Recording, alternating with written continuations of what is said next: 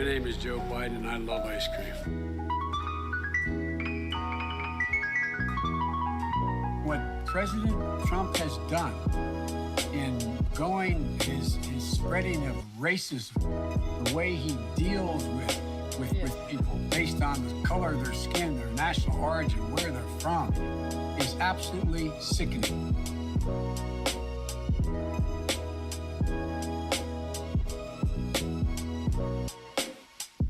No sitting president has ever done this.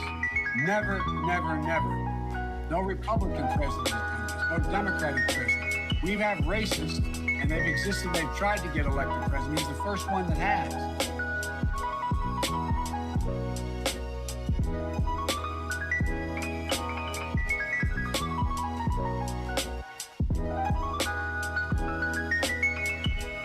And the way he pits people against one another is all designed to divide the country, divide people, not put them together.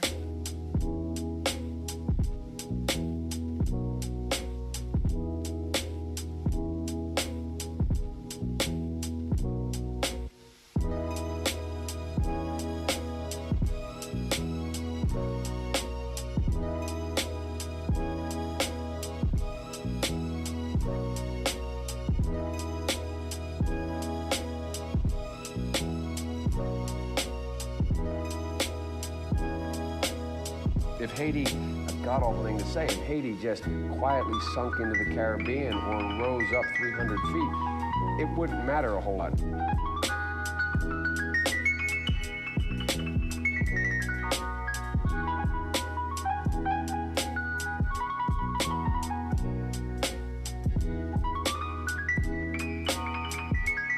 We have this notion that somehow if you're poor, you cannot do it. Poor kids are just as bright and just as talented as white kids.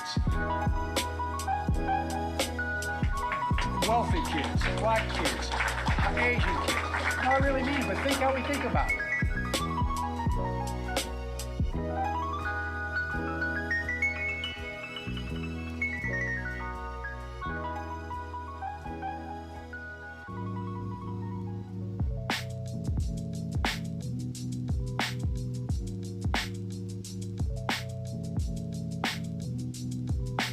Lobbyists aren't bad people.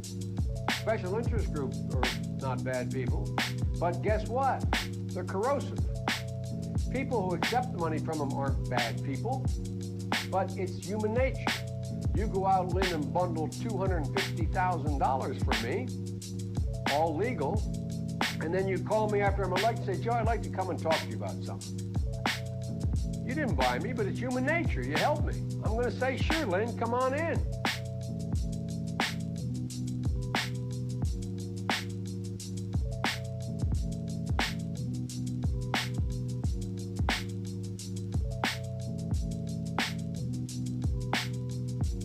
Now is the time to heed the timeless advice from Teddy Roosevelt. Speak softly and carry a big stick. End of quote. I promise you, the president has that big stick. I promise you.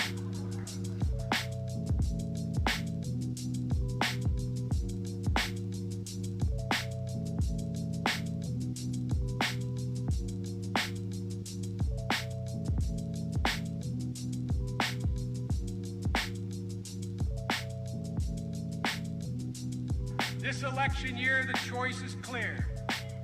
One man stands ready to deliver change we desperately need.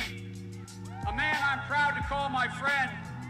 A man who will be the next president of the United States, Barack America.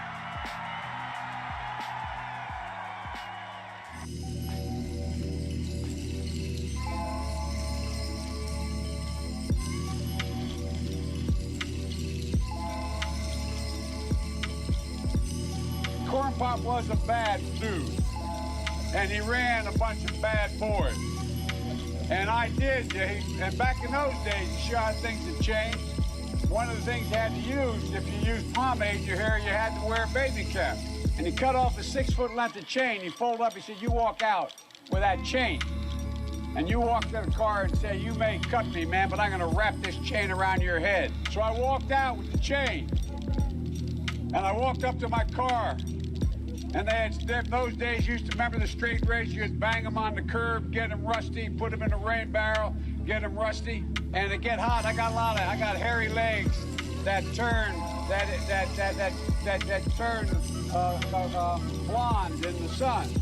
And the kids used to come up and reach into the pool and rub my leg down so it was straight, and then watch the hair come back up again. They'd look at it. So I learned about roaches. I learned about kids jumping on my lap. And I've loved kids jumping on my lap.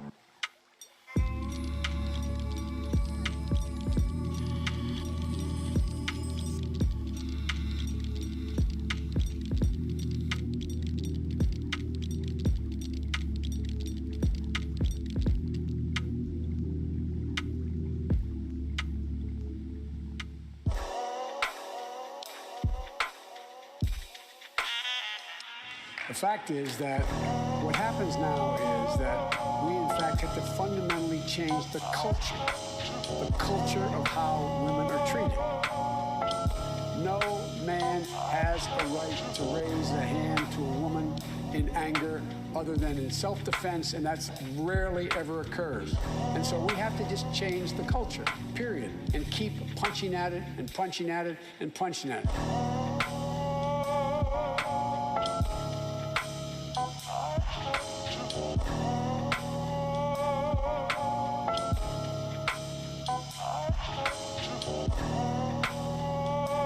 That saved billions of gallons of gasoline. I mean, billions of $2.3 billion worth of, $500 billion in savings and 2-point-something billion metric tons of CO2 going in the air.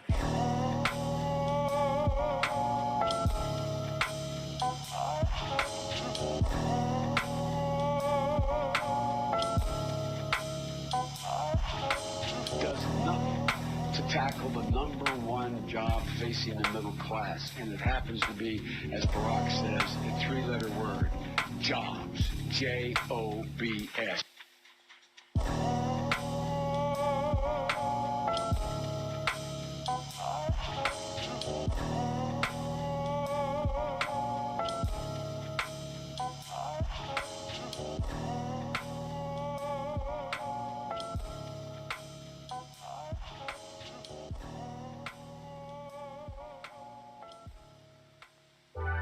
The younger generation now tells me how tough things are.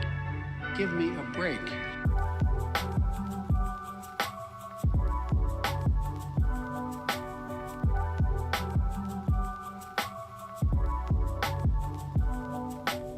We can speak out and be more straightforward. I'm not going to be a mule. I got something to do. I got to go do boom, boom, boom.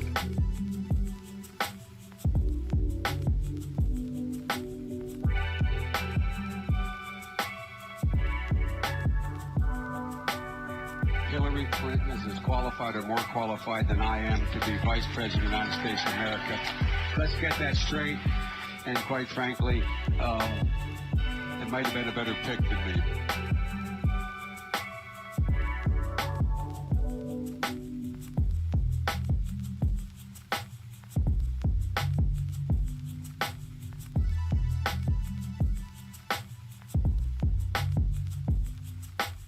I went to the big guys for the money. I was ready to prostitute myself in the manner in which I talk about it. But what happened was they said, come back when you're 40, son.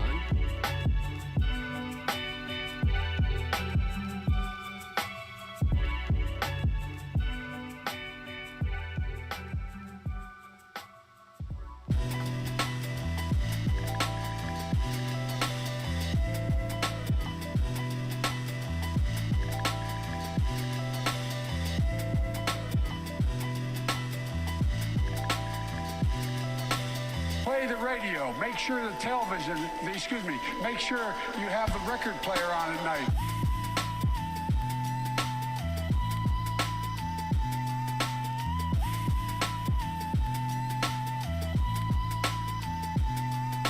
Well, folks, eliminate one tax loophole out of $1.6 trillion, $1.4 trillion. Out of $1.4 billion, $1.4 billion. It's hard to even say it so much.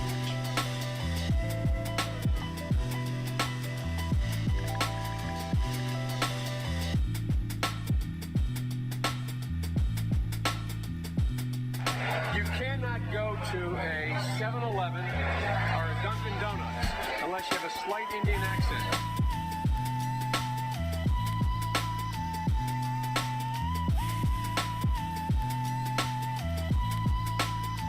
I want to be clear. I'm not going nuts.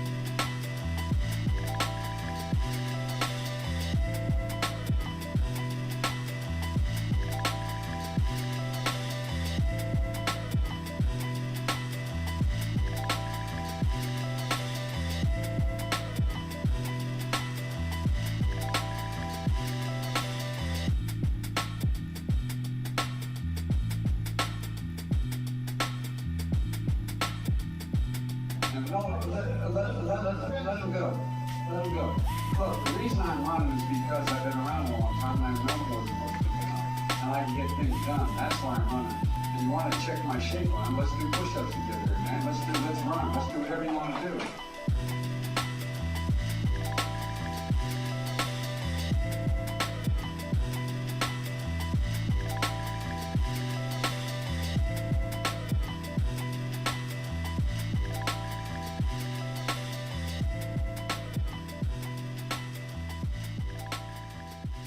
Damn liar, man. That's not true.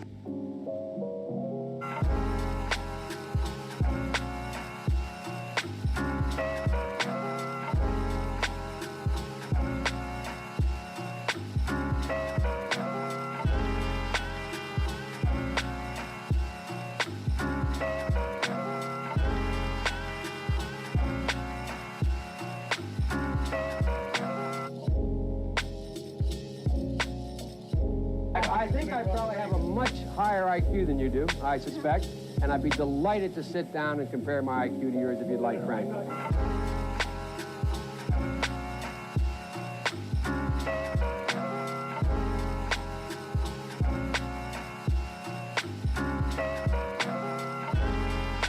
And by the way, it's cost a lot of money. It cost about $740 billion over 10 years.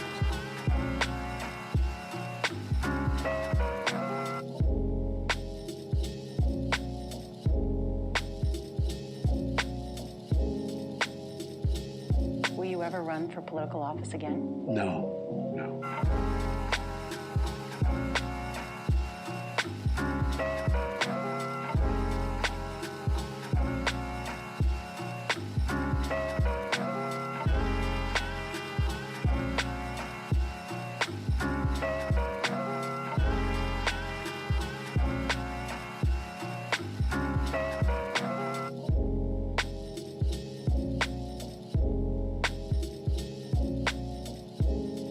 I know I'm called middle class Joe. It's not meant as a compliment. It means I'm not sophisticated.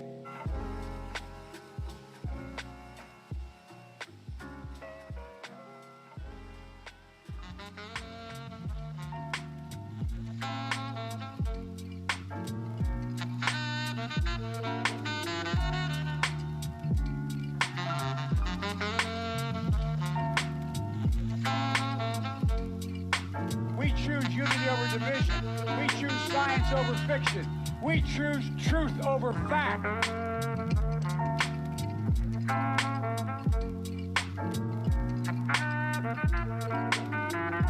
Senator Biden, words have in the past gotten you in trouble. Words that were borrowed and words that some found hateful. An editorial in the Los Angeles Times said, in addition to his uncontrolled verbosity, Biden is a gaffe machine. Can you reassure your voters in this country that you would have the discipline you would need on the world stage, Senator? Yes.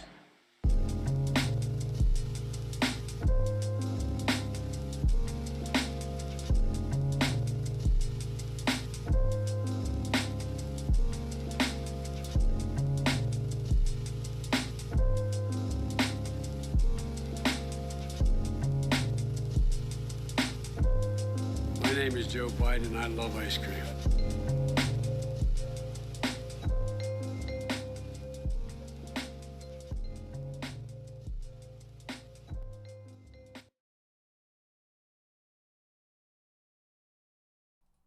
Hello.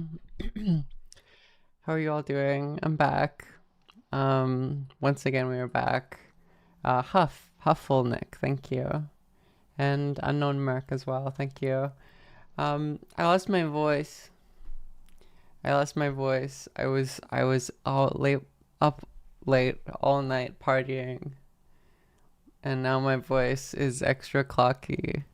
Gojira, thank you. Actually, I lost it 2 nights ago. Or not last night, but the previous night. And I've just like not had my voice. And it's been like living life on like, it's like before I was like started voice training for just like a couple days. It's like a preview of that life again, where like everyone I talk to knows that I have a dick. Do you know what I mean? Lost my voice. I was cheering on the fall of democracy. Exactly. I was in the club doing mischievous things. Yeah, I went back in a time machine to January 6th to just like help them out a little bit more. Like, you guys are living in the timeline where January 6th was a bit more effective than the timeline I used to live in. And you know what? That's what pushed Trump over the edge. I didn't realize that I would have that much of an effect. But it's crazy to come into the universe. January 6th, 7. I feel like being 27, it's no longer okay for me to make those sort of Zoomer jokes. Like, it's just embarrassing. Like, I can't do it ironically. But yeah, I was in the universe where Trump didn't win, but then I just helped him out a bit more January 6th. So, sorry about that. Kept nice, thank you. Thank you for the tier 1. Certified Unk stream. What has been happening since and then I slept in, which was actually really good for me. It was very important that I slept in. Classic Zillennial class struggle, yeah. I do like that we're getting, like, the Zoomers are getting millennialified, where it's like, these fucking idiots aren't eating food anymore. Zoomers are ruining the food industry by starving to death. I think it's beautiful. I can't wait for Zoomers just in general to become Unk. Oh, I guess I don't want that. Oh, it's okay. I'm transgender. He does. Thank you. I had no idea. Do whatever you want. Thank you for the 2 gift subs. We can start with the hype train, because you guys love the. Because I guess Zoomers becoming Unk would mean that I'm older, and I don't want that.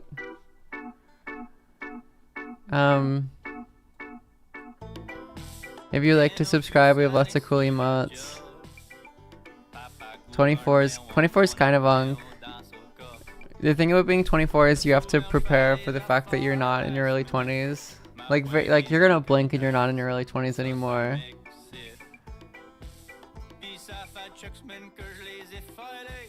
Yeah, it sounds like I've been... 29 is absolutely Unk. Yeah, absolutely. You're scaring me. You just have to, like, deal with it. The thing that you realize is that it's actually not fun being 23. It's actually terrible. It's actually horrible being 23. Youth, it's so annoying that it's true that, like, youth is wasted on the young or whatever. Whatever that phrase is. I will say, I do kind of relate to the,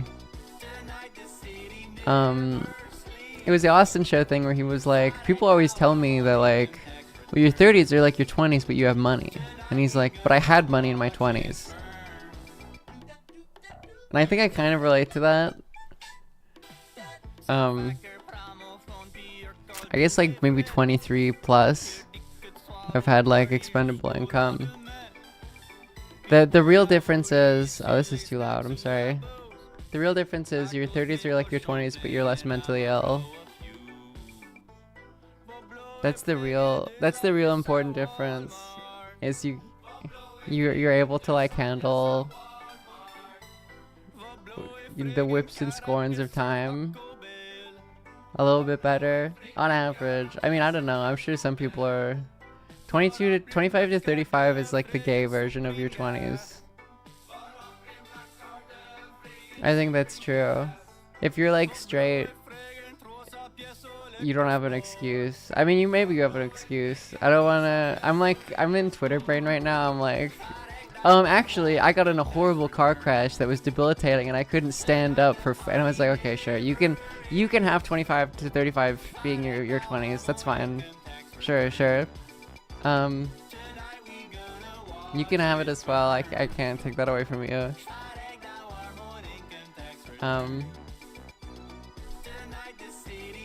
Oh, you don't. I'm still pretty mentally in my 30s. You don't stop being mentally ill, I don't think.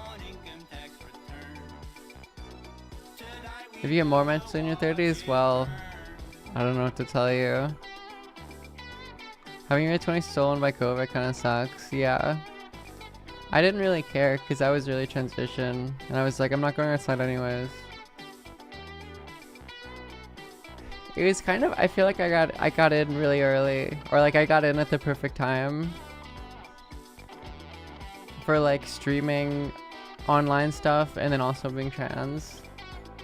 Because I was like, I'm not doing anything anyways. Sure, I'll just start streaming in 2019. What I feel bad for is the people who like were going into like first year in 2020, like undergrad. Like that's tough. Like, yeah, that's tough. I had like 3 years before COVID started, I think.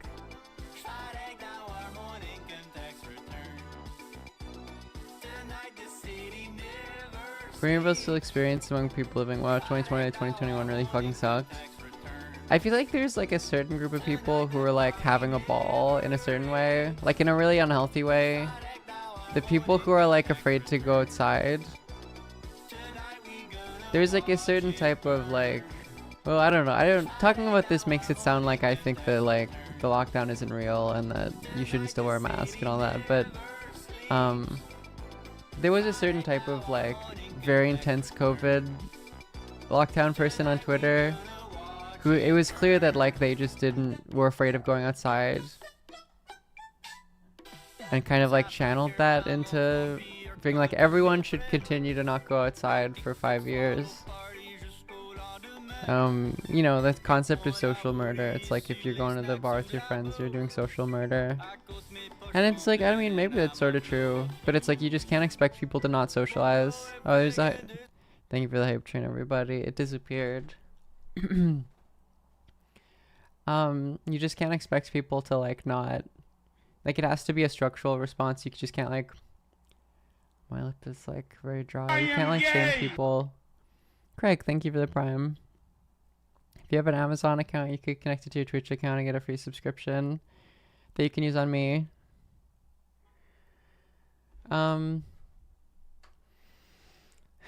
Yeah. So like there was definitely a person who channeled that.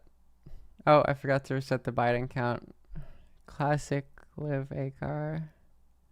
Is that a rare Labubu? I don't think so. I am gay! Cynical, thank you. I'm thinking like maybe the Labubu is like a shield for me. Do you know what I mean? Like the person who like, it's like being a Twitch streamer. It's like an extra one where like if someone sees your take, you know, I make a take that's like, China isn't communist or whatever. And then you get like the most annoying like dangist who thinks it's 2022. Like who thinks that like cultural momentum is still there on on the internet. And then like the first 2 tweets they make about me are like, 1, you have a Twitch stream. Actually, maybe a dangist wouldn't do that. Maybe that's the one who wouldn't criticize the Labubu. What is the dangest position on Labubus? I feel like I haven't been interacting with them that much because I haven't been like Mark's posting.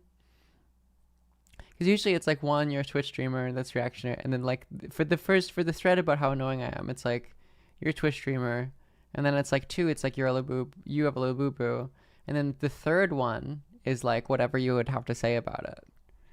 So it like removes the like it derails the call out thread into something that's like completely trivial and stupid. I mean, it's usually probably already trivial and stupid. Did I see Jarela's Labubu costume? I did not see that, but that's very funny. Yeah, you would think that like Dengus would love labubus. I mean, it was beautiful, like buying it because I bought it directly from Pop Mart. I said this on stream. Jake told me, Jake, who's a labubu and lafufu connoisseur, told me how to like buy it directly, so you don't have to get the insane like expensive markup. And it was a beautiful transaction because as far as I'm aware, it was just a purchase that involved just Canada and China. Like there was no America involved at all. Maybe that's why people hate the maybe that's why Americans hate the labubu, because I wonder, I don't know, maybe the transport service is American. I'm unsure. But let me have this idea. It's beautiful non-American purchase. Trying to make as many Chinese purchases as possible. Does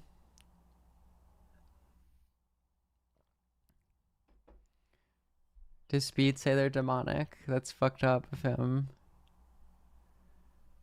The Huawei phone? No, not yet. I will. That's coming though. That's coming whenever this phone. Oh, sorry, I unplugged it. That wasn't you. If you heard that noise, I was just charging my phone, my computer. The power button is kind of sticky now. I went to a restaurant by myself, and I had this like dipping sauce, and I like, it was like a kind of, I won't show the photo because someone's gonna like fucking, you know, GeoGuessr guy find out what restaurant I was going to.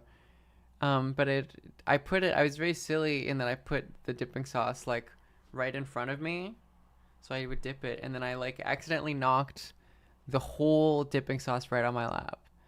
And I was by myself. I was I was 2 martinis deep by myself on a Thursday. I was having a great time. I don't care. I love a solo restaurant trip, but I feel like that is the like, that's the faux pas, is like you can't drink by yourself. Do you know what I mean? Like that's like embarrassing. But then I just spilt it all over my my pants. I don't know if I mentioned this. Yeah, because it would have been after the Thursday stream, so no. And I cleaned up. The waitress lady was very nice to me. And I cleaned up, but it did look like I peed. I was in these nice jeans. Do I have a fit photo? I might have posted on my private. My pants got the sauce on them. It was very embarrassing, but thankfully they gave me more dipping sauce.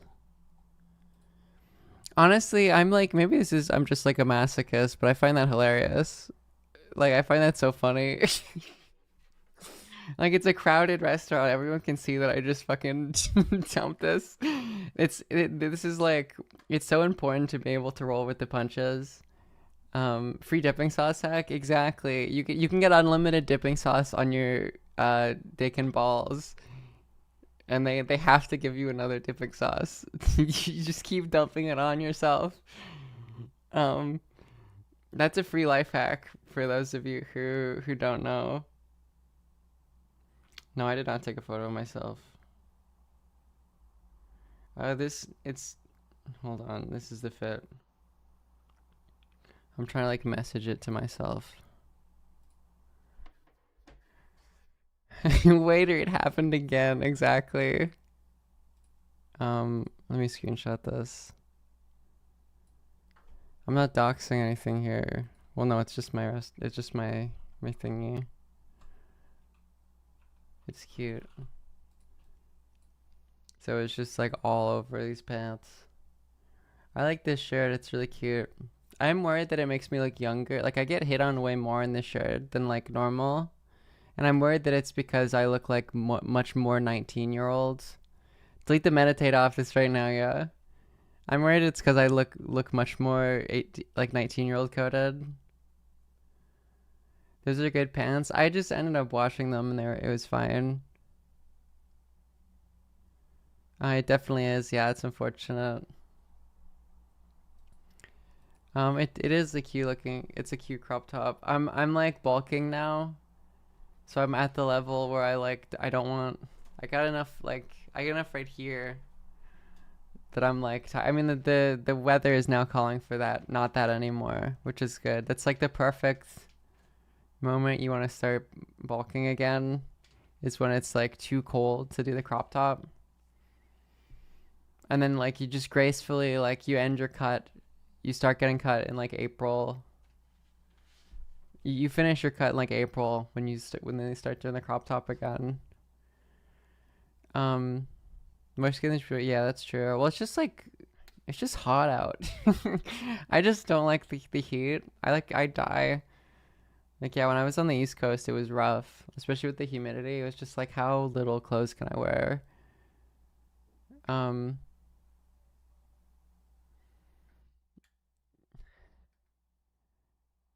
Yeah, but it is unfortunate. Yeah, because you just have to be sweaty all day. It's not fun. What news has been happening recently? Nothing good, it seems. Nothing good. It's a Norm Macdonald joke. Like, I miss when the only thing you would see on the news was stories of people crashing planes into buildings. Oh no. This isn't really news. Oh, it's 8 minutes long? Oh god.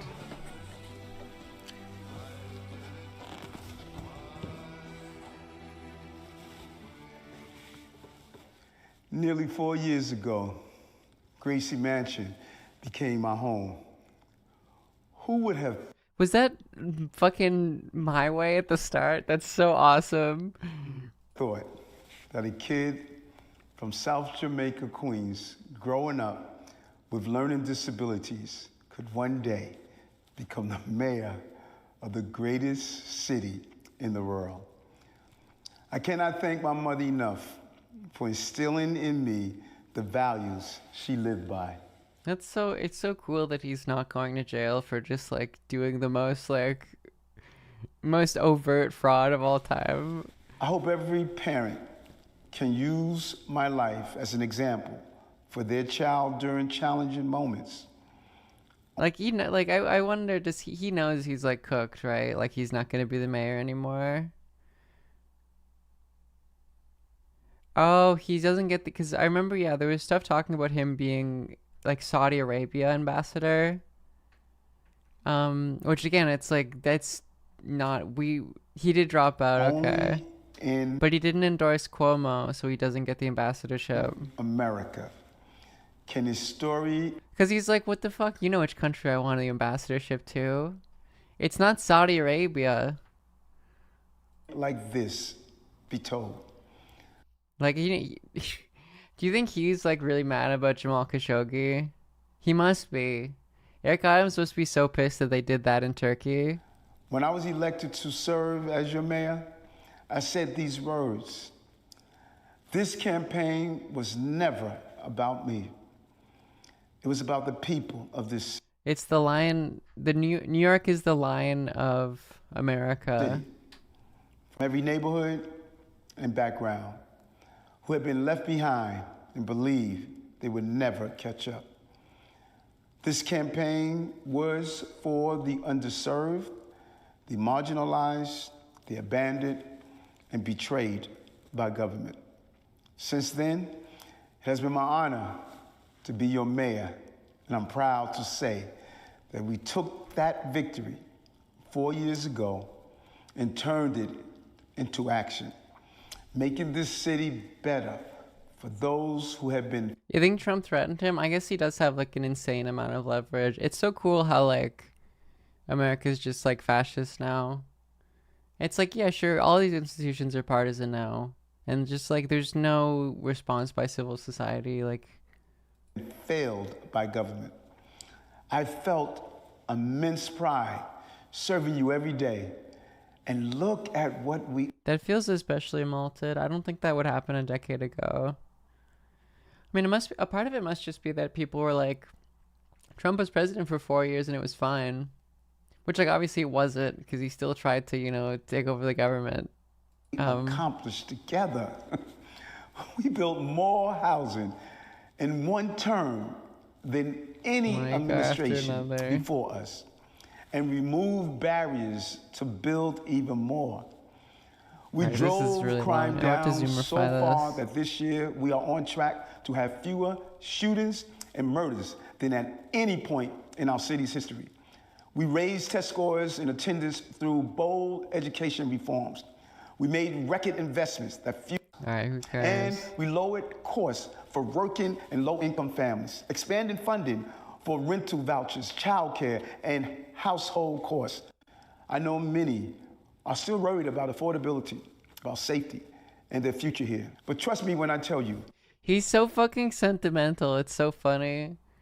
Because this is like the most, obviously being the mayor of New York, like the amount of times that he's played the Empire State of Mind coming in, it's like you could tell this is literally his dream, is to just like be the mayor of New York and do like, you know, like early 20th century like corrupt mobster style what we've started business deals. Like that's clearly like he's clearly living his dream, being able to do this.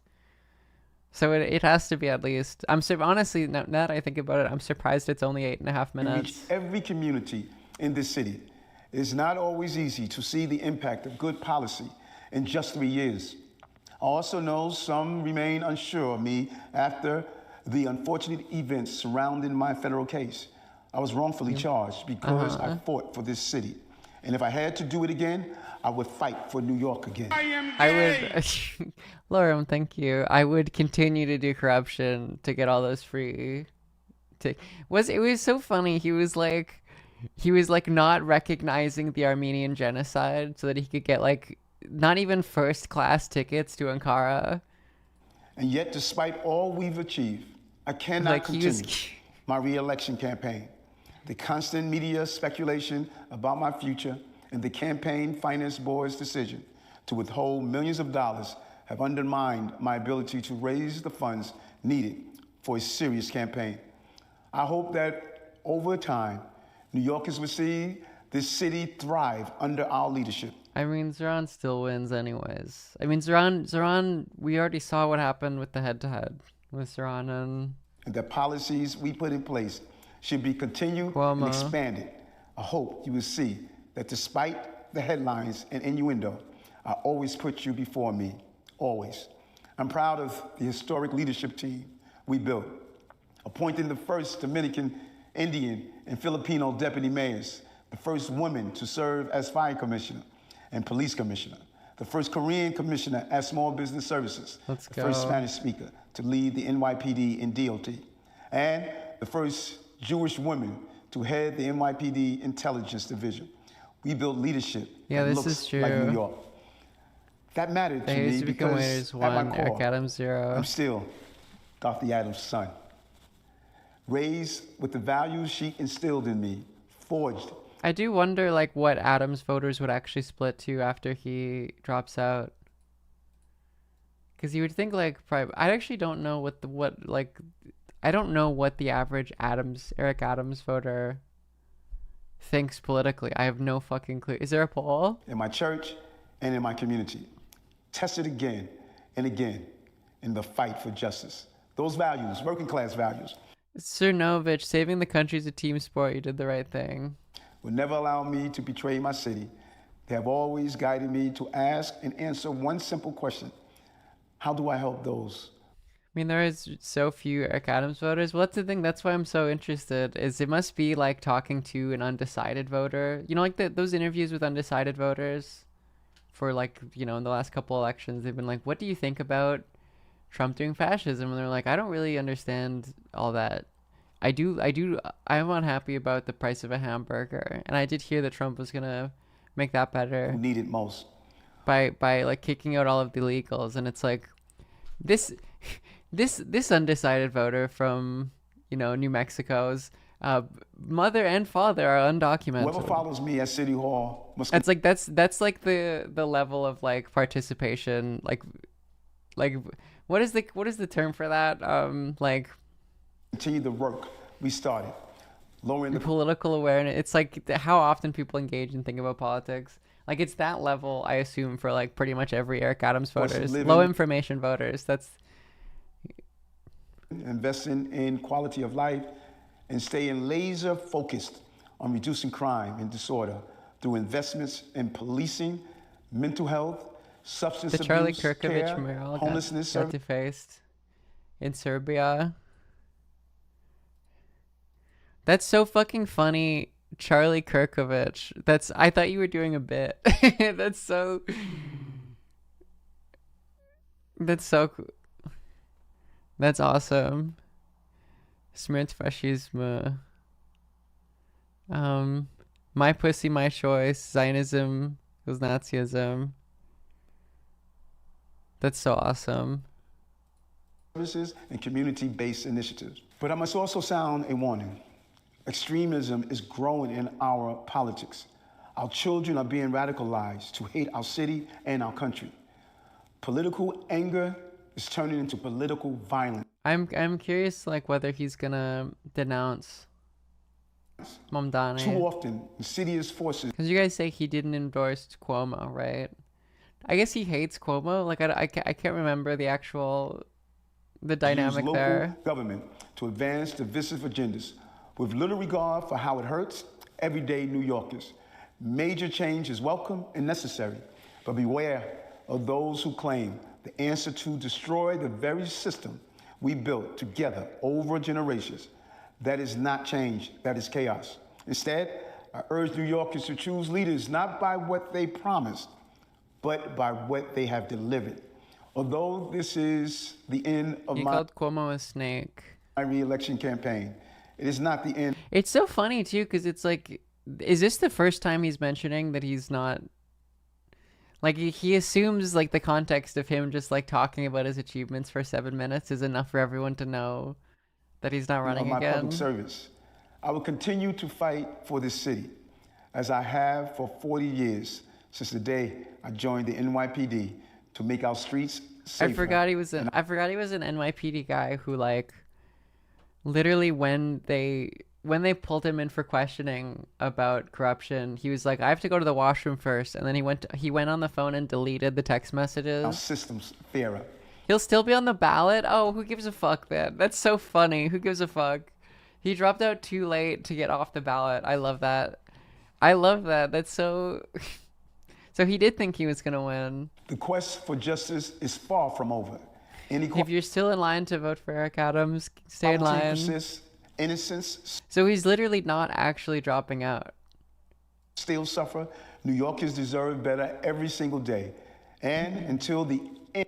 I guess he does just hate Cuomo more than Mamdani, like personally speaking. Of my term, I will fight for just that.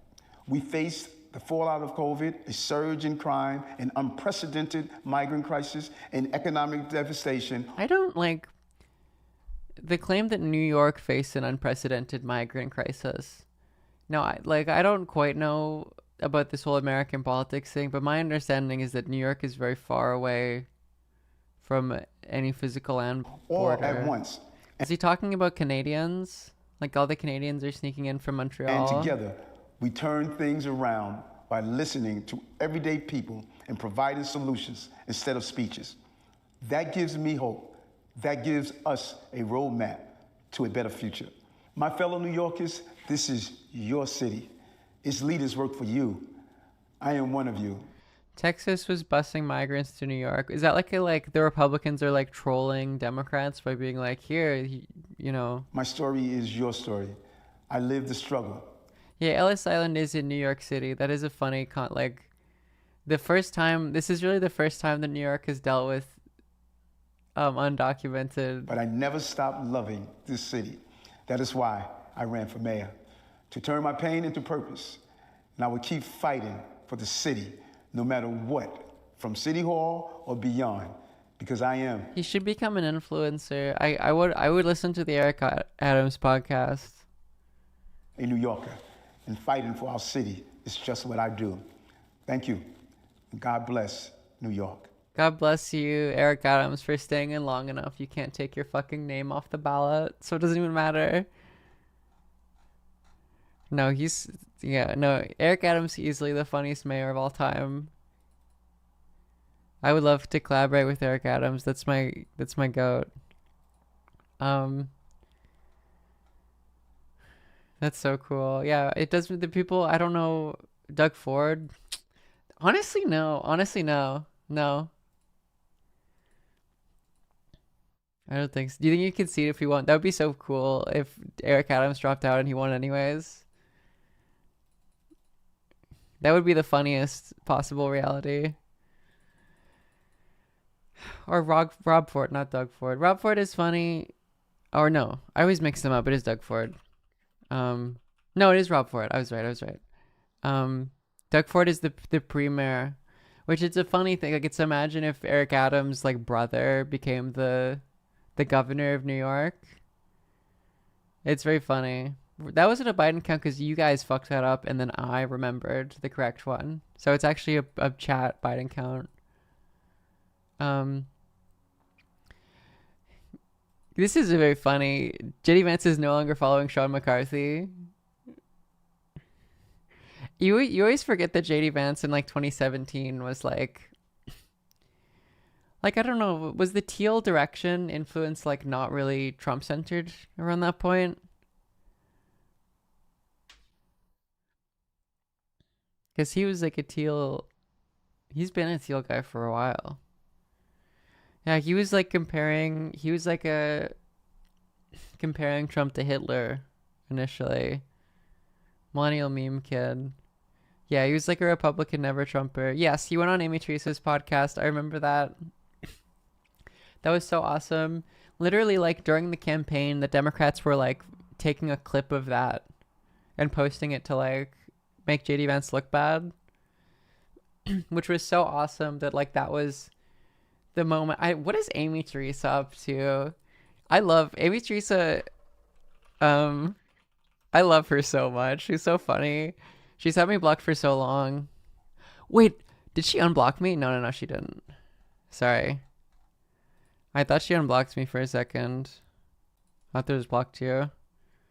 It doesn't give me, I'm so sad that it like removes the message history, because like I was like friends with like Amy in 2019 when she was like, when she would just like, she loved Slavoj Žižek and she only tweeted about like neoliberalism. But like this was when likes like weren't like private, obviously, like a while before that changed. And I'd sometimes like posts that were kind of like mildly making fun of her, and she would like DM me being like, "Do you hate me?" Like, hey, Liv, what do you think about this? Like, do you think this statement about what Slavoj Žižek made about trans people, do you think it's like good or not? Like, she was like actually asking me like, do you think this is problematic? I don't know. What are your thoughts? Yeah, she was awesome. I assume, yeah. It's just, yeah. I assume she's kind of washed now. The Frame podcast. Yeah, like this is like very culture. Amy Teresa, Kofeve, Anon, and Woke Capital. It's like, it's like awesome.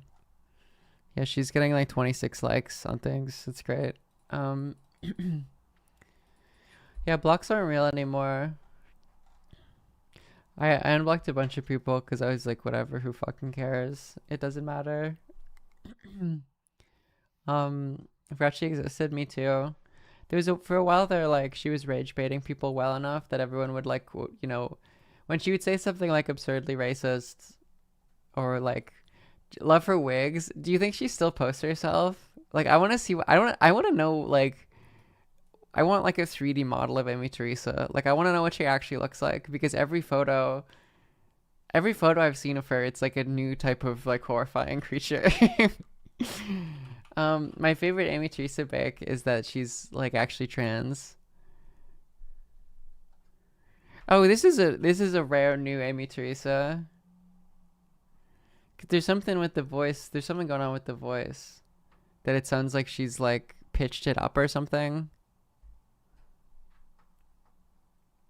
I mean, this is a classic photo. But yeah, it's like, I mean, that's a classic photo. That's a classic Amy.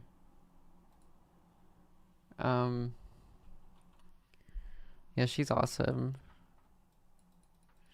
Because you can tell, like, the thing about Amy, it's a person who, like, is really affected by what people say about her online.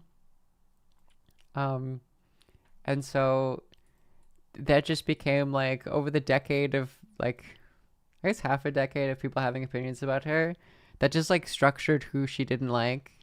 And, like, what people have to do politically is based on, like, who is calling you the most chopped on Twitter. Yeah, and who wasn't responding to you, obviously.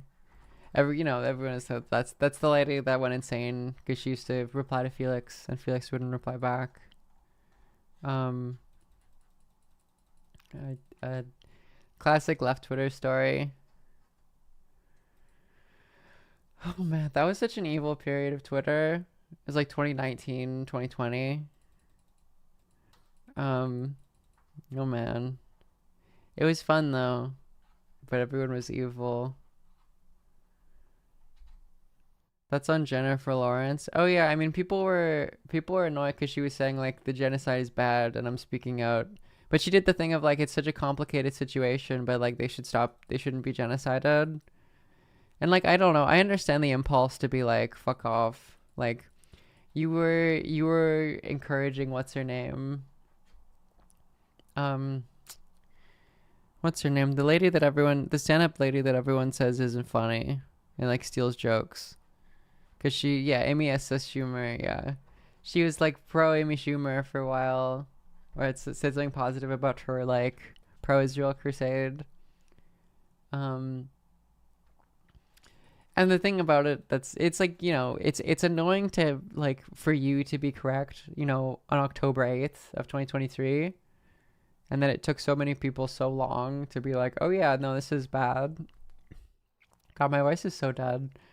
Oh yeah, this is bad. It's like annoying, and I guess people should just be chastised for it for taking so long. But it is also just like, good. Yeah, like you can come over to the correct side. It's like it's morally repugnant that it took you this long to recognize that the thing you're saying is evil. Or the thing you were saying is evil, but like happy you finally did it. Do you guys see that like Cybersmith post? That one was so awesome. The Jennifer. Let me find this. It's so cool. Can someone find this for me? Here we go. Here we go. This is so cool. I can post this, right? No. Cybersmith is real. And he also retweets me a lot. He follows me. We all know about the care and the archetypal meme. Well, there's another archetype. A trans feminine person, either named Jennifer. You should use my pronouns. I'm not going to curtsy or call you sir, though, because I don't understand that reciprocity is key to respect. I never took, like, Cybersmith as, like, a respect economy guy. I think that's really cool. Okay, so it's insists that you respect her identity, refuses to respect your monarchy, religious history, or societal values, has been on stream for 2 years, thinks this makes her as much of a woman as the author of 7 top-selling fantasy novels. I didn't know that selling fantasy novels made you more of a woman, but that's really funny. And then, this is the offended when you suggest she should wear nappies. These ones, paywalls photos of her bum, so it's like angry with sex workers as well. And then like in the most like disgusting British way, like bum is like a sexual thing, feels like almost pedophilic in nature. Do you know what I mean? Like I don't like what do you mean bum? Like I feel like that's like not a thing you refer, it's not a part of a body you refer to in a sexual way. But then this is the most fascinating one. Because it's hard to tell. I mean, this guy's like such a freak that it's hard to tell like how much of it is like him, to use the British term, taking the piss.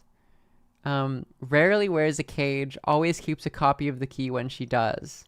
Argues her right to have erections is more important than civic order. Because this whole thing is that like it's this weird like sexist idea but applied to trans women that they need to be like conquered and controlled. You know, it's like women are like this uncolonized nature that needs to be like, but then it's like about chastity cages. Like he thinks that like,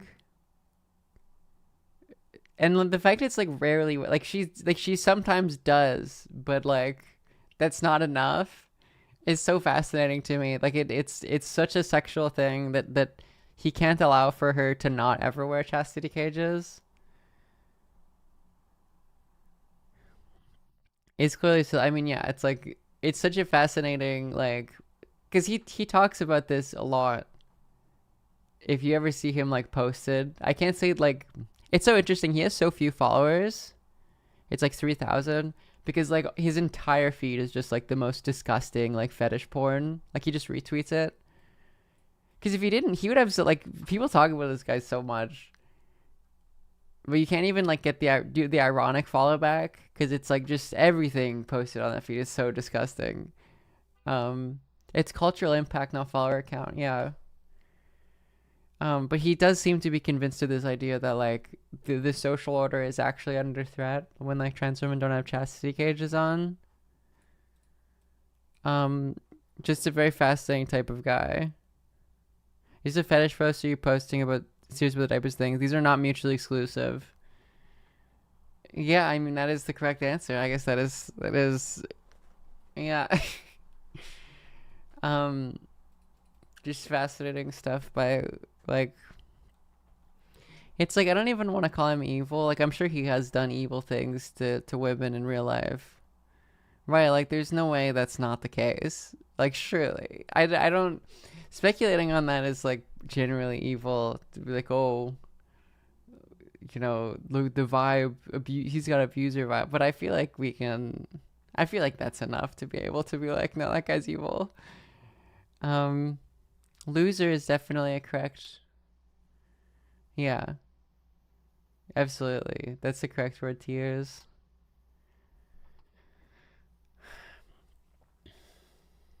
We should cage him? I don't think we should do that. I think he would like that. I don't think we should do that. Yeah, no. I mean, you can do whatever you want. It's a free country. Maybe it's not a free country in Britain. I don't know what's going on over there. It's like illegal to protest there now.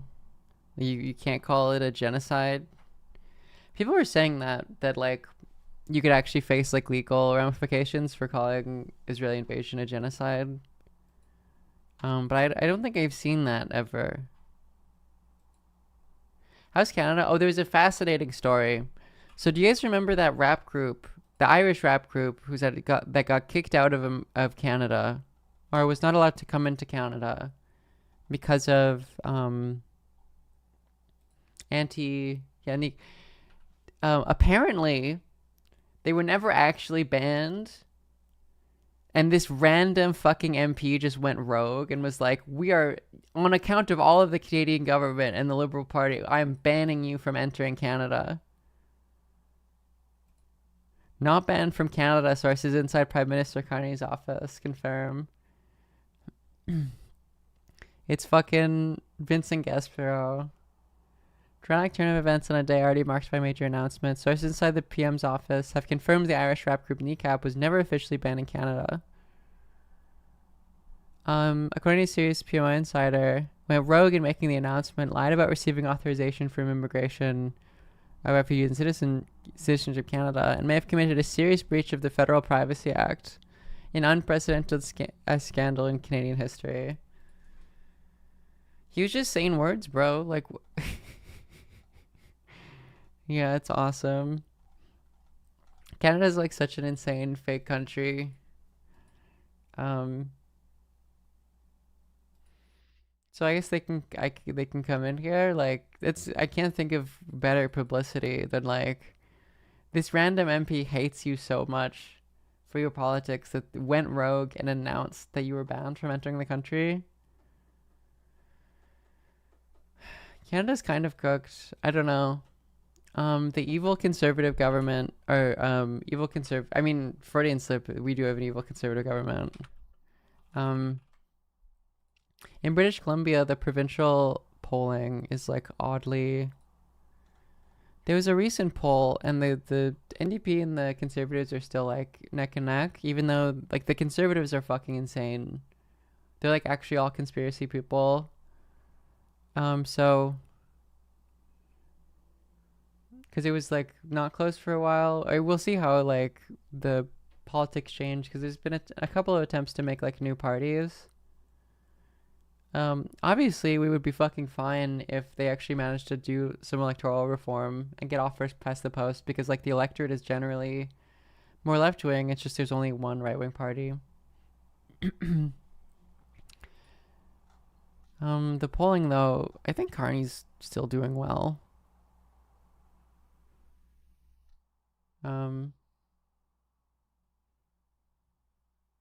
Yeah, he's trailing off.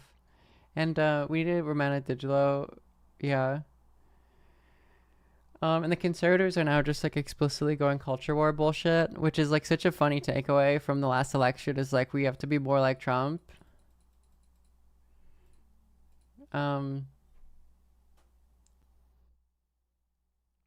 Canadian Parliament did give an honorific gesture to a Ukrainian Nazi, yes. They were like, he fought against the Soviet Union, and everyone was like, wow, anti-communist, that's based. And they also did one for Charlie Kirk, so incredibly cucked. Oh yeah, the Emma Watson thing didn't diminish the severity of JK's transphobia and breaking the trust of people who respect her just to play nice with a woman who could not give two shits. When it comes to my relationship. So she hired a woman to like. When it comes to my. Oh no! She quote tweeted. My relationship with Joe, obviously, I will never forget the opportunity that she gave me. She saw something so special in me that she knew she had to bring me into her creative vision and make me part of that. And I will forever be grateful. She changed the entire trajectory of my life, and I'll never forget that. It's such a privilege. It truly is, and I will always. This isn't a very good impression. Like, is this a lady doing a British impression, or is this how she just normally sounds? Held space for her and so much love in my heart for her, and I would hope that she felt the same way about me. But also, I stand shoulder to shoulder with those who would wish harm on her, hate her, and would wish the absolute worst for her in her life. But those seemingly incompatible, those two things can exist at the same time, which is... This is funny because it is correct. That is a funny thing to make fun of her for. It doesn't make sense, the line she's trying to toe. Why I love this incredibly diverse world that we live in. It can be so visionary. She's an intel lady. This is what the intelligence community has been up to. It can be so artistic. It can... is like trying to make J.K. Rowling more insane. Have so much depth of love and anguish at the same time, and peace and war and time and space. But we can all come together and also seemingly push each other apart. Yeah, so that's awesome. She's just like making fun of. It is the important thing about J.K. Rowling and a lot of like the gender criticals is they are actually fucking insane. Even like a lot of other components of the transphobic coalition are like, yeah, no, like these ladies are insane though. Like, I was loving the schism between the evil sexologists. I am gay! Alexandra, thank you. The evil sexologists, who like came up with the concept of organophilia, and like the turf ladies, because like the sexologist position is like, oh, these people are mentally ill, kind of freaks, but they're like hot as well, and we kind of feel bad for them. But the gender critical position is like they're evil and they have to die. So it's like not enough for them. Like I think that the sexologists, like the Ray Blanchard is a sexologist. That's the person you guys are familiar with, I assume, most of you. I think that woke too. I was talking. Actually, no. I'll take credit for this opinion because I don't know if they wanted to make this public. But I'll take credit for. I think that woke too. We're gonna get like Michael J. Bailey, the guy who popularized. Like he's like a Democrat.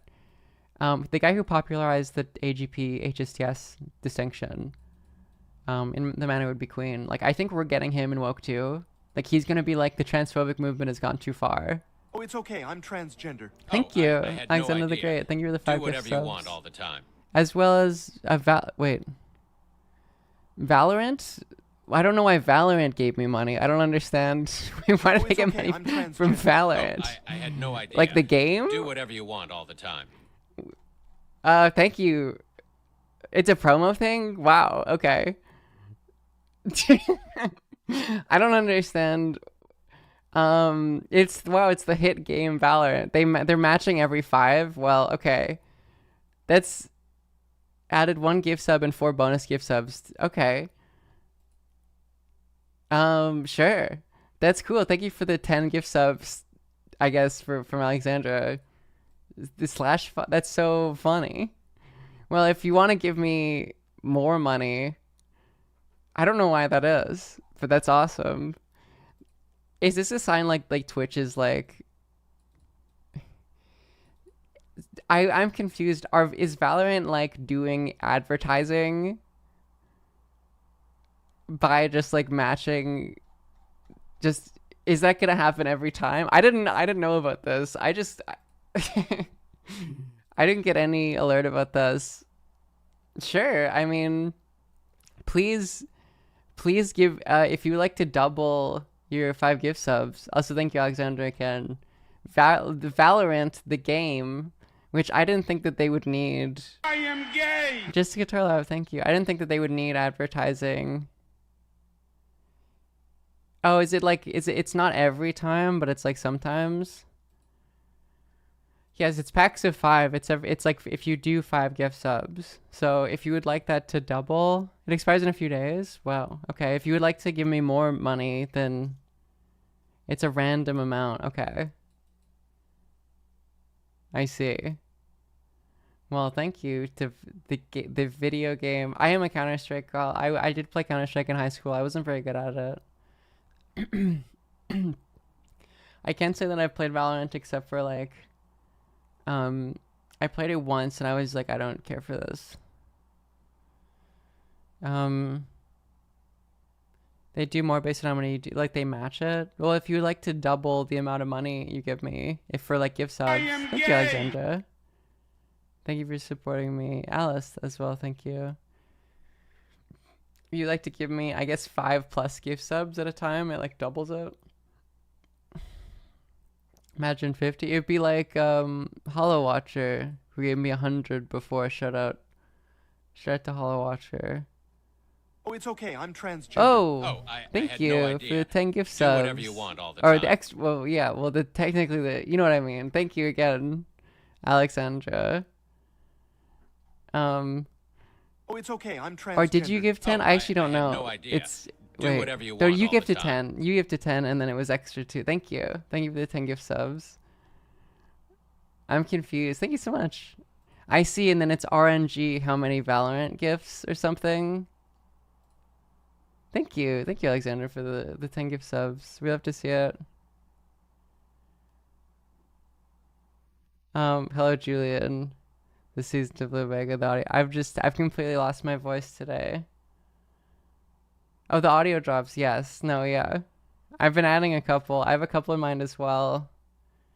I was thinking about adding a Charlie Kirk one, but I don't know if maybe that's like a bit too soon. You know what I mean? They patched so the streamer couldn't gift themselves. That's so funny. Thank you, Alexandra. Was that a thing with like Kai Cenat? Because I know he did like he got like 1 million subathon, but it was like half of it or whatever was like totally healthy, normal, and cool. Thank you.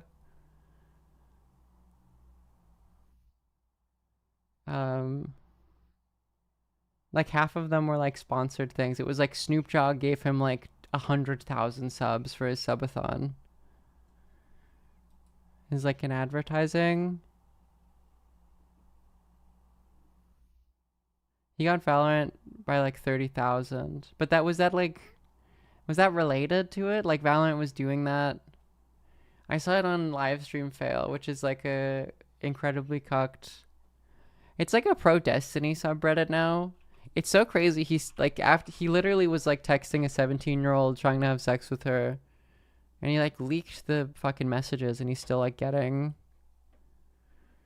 like a shit ton of upvotes on there. It's like he's like a molester. Like, I don't understand. I assume it got like taken over.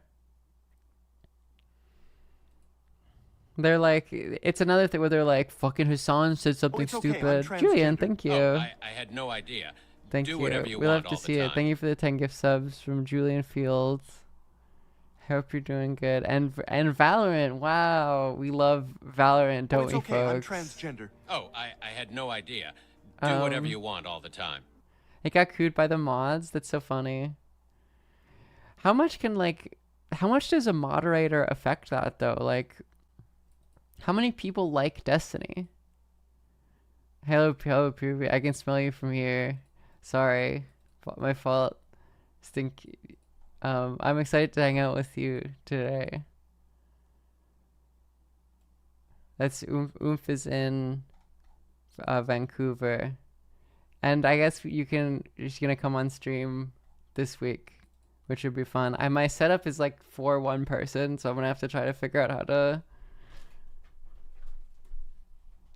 Shout out Pure B though. Exciting. I hope you've been enjoying Canada.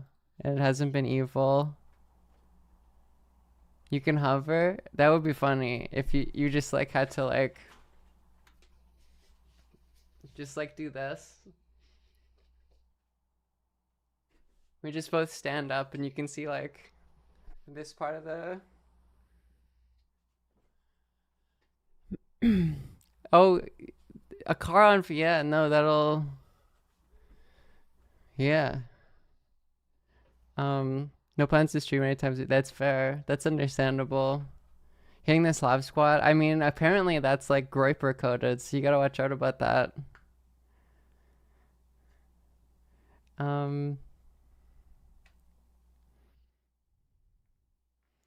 You can tell your argument Destiny. I genuinely like, I'd assume that the majority Destiny fan opinion is just like, it's funny that he's evil and that he makes people mad. You can tell like he has a certain level of sincerity because he's not just like a Trump guy. Like there's something human in there. It's like the sandworm, that it's like mostly like just like pure spite and posts. It's like he's like filled with like pedophilia and spite for Hassan Piker, but there's like a little bit of a human in there, which is like a liberal, where he's like, oh, you know, Republicans are evil.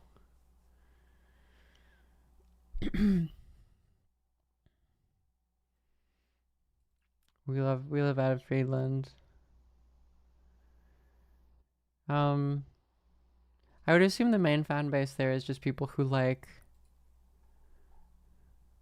SC2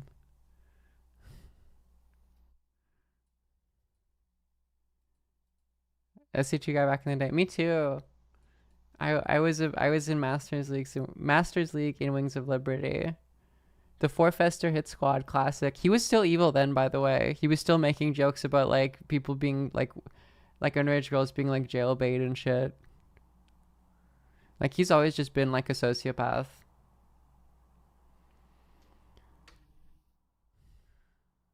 This is the head mod of LSF. That is the head mod of LSF. That's so beast. And then that's like Dan, who like the guy who is like lobbying Republican congressmen to like ban Hassan or whatever. Yeah, I wonder like how long until like the bottom falls out on like Twitch political streaming. Because the thing is, it's like I don't have ads, right? Like, do you guys ever, have any of you experienced an ad recently? Like on the stream? I should have turned them off, but maybe I like fucked up and I didn't. Like that's fine. I don't want ads. The only thing I want is just to be able to have a streaming thing and then have people be able to tip me. So So I mean, I don't think the bottom will fall out of that in like a long time. Yeah, political streams don't get ads, which like I prefer. And it's like whatever I guess the reach, the suggestion thing for Twitch, isn't very good. Like for political streams, they don't like suggest you to people, but I don't really. It was never good in the first place, and I've always done fine. But I do wonder, like that's not the bottom falling out. But I wonder how long that can be as like a. Maybe it'll stay fine. I don't know.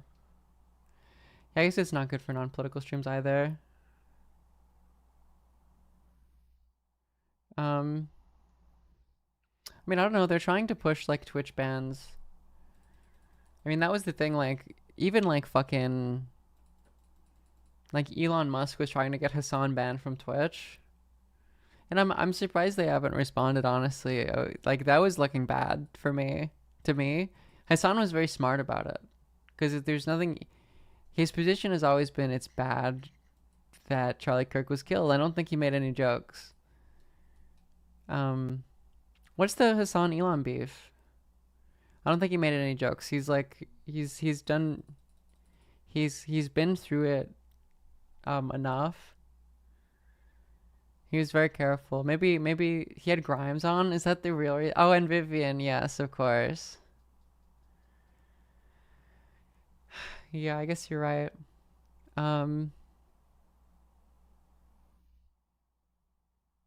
said Hassan was buff or something. Yeah, just like a personal. Yeah. Yeah, Vivian was recently. That's probably the main beef thing.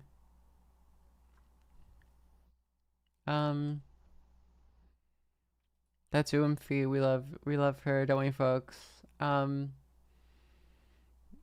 people like tried to cancel her yet? I said this before when like people weren't talking about her that much, that like whatever thing that people find to be like, oh, she's problematic, I support her. Cause it's like it's gonna be something really stupid. Because I think people are just uncomfortable when like a trans woman is really visible, and they will like find. Apartheid Barbie was like a joke though. That was from what's her name, the TikToker lady. I can't remember her name. The like not apartheid Barbie weaponizing white women tears. That was from her friend though, wasn't it? Unless people were sincerely using that. And not media trained enough. Why are you so buff? Is it necessary? I don't know. I like working out. And not. That's hilarious. Hassan is what happens when you get like a very like buff, good looking guy who like still has body dysmorphia. Like, where does he find the time to work out? Like, genuinely. Othering's cool, yeah. Why are you I love her. Fun of people's patterns of speech. Isn't that a little bit rude? We have a platform. We have to be responsible. You're such a villain. Look what I'm you've not done a to me on villain. my own show. What have I done? Yeah, you've turned it around on me. I don't know what you're talking about. You I think you're going crazy. I never did anything of the sort. This is the most off balance I've ever been on my own show. I don't know what you're talking about. This is very balanced. Is this gaslighting? Is that? I don't know what that is. Are you good? Are you okay? Are you hyperventilating? I don't know where I am. Do you need a paper bag? I was trying to ask you a serious clipboard question. Breathe Is this how you in, get out of it? Breathe out. Unk eliminated. You're doing better. Meditation for me? Yeah, you're doing better. Why are you breathing so loud? God damn it! Let's restabilize. I gotta be an interviewer again. Oh yeah. Fuck. Okay, here we go. That was violent. Are you okay? Do you have violent tendencies? I didn't before, but I feel a little wound tight now. Damn. Maybe you should get that checked out. Oh wow, no, you're you are cracking your fucking knuckles. running circles around me. You're cracking your knuckles. How is she Elon's daughter? What does that mean to you? That means you're going to commit violence. I think you need to be checked into a psychiatric ward. I think it's a sign of anxiety and nervousness in this situation. I think you're using your This is like the best reflection of he's being anxiety to get the better of me. I am not comfortable with that. Okay, you're turning around literally everything I do or say. I don't know what you're talking about. I would never do anything of the sort. I feel so cornered. Calm down. Her interview with Hassan, I remember I saw a clip where she started speaking Chinese. I'm so calm. You should be. You'll get there. What would you like to talk about? She does probably get it from her mom. Yes. Because her mom is like, has like very old, like, Elon alimony. So it's like not that much, or relatively speaking, but it's still probably like a good amount. Good for her. Yeah, we love her. He has like 15 kids. One of them's gonna be cool. I guess she's the only one we've heard of publicly.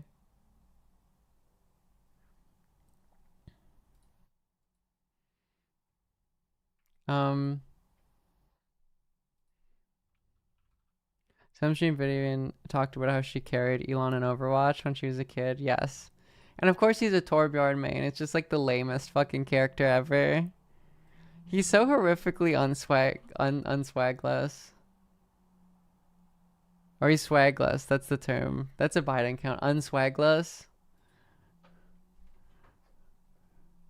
That's a Biden. That feels like a Bidenism.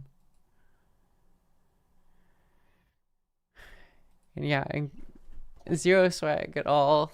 The Path of Exile 2 thing is so funny. That really shows you how bad Diablo 4 is, that like he managed to like pretend that he was good at it, and everyone who watched it was like, he seems pretty good. There's just like no... We're gonna learn some Vogue elements, so let's break this down. Legendary. Catwalk. I love Legendary. It's like... Okay, hold on. You're trying your best, and I needed? appreciate you for that. You need the height, add a little bit of hip and opposition. You will get that catwalk going, baby. I'm gonna do it. Okay, I believe in you. Oh man. I mean, it's crunchy, but that's not entirely wrong. Look up dog walking. You're going to literally faint. Dog walk. No. Nah. Can you dog walk? Of course she can. That's crazy. Okay, that was impressive.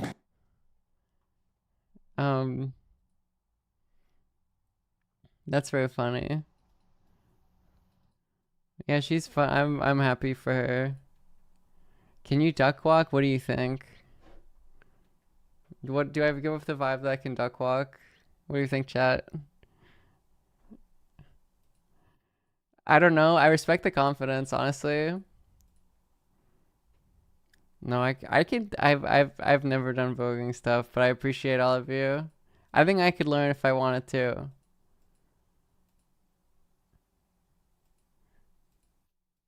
I think I could learn if I wanted to. Give it a try, yeah, not on stream. You can but won't. Yeah, that's true. Sure, let's go with that.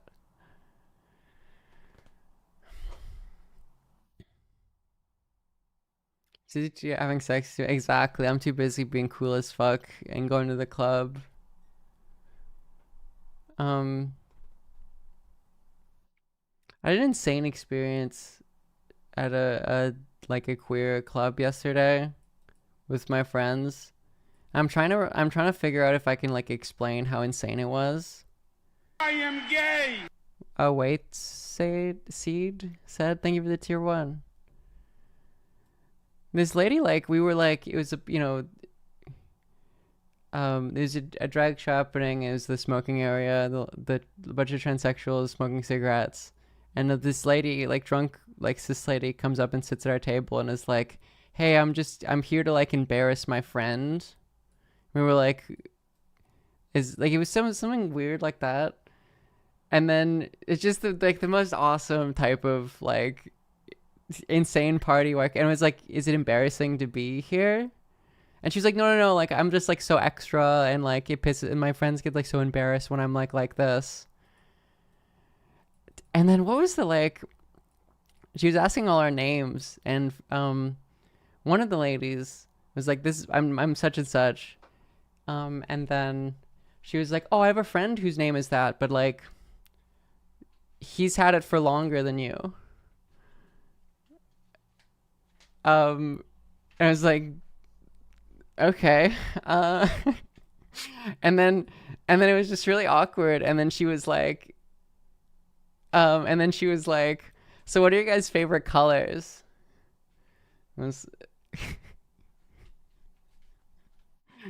And it was just completely silent. The problem was she had a whole drink, so you can't really be mean to her. Like, the drink was too big.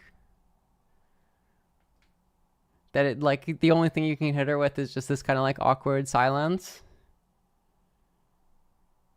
No, that was a cisgender woman. That was not, that was a insane, like, cisgender woman. She had, like, these really weird, thick-rimmed, like, Where's Waldo, square glasses. That did not mean her friend was much older than her. The implication related to picking a name. I believe that was the implication.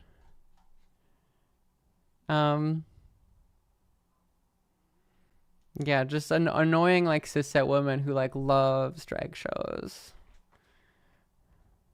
What did I spill myself in that place? I didn't spill anything, actually. But yeah, that was awesome. We, like, literally just left right after because it was, like, late, but it was like, this has ruined the vibe completely. It's time to leave. That was so fun. What other shit did she say? That was, like, an insane woman. Yeah, it's, I can't, like, no one has ever asked me the question of what my favorite color is outside of, like, grade school. I thought it was very funny. Anyways. What is it? I think it's purple. I like a good purple. Like a light purple. That's a pretty color. It's very regal. Did you know in, like, the Bronze Age and even beyond, I guess up to, like, it was the same in the Roman, up to, like, late antiquity, purple was a sign of, like, royalty because it was very difficult to get purple dye. You had to crush up this specific type of, like, mollusk in the Mediterranean. You have to like, it's a type of, like, Mediterranean sea snail. You have to like extract like 10,000 of them. Yeah, Tyrian. Yeah. Is that like Tyre on is that modern day Lebanon? Is Tyre in modern day Lebanon was, like, known for being, like, really goated at extracting the flex move. Thank you. I was really goated at extracting this purple dye, and it became, like, a symbol of royalty because it's so expensive to get, like, just, like, a really small amount of dye. So I think purple's a goated color. Yes, Byzantine is a lot of purple with the Byzantines. And it works really well with gold. Like, purple and gold, I think, is a nice combination. And it's probably, I assume, become tacky. Like, I wouldn't wear purple and gold. But I get the aesthetic. I understand why they thought that was regal. Yeah, and now it's the UKIP, as well as the People's Party. So I guess... And the Vikings, exactly. And the Lakers. The real basketball royalty. I'm pretty sure we, like, still don't quite know how they extracted the dye. Am I a pimp? That's an interesting question. Chat, do you think I'm a pimp?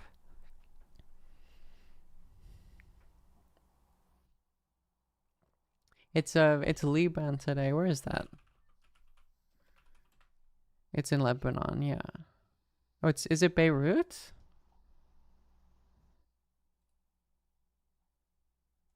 Is Tyre in where Beirut is? That's really cool. Maybe Google is lying to me.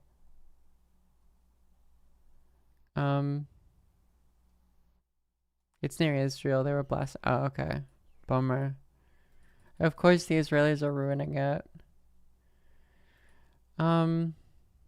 Liv slided me out and put me on the street. Yeah, sorry about that. That's my fault.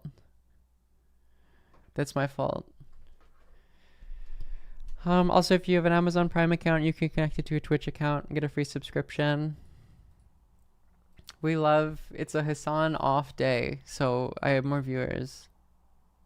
I'm saying Beirut. Am I pronouncing it wrong?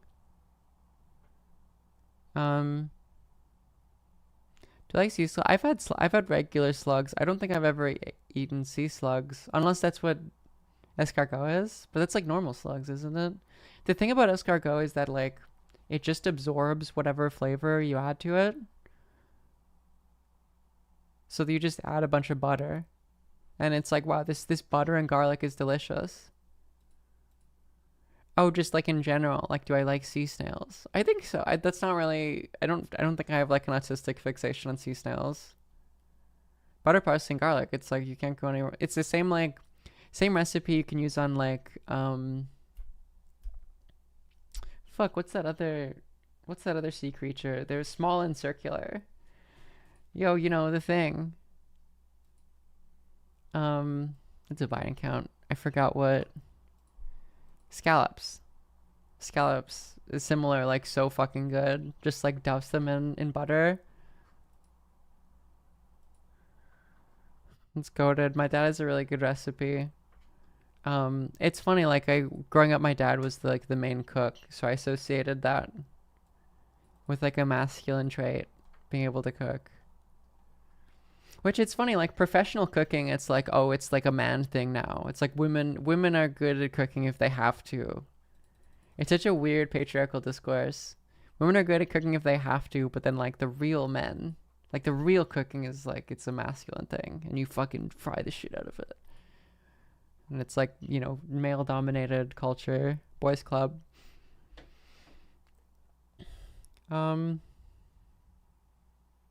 Leftist that loves foie gras but overfeeds and kills the duck to feel the pain.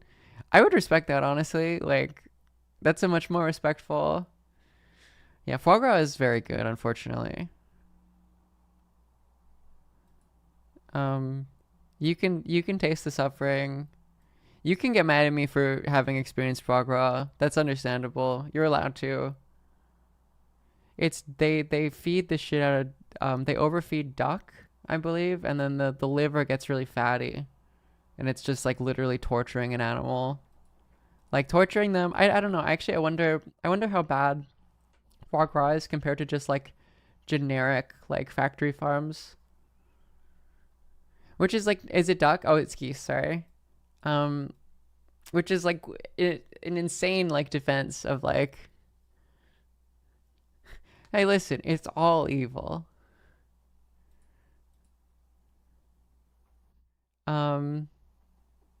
It's duck and geese. Oh, okay. Dope stick, thank you.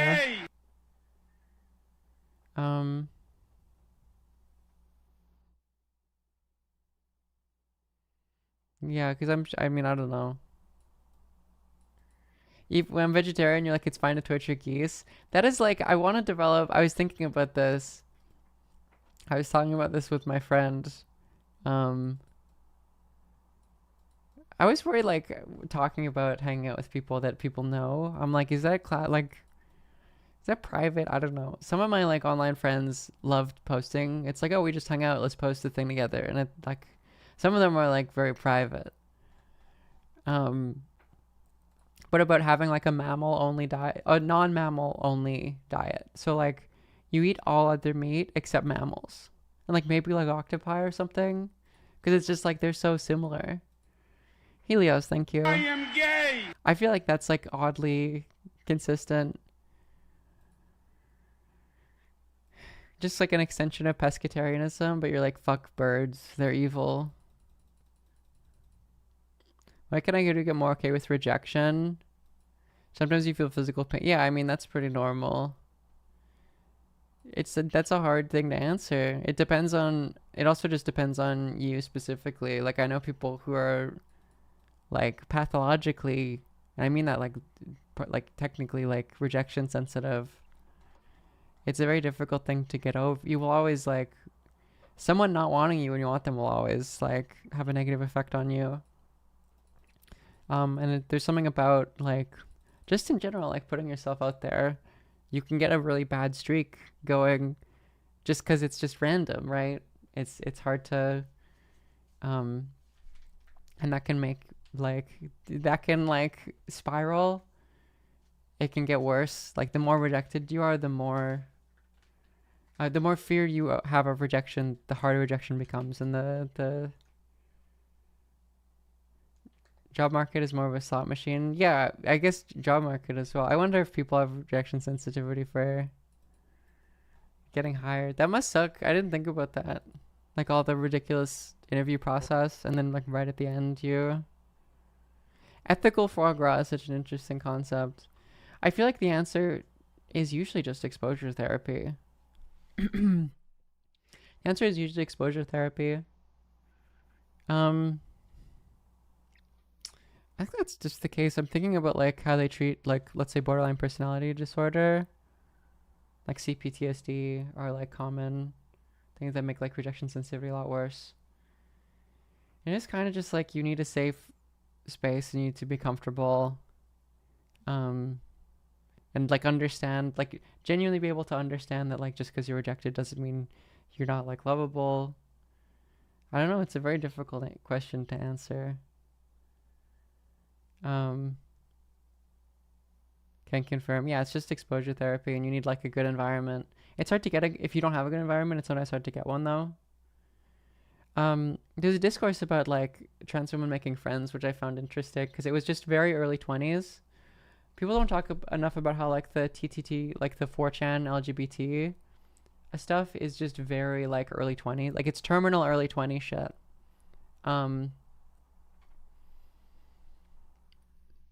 Where it's like you think that the problems you have as a 23-year-old are the problems you will have for the rest of your life. Like if anything takes longer than a year to deal with, you're gonna have it forever. It's just like much harder if you're trans because you have to like kind of reinvent yourself, and like you lose most of your friends generally. The answer in that context is you just like go to places. It's the same as like how do you approach people romantically? You just have to like keep doing it. Get hobbies. Hobbies is a really good way of doing that. It's a difficult context to make friends, like especially depending on the city you live in. You just gotta do stuff though. You gotta show up to places and understand like no one is thinking about you, and I mean that in a good way. Like if you go up to people and you're like, hey, you also like this thing, and you just like try to strike up a conversation, it'll work eventually. It's not fun, like it sucks, but the thing is there are plenty of people in their early 20s who are realizing like there are plenty of people in their early 20s who are realizing like shit, I don't know how to make friends.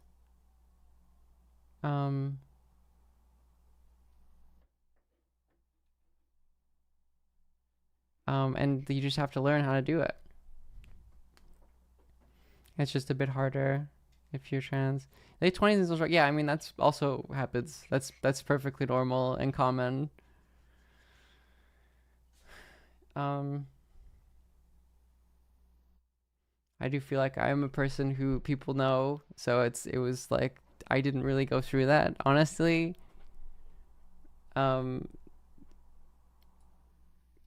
Which isn't like I'm amazing or whatever. It's I'm like lucky in the position I have. Because I don't know, I was a person who didn't have that many friends. In like undergrad, I mean, I knew people, but I wasn't like very intimate with them. Do you know what I mean? It was just like a thing I preferred. So I definitely had that feeling of like, oh, it's hard to make friends. But you just have to do it. No, that's not true. Like 23, I started having like much more intimate like female friendships, which I found to be like a lot more rewarding than my guy friends. Maybe that was just alienated by the AI solves this. That's so true. Just get an AI friend. That's such a terrifying concept to me. Like the people who think that AI is real, like they're a real person, but then like it's a person who like physically cannot help but be nice to you is like kind of terrifying if you think about it. Yeah, the AI friend ads on the subway are horrifying. It literally is just her. It's so fucking annoying. It's so annoying that they made it real. Like, I'm such an AI hater. I didn't want it to be possible for people to actually be like friends with, like for people to actually be like, oh, this is my friend and I depend on them. But it literally is, oh, that's my girlfriend, that's my boyfriend.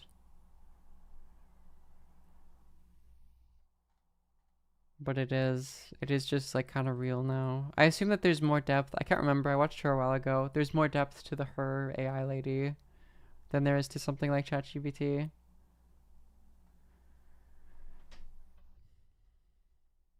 I don't know. The thing about social, like, it's especially bad after COVID. The thing about socializing is you just have to do it. And like sometimes you're gonna be annoying and you're gonna embarrass yourself, but that's like okay. Because it's nice. It's really, I will say, like, having more friends is nice and fun. It's nice to be able to do things with people a lot.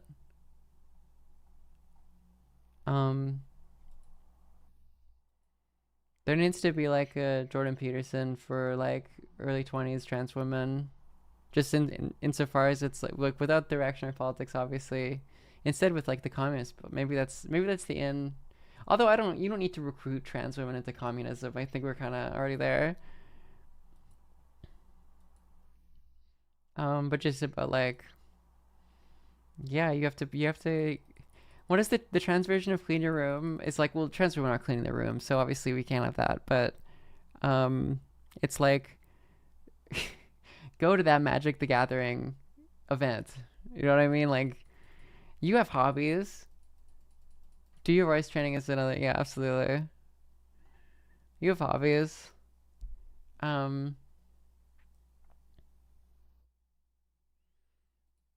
go find people. Take your meds. Yeah, join the Clear Climbing group.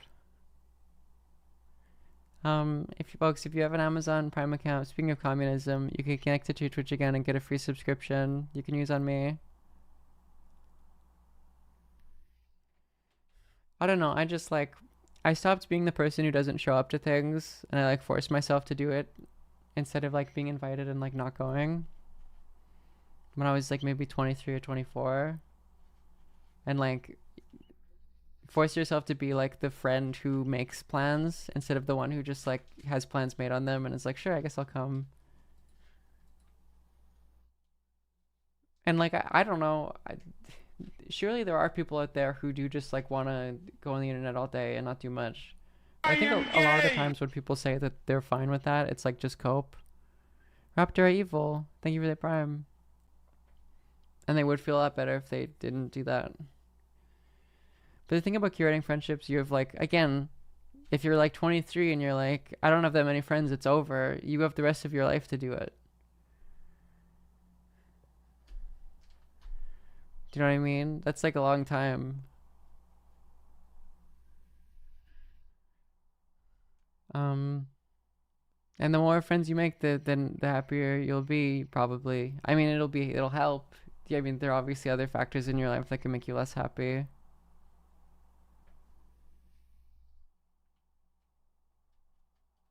Because if you're 27, that's not true. I'm 27 and I'm making friends with people.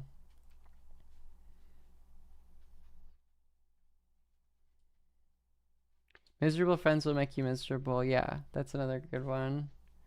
And you should make friends with cis women. You should make friends with cis women. You should do it. You should do that.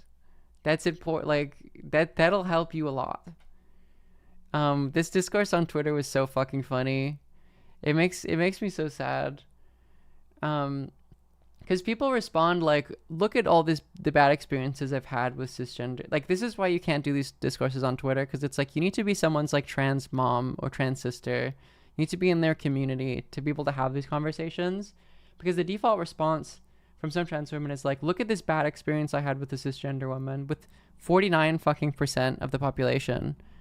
And the thing about it is like, you're so valid for feeling that. I understand why validity discourse is a thing online, because it's like, that's like the thing you say to make someone like who's like defensive not yell at you. Is like, you're so valid for having that feeling, and you are. The problem isn't like, the discussion isn't about whether it's reasonable for you to have that opinion, because it's totally reasonable in the current context, giving your mistreatment, to have that reaction.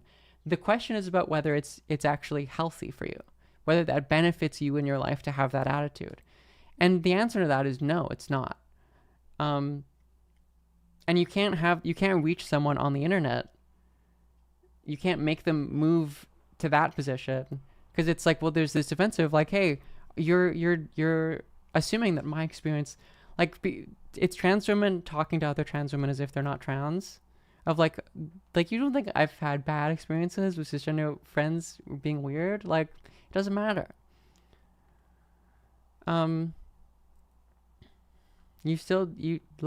You will realize how similar you are to them.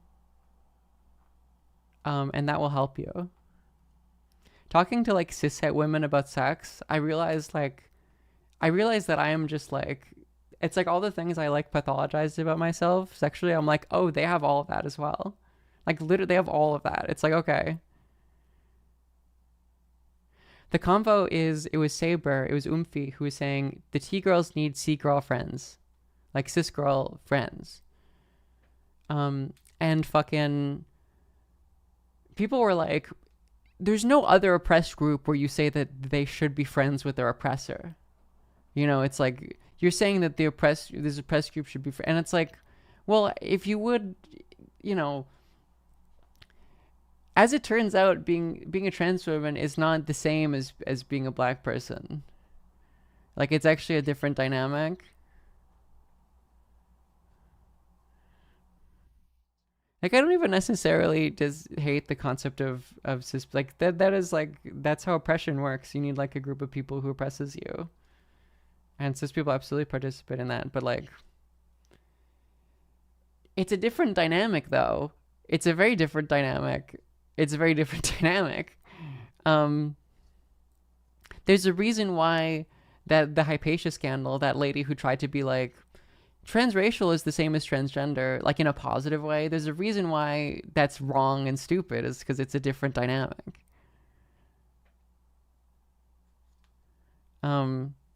So yeah, it's like you can't reach someone on the internet who's like, there's no reason for me to look at all the bad experiences I've had with cisgender women who treat me as fundamentally other and make me feel worse.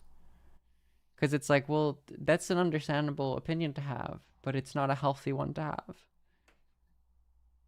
To just think that like 99% of the population is fundamentally like alien to you in a way that you can't be friends with them and you can't learn from them. In this case, I guess 49% of the population.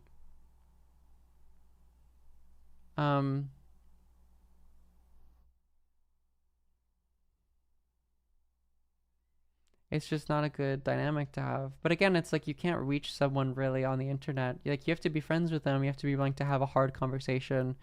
And like, Twitter is just not a place to have that conversation. It's not a place that you can talk to people in good faith. Those girls need just like a trans mother. Do you know what I mean? Someone who can be like, who's on hormones for like a much longer than them, understand, you know, and it's like, look, I've been where you are. I understand that feeling. It's not a good feeling it's not a healthy feeling to have.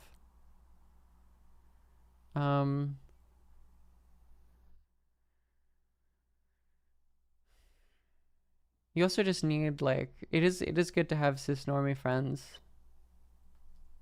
It's good. It makes you more normal, which is healthy. Lots of cis women aren't that close-minded. Yeah, I mean, I don't know. It depends on what you get. You'd have that lady who fucking with the Where's Waldo big ass frames, who came up to us. It was insane. It's like, well, you don't want to be friends with her. That's an insane person.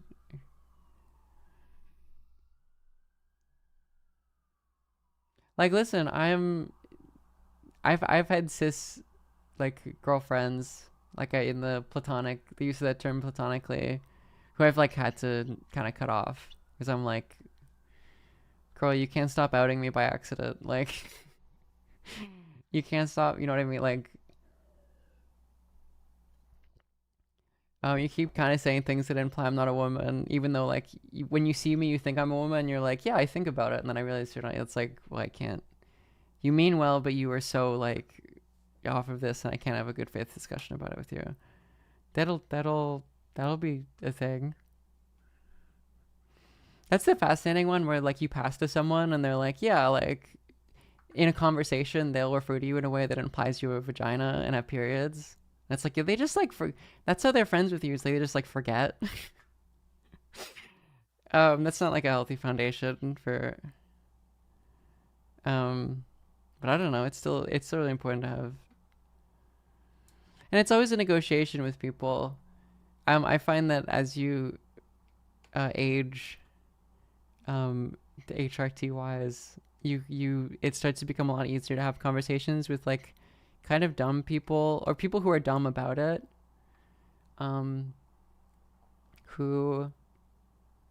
People who are like dumb about it but mean well.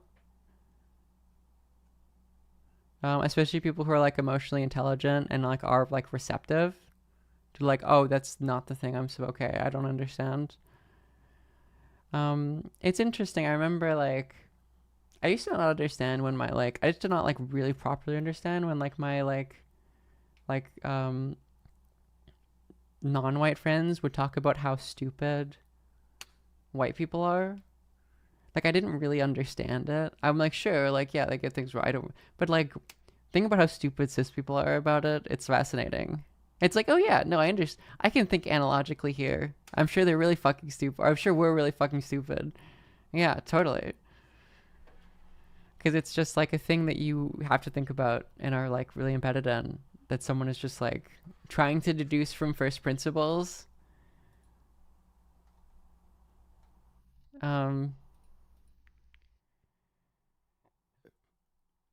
Where are people making only trans fans, not many cis people as well? That's quite common. That's absolutely common.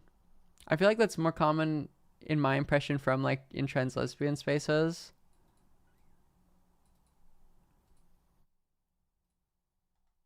That's certainly common for people who are very online.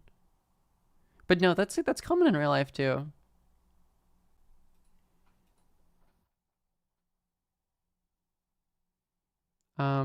That's certainly common. It is giving like transbian separatist a little. Yeah, I guess that is a tendency that's more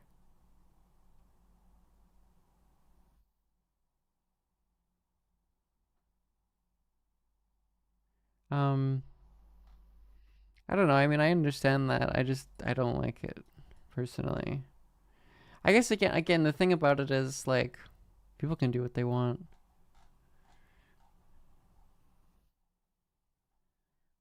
I don't know. I think people are getting mad at me. I was saying, I think the trans lesbians are mad at me for dating men on the timeline. I feel annoyed, like bisexual trans women, I feel like alienated. I feel more alienated by the lesbians on the internet than the straight girls. I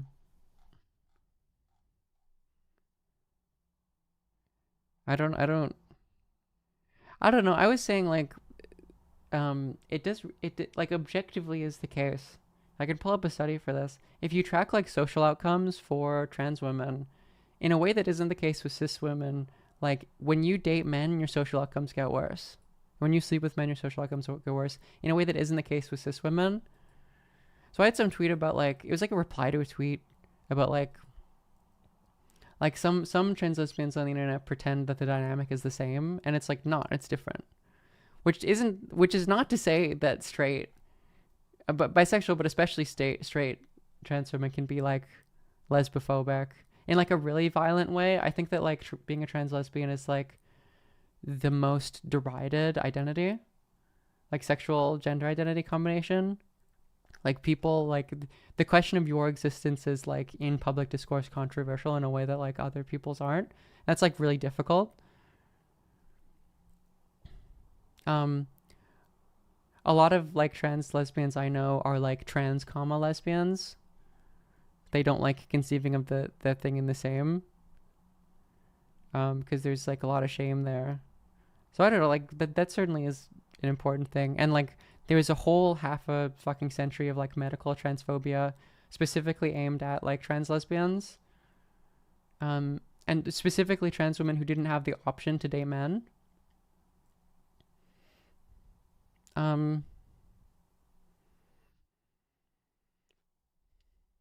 You know, like that is absolutely a thing. But I will say, just statistically, if you look at the stats, like trans women who date men, their social outcomes are worse. They're more exposed to violence. Their income is lower.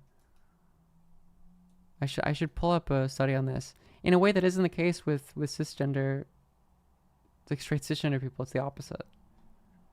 So it's clearly a different dynamic. I don't know. People there were ladies on the internet that were really mad at me for saying that.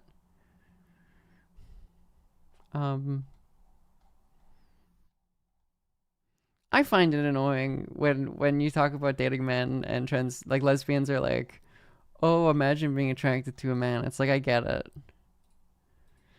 The thing I'll say with that is that you guys aren't even good at misandry in the way I am. There is an irony there. It's the people who date men that are actually good at misandry. Trans lesbians are so bad at doing misandry.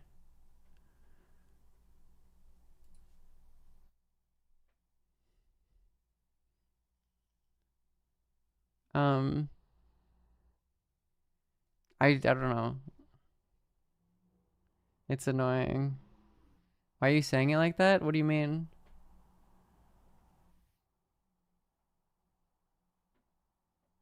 %60% of trans women are bi. Yeah, I mean, the thing about that is that it just depends on like whether you're a straight or a gay bisexual. And what I mean by that is that there are literally two communities. In the same way that like for cis people, there are two communities. There's a straight community and then there's a gay community. And it just literally depends on like where are you close, which community are you closer with?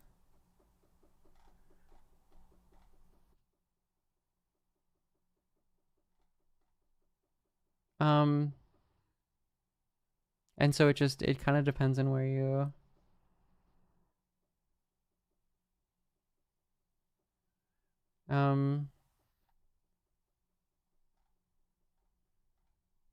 I don't know. I like straight trans women and straight lady. They're very fun.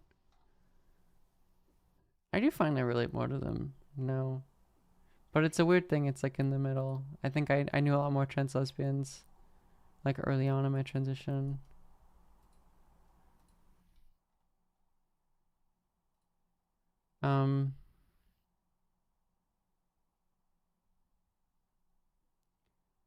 But yeah, I don't know. It's just complicated. It ends. All of the discussions end up being silly.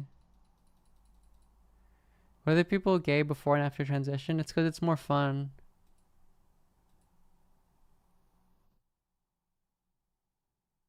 Bisexual sorting themselves based on cultural factors. Well, like I will say, like a really important part of the identity is a part of your sexual identity is like community. This is why like there's like trans man lesbian discourse. Like the crux of that is that it's someone who identifies with a community. Like really fundamentally. Like that is like the thing that's important. But like everyone is so online now that it's just like your identity is like how you feel, and then like you can like post about it, and you're not like really properly in community with people in the real world in a way a lot of people aren't, queer people, in a way that they used to be.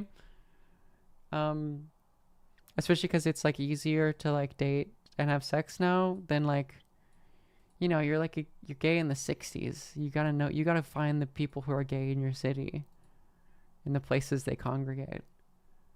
So that's like sexuality has always been a very community oriented thing. And there just aren't like really, I don't know, there isn't a bisexual community really. I feel like there isn't, like not really. I wonder whether that's like it's like a combination of biphobia, but then also it's just like harder for that group of people to congregate together, maybe. Especially just how the discourse has been laid out and how like queer struggle has been laid out.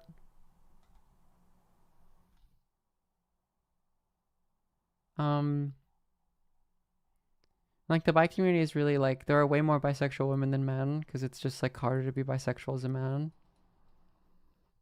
Like in a certain, well, in a certain sense, like it's harder to be open about being bisexual. Women are openly bisexual and they just experience way more violence. Men are shamed for identifying as bisexual. That's maybe shamed more for identifying as bisexual is a better way of putting it.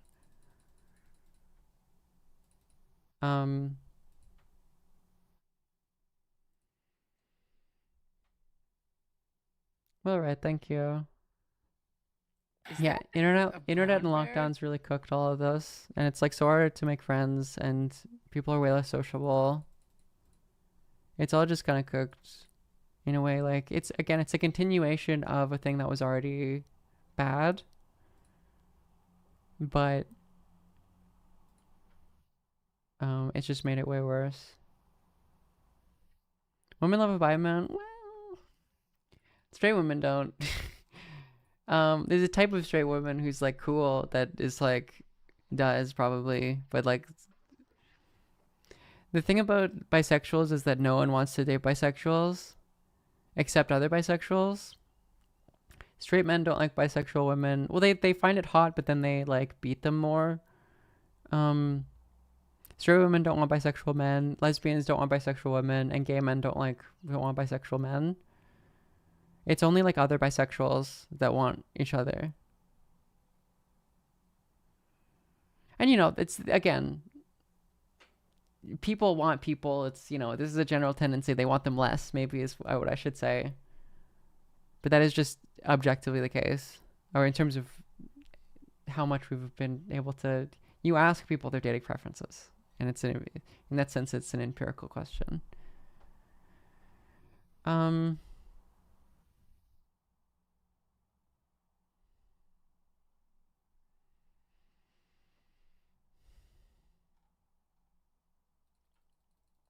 And it's weird, like, bisexual discourse is interesting because, like, it doesn't really affect trans people.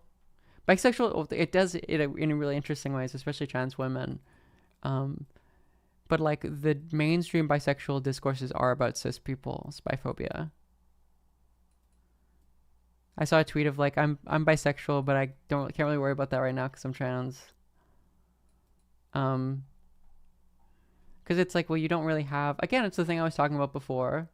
When I said that the dynamic between straight trans women and lesbian trans women is different than cis straight women and cis lesbians, because like being attracted to men and having a proximity to men doesn't like give you the same, like, for lack of a better term, social privilege that it does if you're a cis woman or a cis person. And so you don't really have the like, oh, I have one foot in heteronormativity. It's like, you do in a certain sense. People look at me on the street with a man and they're like, oh, it's a hetero relation. But like, as it shakes out statistically in terms of social outcomes, privilege, power, it doesn't shake out like that. The place bisexual women experience biphobia is like the Blanchard typology. And you see, like, this is the real, like, insidious component of, like, TTT, like, 4chan brain, is that, like, they don't think bisexuality is real. Like, in The Man Who Would Be Queen by Michael J. Bailey, which, like, makes the Blanchard, AGP, HSTS, Blanchard typology, like, a mainstream concept, he says bisexuality isn't real. This is an old discourse from, like, sexology in the 60s and the 70s. That comes out of the fact that, like, most bisexual people in the 70s would just date the opposite sex because the social outcome of being with a man is like, you can fool around maybe, but then you're like, well, being a gay man in the 70s, like the 60s, like ruins your life. So I'm gonna, if I can be into, I will be. But then like an important part of like the concept of autogynephilia is that you can't be attracted to men. The only way, like his thing is like, you can be attracted to men, but it's through like meta attraction. It's like you want a man, you're attracted to the idea of a man having sex with you, and it makes you a woman, and so you're into the concept of you being a woman. But like, you can't be bisexual. And the way that you hear some of these like 4chan girlies talk about sexuality is like they believe bisexuality isn't real. They're like, yeah, no, it's only a men attraction thing. I'm not really attracted to men. And you're like, this is a wave that you are alienating yourself from, like, cisgender people, because the way you hear bisexual women talk about, like, cis bisexual women talk about their attraction to men, it's like the same as you, which wouldn't you believe it? And if you had a fucking conversation with them, you'd realize how similar you are to them. So, like, biphobia really functioned in, like, the Blanchard typology as a way of, like, separating anyone who's attracted to women from the, like, straight trans women, the, like, formerly gay men into trans women, who were, like, the kind of the ideal transsexual in the traditional medical concept, in the traditional as it's mobilized in sexology.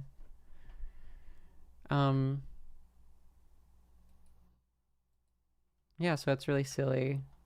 People pathologizing themselves for, like, no reason. You don't have to fucking listen to Blanchard. Like, he doesn't have control of any medical institutions for now, at least.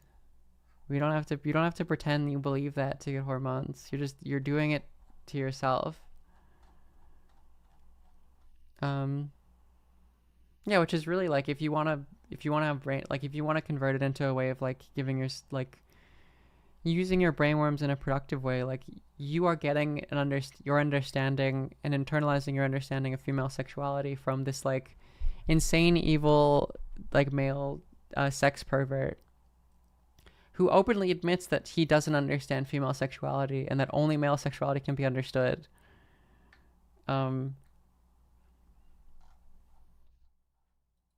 Like, it's like a guy who's literally saying, like, we can empirically, analyze the female orgasm. I found it really cool. Another one on this subject. I was trying to find. Where's the Taftage thing?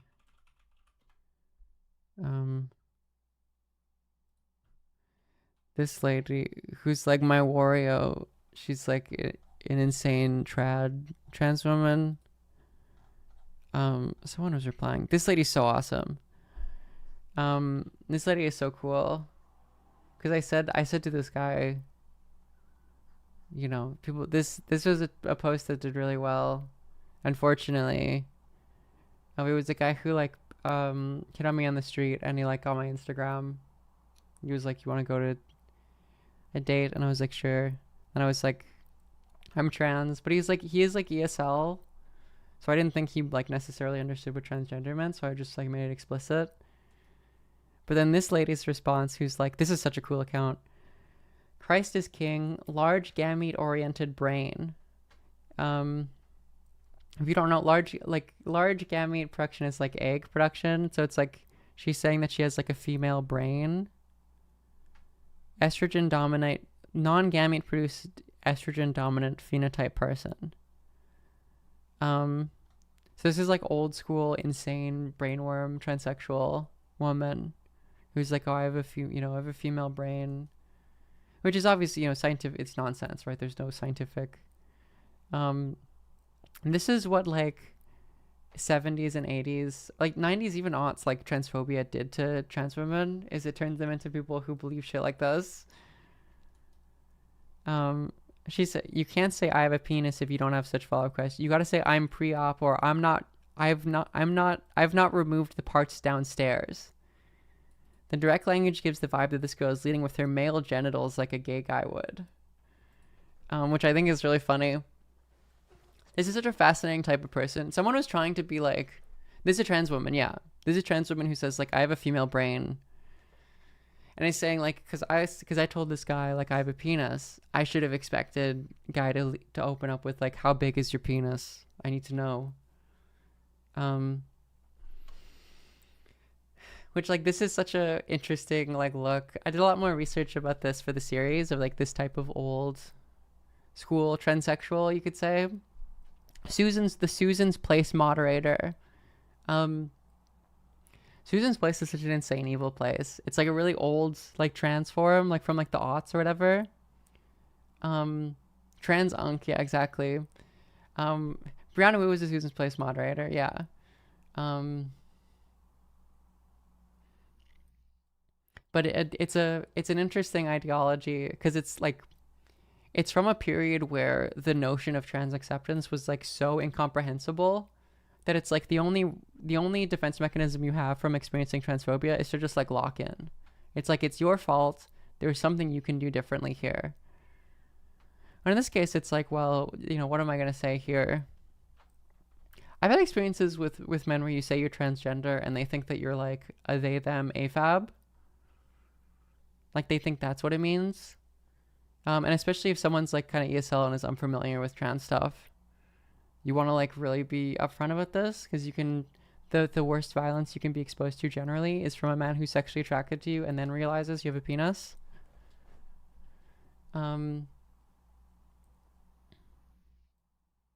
was I gonna say about this? It's so interesting. Also, I will say, like, spoken like someone who hasn't had to deal with this. I don't know if I mean that in like a catty way, of like, you know, you don't have to worry, but or in a way of like you're just a boomer and you haven't been in the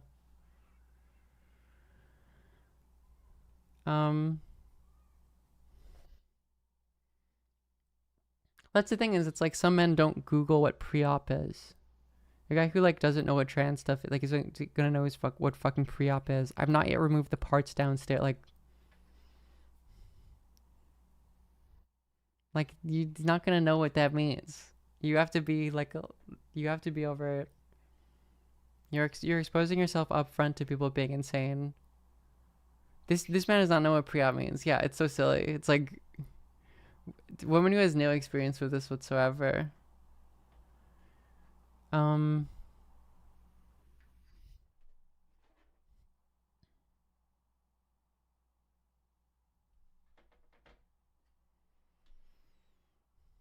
Not every trans person in the operation. That's like, that was the thing. People were trying to yell at her for this, but it's like she is on a whole different fucking level, guys. Like she is to try to reach like this woman with that is like it's not gonna happen. Like, yeah, this lady is not. She is not ready to accept or debate that concept.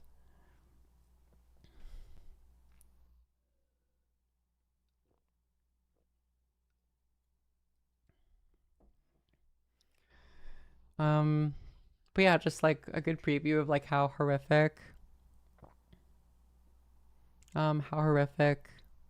transphobia was. That it's like that's the defense mechanism you adopt for a lot of dolls.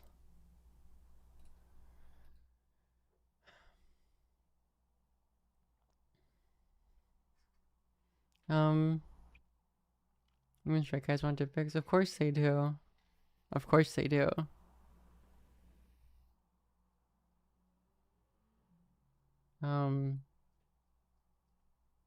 That's such a weird. That was such a weird interaction with that dude.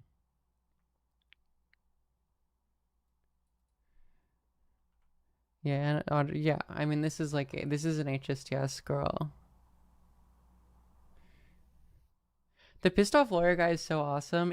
He was like pretending like he did this like transphobic detransitioner like pro JK Rowling thing, and then he like retransitioned and said like it was actually a psyop to like try to infiltrate. He lost so many followers, didn't he? But he's back though, he's back to talking about the trans cults. Yeah, this is like an insane. Let's talk about HB. Yeah, no, this is like an insane person.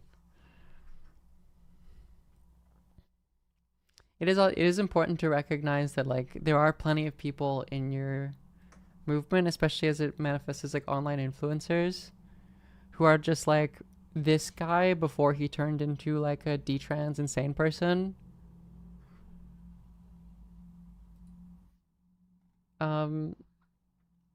Like Brianna Wu was like a Gamergate, like she got Gamergated or whatever. And it's important to recognize like when it's like, okay, well, that person is, you just like don't work with them at all. They're like insane. You can't, it doesn't matter that they have your politics. They're like an insane person.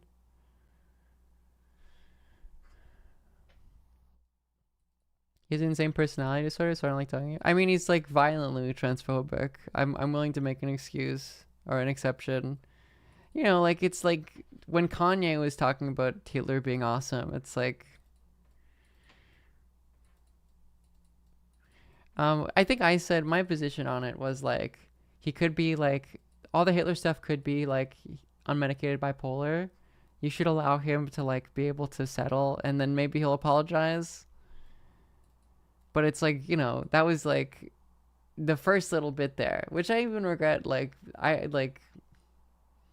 don't know, maybe that's a reasonable position to have if someone's clearly like really like genuinely experiencing psychotic symptoms is like. But if it's been like a year and he's still being, it's like that's just him. You can't like you can't do the thing of like, well, let's see how he really feels when he's not being like psychotic, like genuinely psychotic. Like this has been since June, hasn't it? Like before that.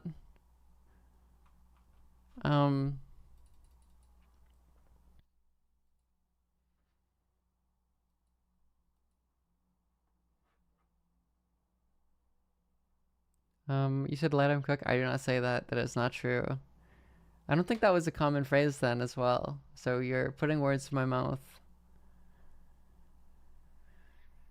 And it turned out like the bipolar stuff was him not caring about talking about Hitler. That he already liked Hitler. Which I would have to believe that this guy like probably already is virulently transphobic, but like if he has a personality disorder and he decides to like blow up on everyone, he's like, I'm gonna make my opinions of trans women overt. So that's an important component of like trans misogyny. Is that like anyone can use it as a stepping stone in a way that like trans women can't do to trans men. It's just a very unique, specific dynamic that like all the gender critical people, especially, they want to detransition trans men and then kill trans women. That's like their position. If you see all the like detransitioner trans women in the gender critical circles, they're constantly apologizing for just like being an autogynephile or whatever, quote unquote. In a way that like the FDM detransitioners don't have to do. Because like it's like, oh, you're like a fallen woman. It's so hard to be you. And like, yeah, that's just the way that trans misogyny works. Anyone can use the trans misogyny as a stepping stone. Even like other trans women sometimes. In a way, like if I wanted to do a transphobia grift, I couldn't like start yelling about trans men. It wouldn't. I would have to be yelling about other trans women. I have to do like the Blair White thing, right? Blair White isn't turning like trans men into lol cows.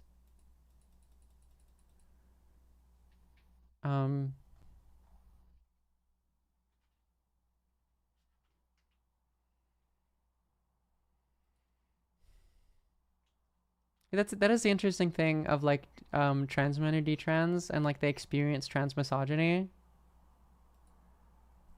They want to kill trans men for this. Well, I mean, there are some who want to, but if you look at the rhetoric, I would argue it's markedly different. I mean, there are some people who want to kill all trans people, obviously. But if you look at the mainstream gender critical rhetoric, they like their position on trans women is like, I hope they die. Like I want them to be put in a position where they can't survive.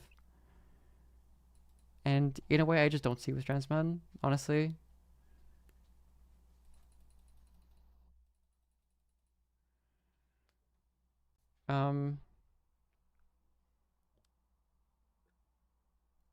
You know, Maya Poet's like mom is like the founder of GenSpect. That's like real rough. Like that is a person who did not have a chance. Yeah, that is a person who did not have a chance. Like, that's rough. Detrans industry plant, yeah. I do. You almost feel bad for them, and then it's like, you're an adult. Like I don't.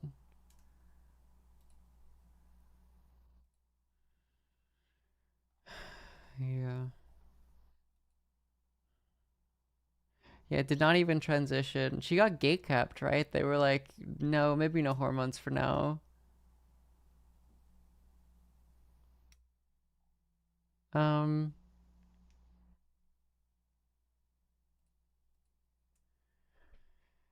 Folks, if you have an Amazon Prime account connected to your Twitch account and you can get a free subscription you can use on me.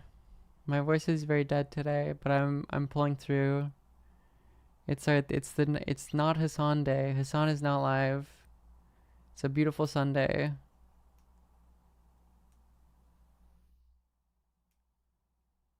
I'd rather be frosting. Thank you.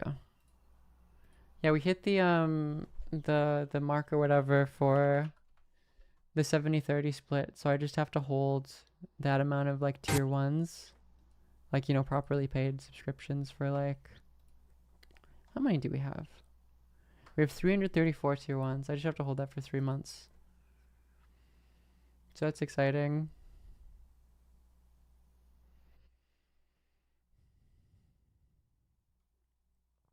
Something big happened? No, I think sometimes you just take Sundays off.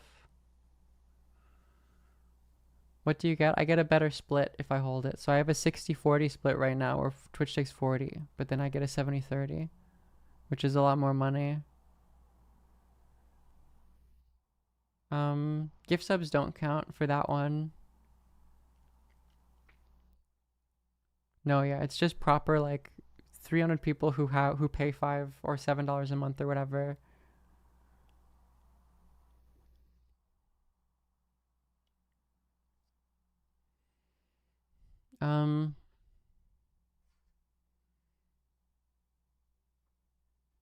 Just stream more and take over. Yeah, exactly. No, he works too hard. I couldn't compete. Wait, what's going on with the provincial? I am gay! Callie, thank you. We love to see it.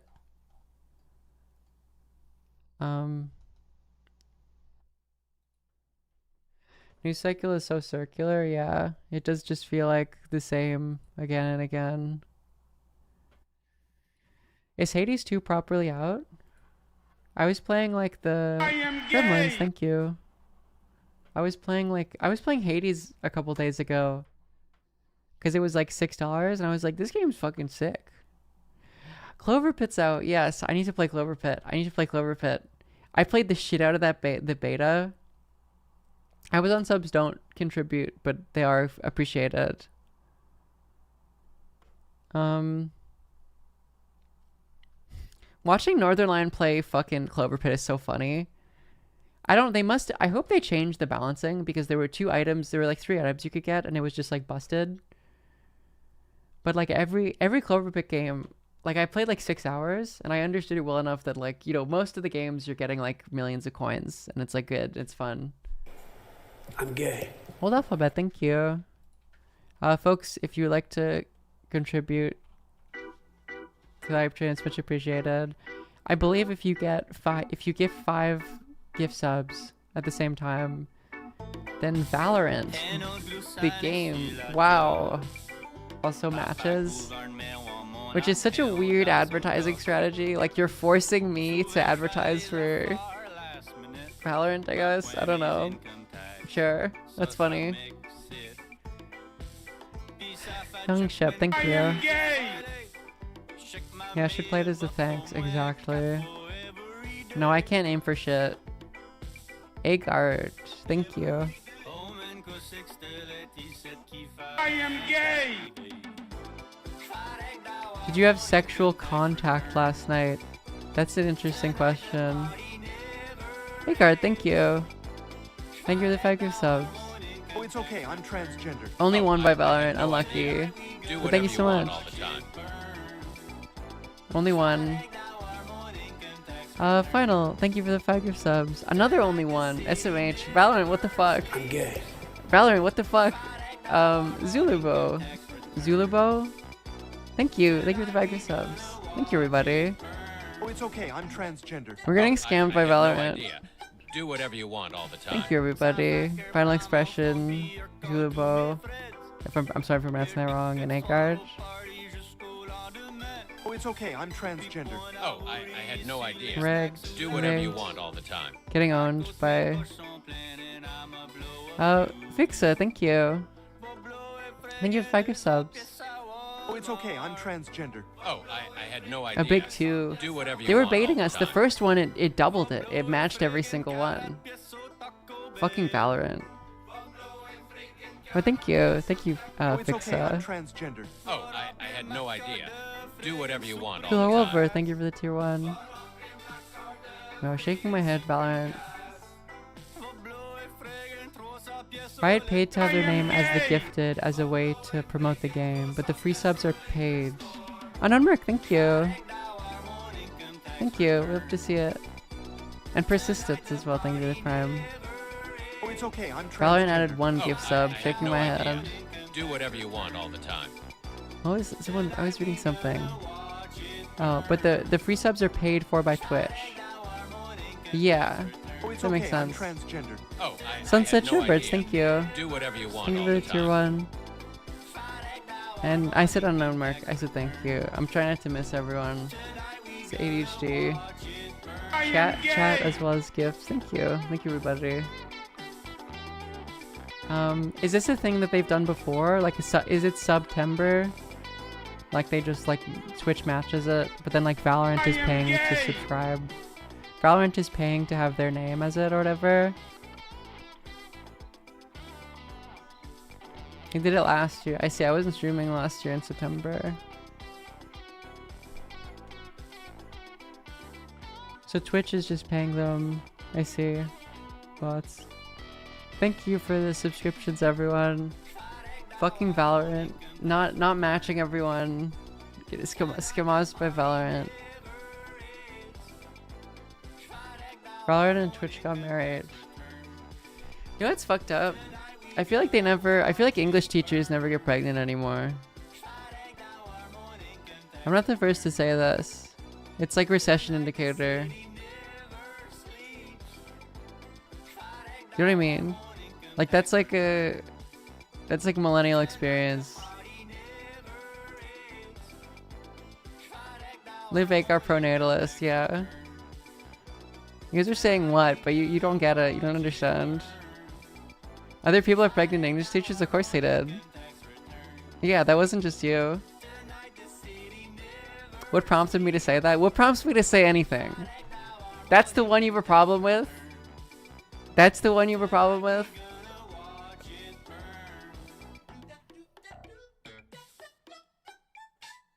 English teacher was hella pregnant. Profoundly pregnant.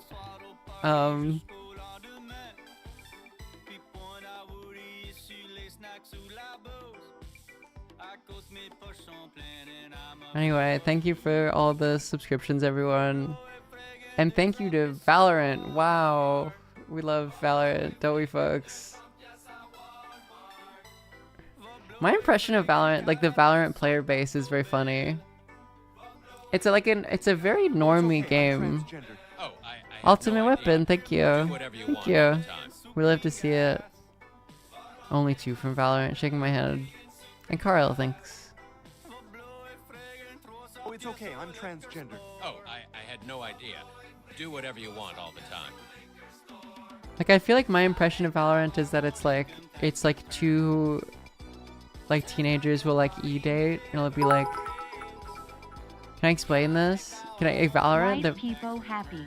White people happy, exactly. Thank you.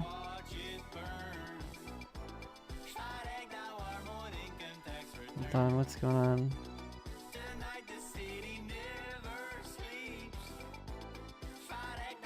What's going on? What, you're sending me a Nicolol video. Was this you, Julian? Okay, let's see. You're sending. Ooh, that's oomph, by the way.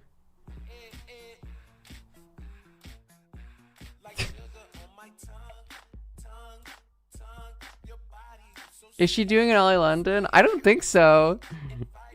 This is the horniest. I don't understand. Is it the hair? I forgot about Nicole as well. Cyberpunkacy, thank you. I don't know. I'll have to ask. I'll have to message her. She didn't always look like that. I think the hair is different. I had no idea. Do whatever you want all the time. It's like the wig, right? I think why she became Korean. I'll ask her. 15 seconds left on the hype train. Thank you again. Cyberpunk is he. 5 gift subs. Only one from Valorant. I am SMHing so hard. SMHing my head. Jiggy, I'm sure people were yelling at her. I can't remember why. It was probably. I have to remember if it was like a real thing, and then people will yell at me. Yeah, it's not Ollie London, it's Ariana Grande. It's far more Ariana Grande. 55 subs, thank you everybody. Much appreciated. It's more of an Ariana Grande.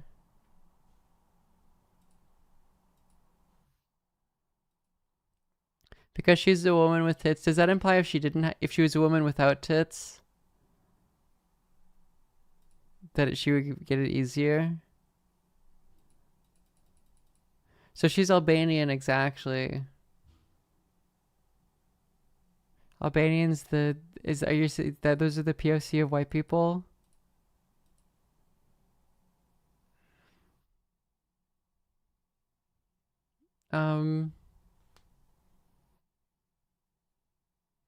That's Italians? I think it's more Albanians. But that is worldwide Latino belt. Yeah.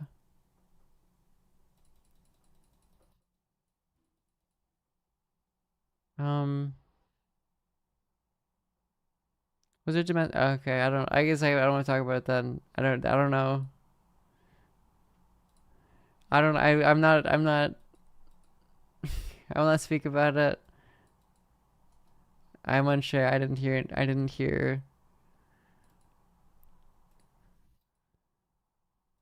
Whenever Boobless Ollie London, she was so close to getting boobs, I think. That is the thing for like Ollie London did try to do the thing of like the left tried to convince me that I was Korean. But the real reason why like he thought that because obviously that doesn't work and everyone's just like, you're a freak, you're weird. The reason why he thought that was going to work is because he did specifically want to be like, at the end there he was like, I want to be a Korean woman. Like that was his thing. And like you do get some like white trans women who have some kind of weird gender, white trans women whose name is Akira. We all remember that discourse, don't we?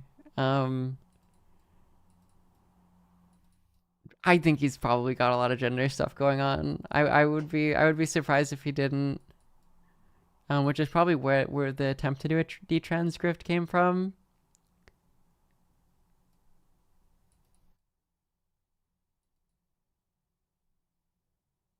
Yeah, there's a lot of gender going on there.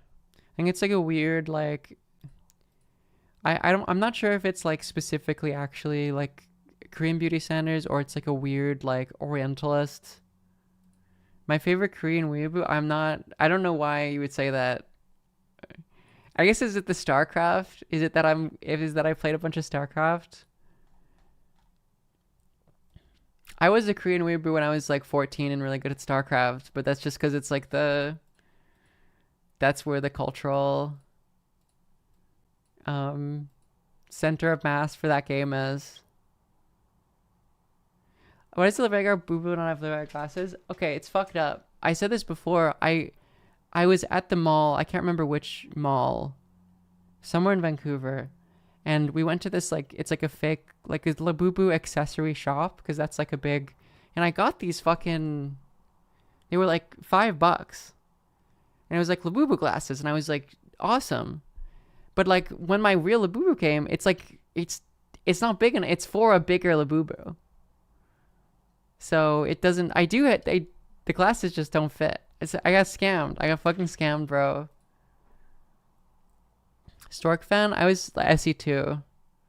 I tried StarCraft 1, but it's not good. I don't like it. I understand that it's good.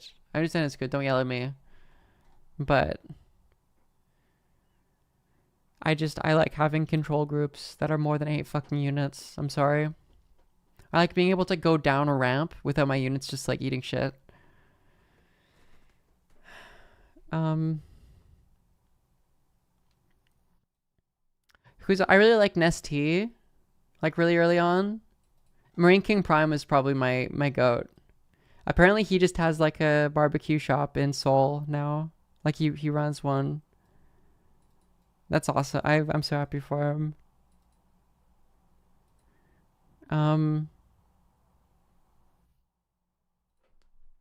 We love that for him. Anyway, that's enough StarCraft 2. Someone told me Erica Kirk made a dating app and there's no possible way that that's true. I don't believe you. I don't believe you at all.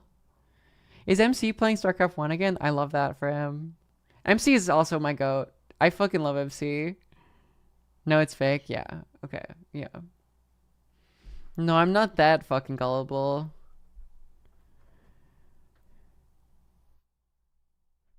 Yes, so it was Death to Fascism. What was it? This one was My Pussy, My Choice. Zionism, Nazism.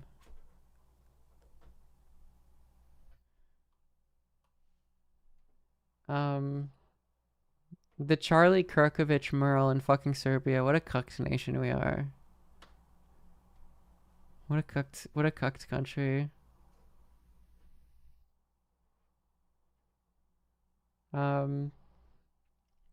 Yes, I did have a meme that did really well, but I took it down because like it ends up being a thing where people are yelling at trans women, and I just like don't want to be involved in that.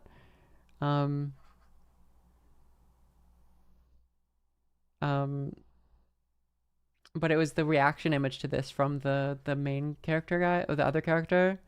And it's like, you know, when you're talking to your white trans woman friend and she tells you her name is like Akira.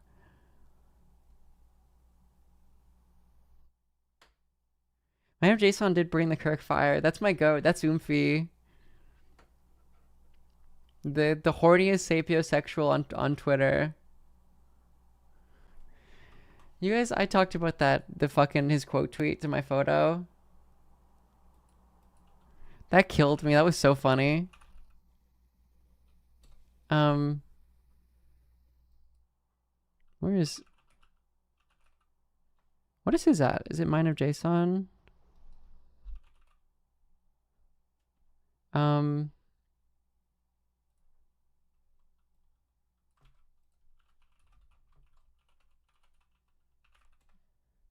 Hold on, let me find it. I was posted Chicago, trying to hide that fat ass ellipses. I see everything. It's a classic minor JSON moment. I got like 35,000 likes.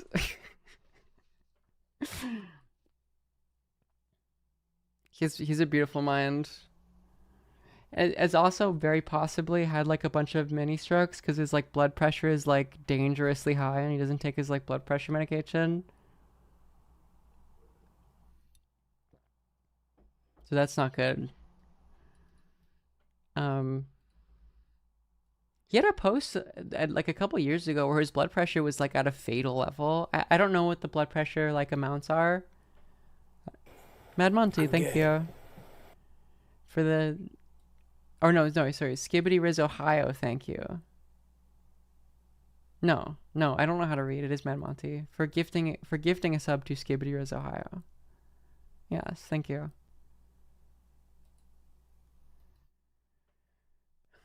Let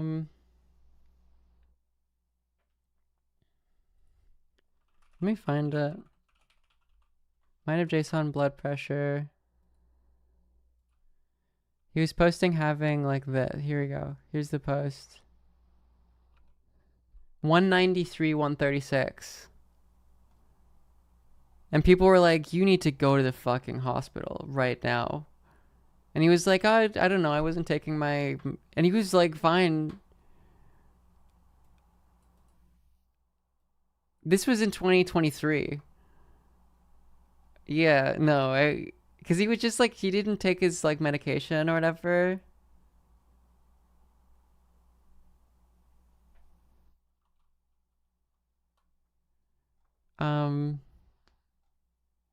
Yeah, he forgot to like renew his blood pressure meds or something. That's pretty high. I'm pretty sure that's in emergency care needed, is it not? Hypertensive crisis. Higher than 180. Like it's both, right? It's both of those. There's a numerator and a denominator. I don't know how blood pressure works.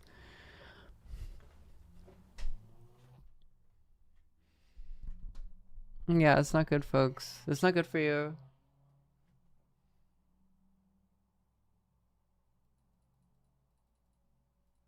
I was supposed to be blue.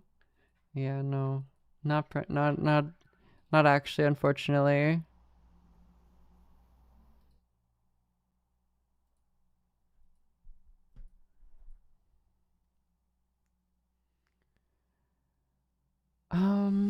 Anyway, folks, if you have an Amazon Prime account, you can connect to your Twitch account and get a free subscription. You can use on me; it's much appreciated. I stream Sunday, Tuesday, Thursday at noon. Don't forget the fact that I didn't do it at noon today, and I did it at 1. I slept in. I was at the club. I go pan herself every day. I think so. I mean, she does it. It's like, it's very smart. It's like a very smart niche to get into. Is like, she has like an OnlyFans account, which is blue related. Because it's like, that's a market you've cornered, right? Like,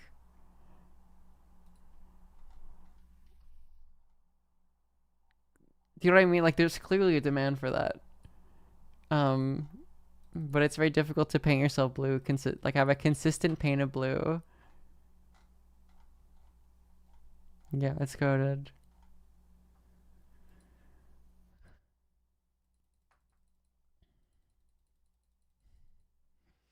Yeah, clearly people are into that. There are people out there who are theoretically into blue women.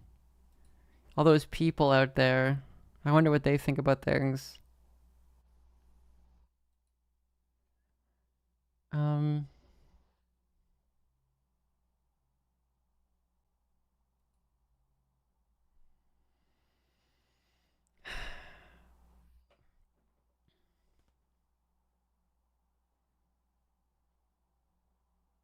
Anyway, what else is going on? Oh yeah, people were tagging me a bunch in this. Terceira pessoa, meus amigos. Se eu quiser. Ih, apaguei a luz. Nossa. I don't know. I feel like Abriu aqui. I played a couple Resident Evils, like the. Gameplay em terceira pessoa. Have I? Em primeira mão aqui pra vocês. I was playing Resident Evil on stream, right? It's like the scary game that was a shooter. Yeah. But yeah, it's still yeah. I was playing the Village ones. I played like 3 of those. But this one is like not like that. It's more like the originals, right?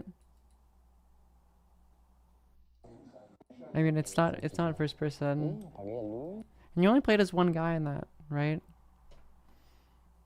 I can't remember there being a Levegar in Resident Evil. Yeah, they clearly put me in it.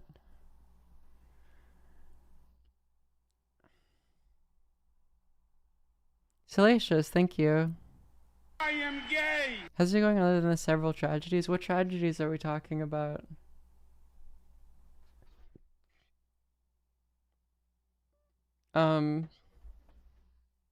Which tragedies are we talking about?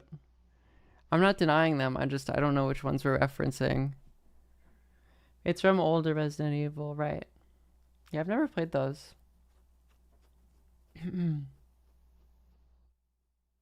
Kojima should scan me. There were 3 mass shootings today, right? Yeah, it is really just getting worse. I don't remember it being this bad.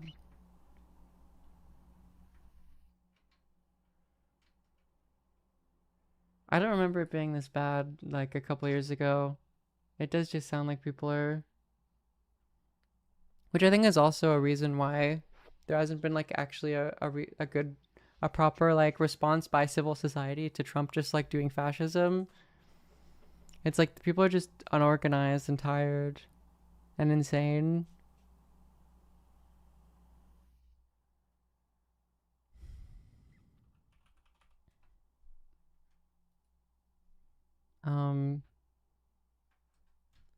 Northwest is banning over 300 students for refusing to watch an extremist indoctrination video. Blocked from enrollment after refusing refusing anti-Semitism training is like Nick Fuentes is seeing this and he's just like taking victory laps. Like the I cannot think of a thing that would cause more anti-Semitism. Well, you know, the hyperbole. Then like everyone is forced to go through anti-Semitism training to go to school. Like if I was like a liberal Zionist, which I'm not because I'm not like an evil person, wouldn't that be the thing you were like the most in terms of like anti-Semitism in America? Wouldn't this be like it's like, yeah, let's not do that for our own sake. I don't understand. I guess the answer is just the people who are behind this are kind of just fascists and think that that's how that works. Yeah, no, that's what people don't understand. This is taking the headline incorrect. They're refusing to train for being anti-Semitic. That's actually what they refused.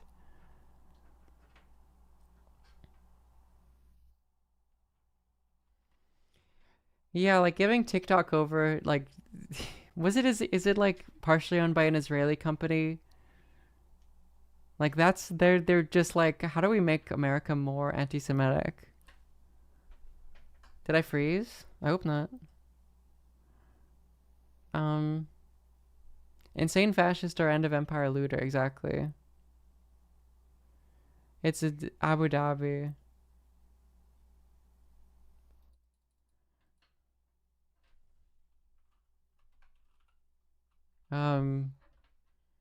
It's like a UAE. That was so like UAE is such a fascinating country. I still don't quite understand. Does anyone have a better explanation for this?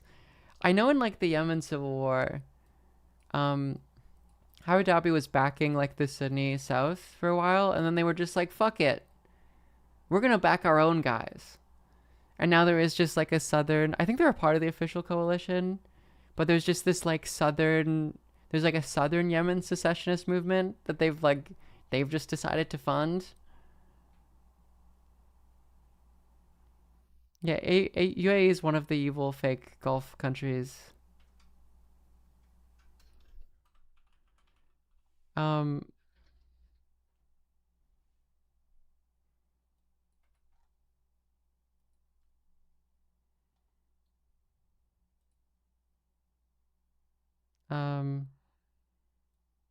We got 3 Yemens. Well, it's weird. Yeah, it's like a.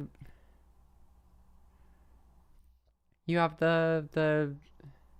My understanding, you have the Shia 12er in the north, Houthis, and then there's the like quote unquote unity government, which is backed by like a shit ton of. It's like Western backed, but it's like also backed by kind of just like Sunni Arab coalition. And then yeah, then there's just like a southern, like a Sunni southern, yeah, Saudi backed. And there's like the southern like Sunni successionist group.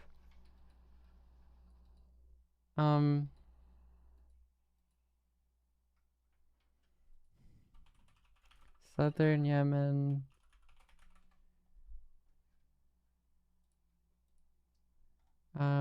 Southern Yemen insurgency.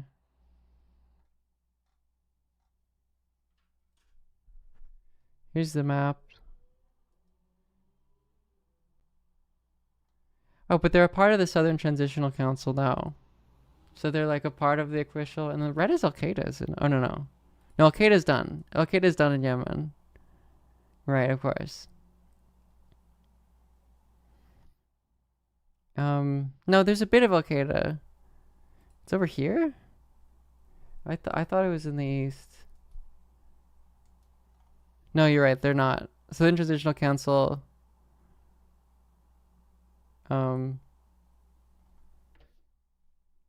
Yes, faction of the Southern Movement.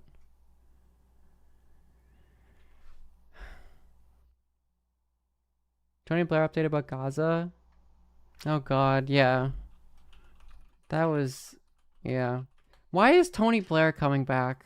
In discussion around Transitional Gaza Authority.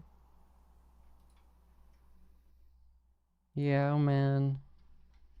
Tony Blair, who was British Prime Minister during the US-led invasion and occupation of Iraq, is regarded by many in the Arab world, as a war criminal. High divisive figures envisaged in United States President Donald Trump's 21-point plan presented to Arab and Muslim leaders to become the de facto governor general of the besieged and bombarded enclave. Oh my God, that's so fucking horrific. I also don't understand, like, after Hamas is pushed out, it's like, what? Like, we're at a point where, like, it's like ideological to call the invasion a war, because it implies that there's actually like a real, like, state institution that is like opposing Israeli genocide.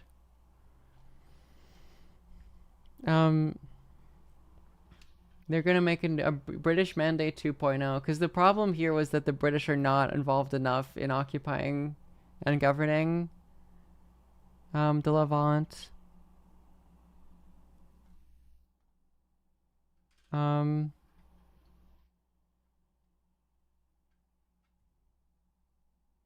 Yeah, 48 captives released immediately, entry of humanitarian aid, freezing of battle lines, the release of a number of Palestinian prisoners. Yeah, Israel isn't gonna fucking accept this. It's so funny how it's always phrased as like, we'll see if like the Arab states, well, the Arab states are all just like in the cuck chair about, they don't give a fuck about Palestinians. We'll see if the, if Hamas and the Arab states will accept this peace thing, and then every time it's like the Israelis who are saying no. Yeah, I mean, I do just wonder if like Trump is stupid and belligerent enough that eventually, like, it's what happened with Putin, is that he just like gets pissed off because it's like Israel isn't actually following the thing that I want to do, because I want to make peace in the region and get a Nobel Peace Prize. This is like, this isn't gonna happen, I'm like hoping, but like that makes him like flank Biden on this, because he's just like being belligerent. Like, it becomes like a belligerent ego thing of like, Israel has to accept these because it looks bad for us if they ignore us. Won't stop the actions of Israel, but Israel is still incredibly dependent for their arms and, for their security apparatus on America. So, I mean, Israel could try and just like really properly become a rogue state. I mean, maybe that's the development here. I don't think so. I would be surprised if that was the result. People like to say that Israel is like on the brink of collapse. Like, they've been saying it for like 3 decades. But it just isn't really true, unfortunately. I'm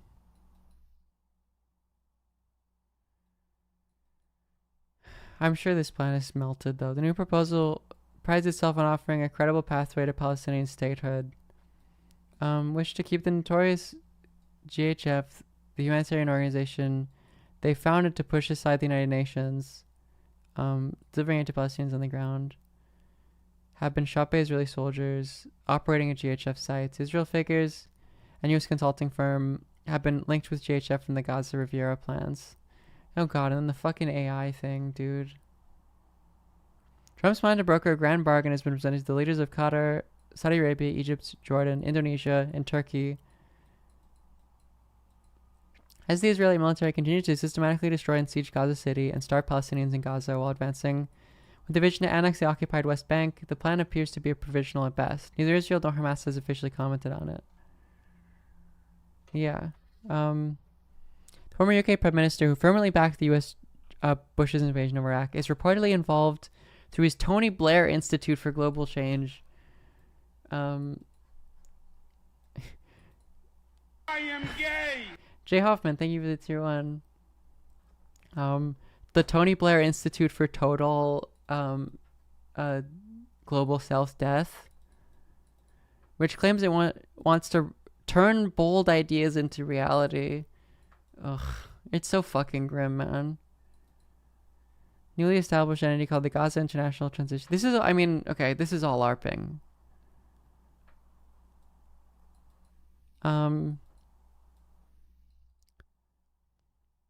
It would seek a UN mandate, something Arab states have emphasized they will require, and would also initially sideline the Palestinian Authority, of course. Bags of Celia, thank you. Continues to say will not allow the PA to have further governance roles. Ugh, yeah. It's just great. I mean, I guess the real result is that Trump is just going to continue to let Israel do whatever the fuck it wants. I think, like, this is going to be such a horrific moral stain on just, like, every single Western state. The fact that Canada is, like, it's insane to me that, like, Britain was overtly like, hey, Israel, if you don't stop doing genocide, we're going to recognize Palestine as real. And it's like, what image of, like, how cynical do you have to be as, like, a liberal to say that out loud? Like, you know, of course, in the background, all the liberal, you know, politicians who structure the international order understand that, like, concepts like human rights and national sovereignty are, like, fake. And they're, like, concepts that are mobilized by states to allow for states to continue functioning, continue being strong.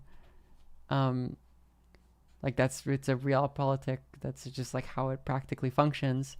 But, like, how cynical, just, like, no one gives a fuck anymore. You know, liberal internationalism is just fake. All of these concepts are just used cynically to put pressure on states that we don't like, and to embolden states we do.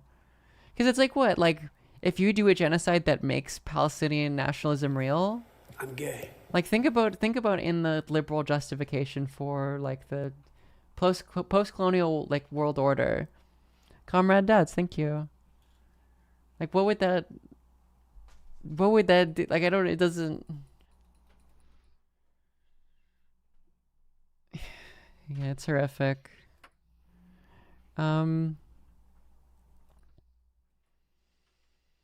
Yeah. Anyway, it's horrific, folks. We hate to see it. What else is going on? The living people do what they always do and forget about a decade or so later. Yeah. Political amnesia throughout history, lessons aren't learned. Yeah, I mean, and especially a rational culture. Like, no one even reads anymore. Like, no one cares about. You don't have, like, an electorate that is, like, has any sort of useful a degree of political understanding or knowledge. You just, like, they just get their information through fucking TikTok. It's so interesting. Someone I know is, like, a teacher, like, teaches, like, a first year course. It's, like, it's politics, philosophy, some shit like that. I'll be vague. And they talk about how, like, their students will view, like, we're being deceived by the TikTok algorithm. They view, like, TikTok as, like, the place that they get politics through, and they view themselves as, like, deceived subjects in virtue of the fact that, like, hey, no one on my TikTok algorithm was talking about this event that was happening. And it's like, you can go elsewhere to learn things. You don't need to use TikTok. Like,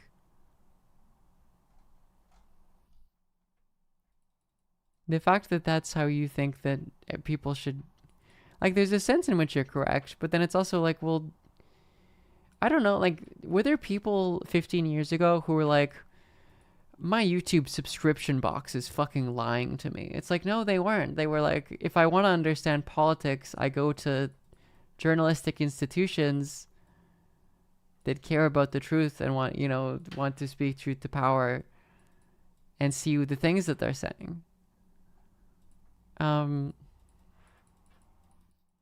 That used to be a thing that was quite common, maybe the death of like municipal participation comes from the fact that there are just like no local newspapers anymore. Like that used to be an important part of like how to have discourse locally. Was there were local investigative journalists who cared about the truth and were able to have some sort of sustainable profit motive doing so.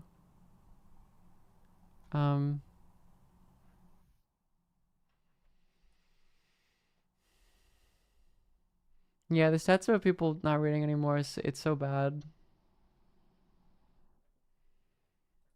It's real bad, folks. Have I had a tarot card reading recently? I can't say that I have.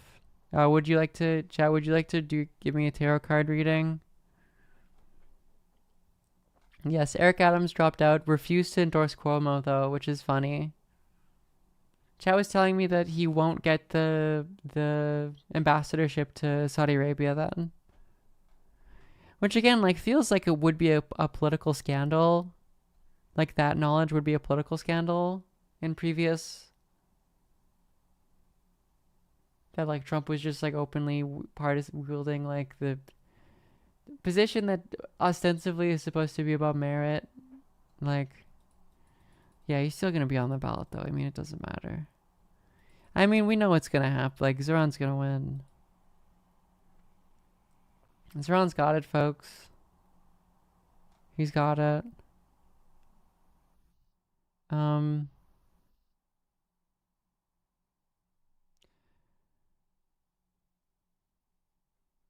Did Tai Lopez get charged? The Here in My Garage guy? Not my goat. Not my goat. Tai Lopez getting charged for Ponzi schemes? SEC likes more than Lamborghinis, nailing Tai Lopez for alleged investor fraud. Is being sued by the SEC for $112 million over alleged allegations his recent e-com venture was at least partially a Ponzi scheme. Has been on YouTube for over a decade and was one of the original voices in the whole hustle bro movement. Yes, of course, who could forget? Lopez and Marin Lopez. Sorry, I started this in the middle of the thing. Also misrepresented one more thing, Breckenridge's experience. While Lopez and Mayer claimed she had over... Contrary to these presentations, while some of the RV retailer brands generated revenue, none generated any profits. Consequently, in order to pay interest, dividends, and maturing note payments, defendants resorted to using a combination of loans from outside lenders, merchant cash advance, money raised from new and existing investors, and transfers from other portfolio companies. That's so cool. Honestly, like, not knowing how business works, I'm a little bit surprised that you can't do Ponzi schemes. Like, it's funny that it's like your crime is not generating profit. I mean, obviously that's good. I'm just surprised. I mean, I guess that makes sense. It's not good for the economy. Where's the profit? Where's the MCM prime? You're turning $100 into $100. You're just changing who owns it. Just bought this new Lamborghini here.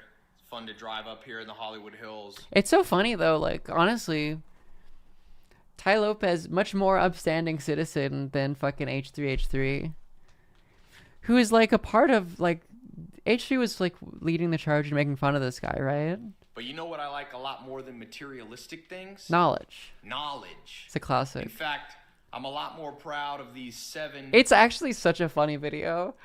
Holy fuck. This is like camp. New bookshelves that I had to get installed. The turning of the fact, fucking pan I'm away a lot more proud of these is like camp. Like, it's like... New bookshelves that this is funnier than anything H3 has ever done in his life.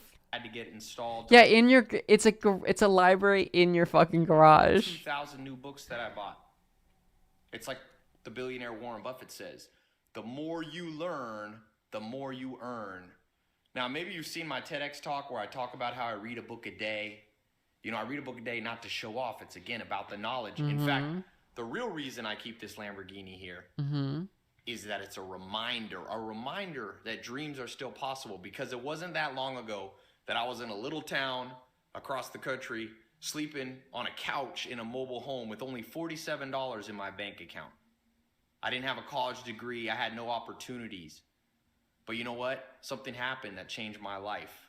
I bumped into a mentor and another mentor and a few more mentors. I found 5 mentors, and they showed me what they did to become multimillionaires. It's like theosophy or something. He found like the ancient Tibetan Again, it's not mentors. just about money. It's about the good life, health, wealth, love, and happiness.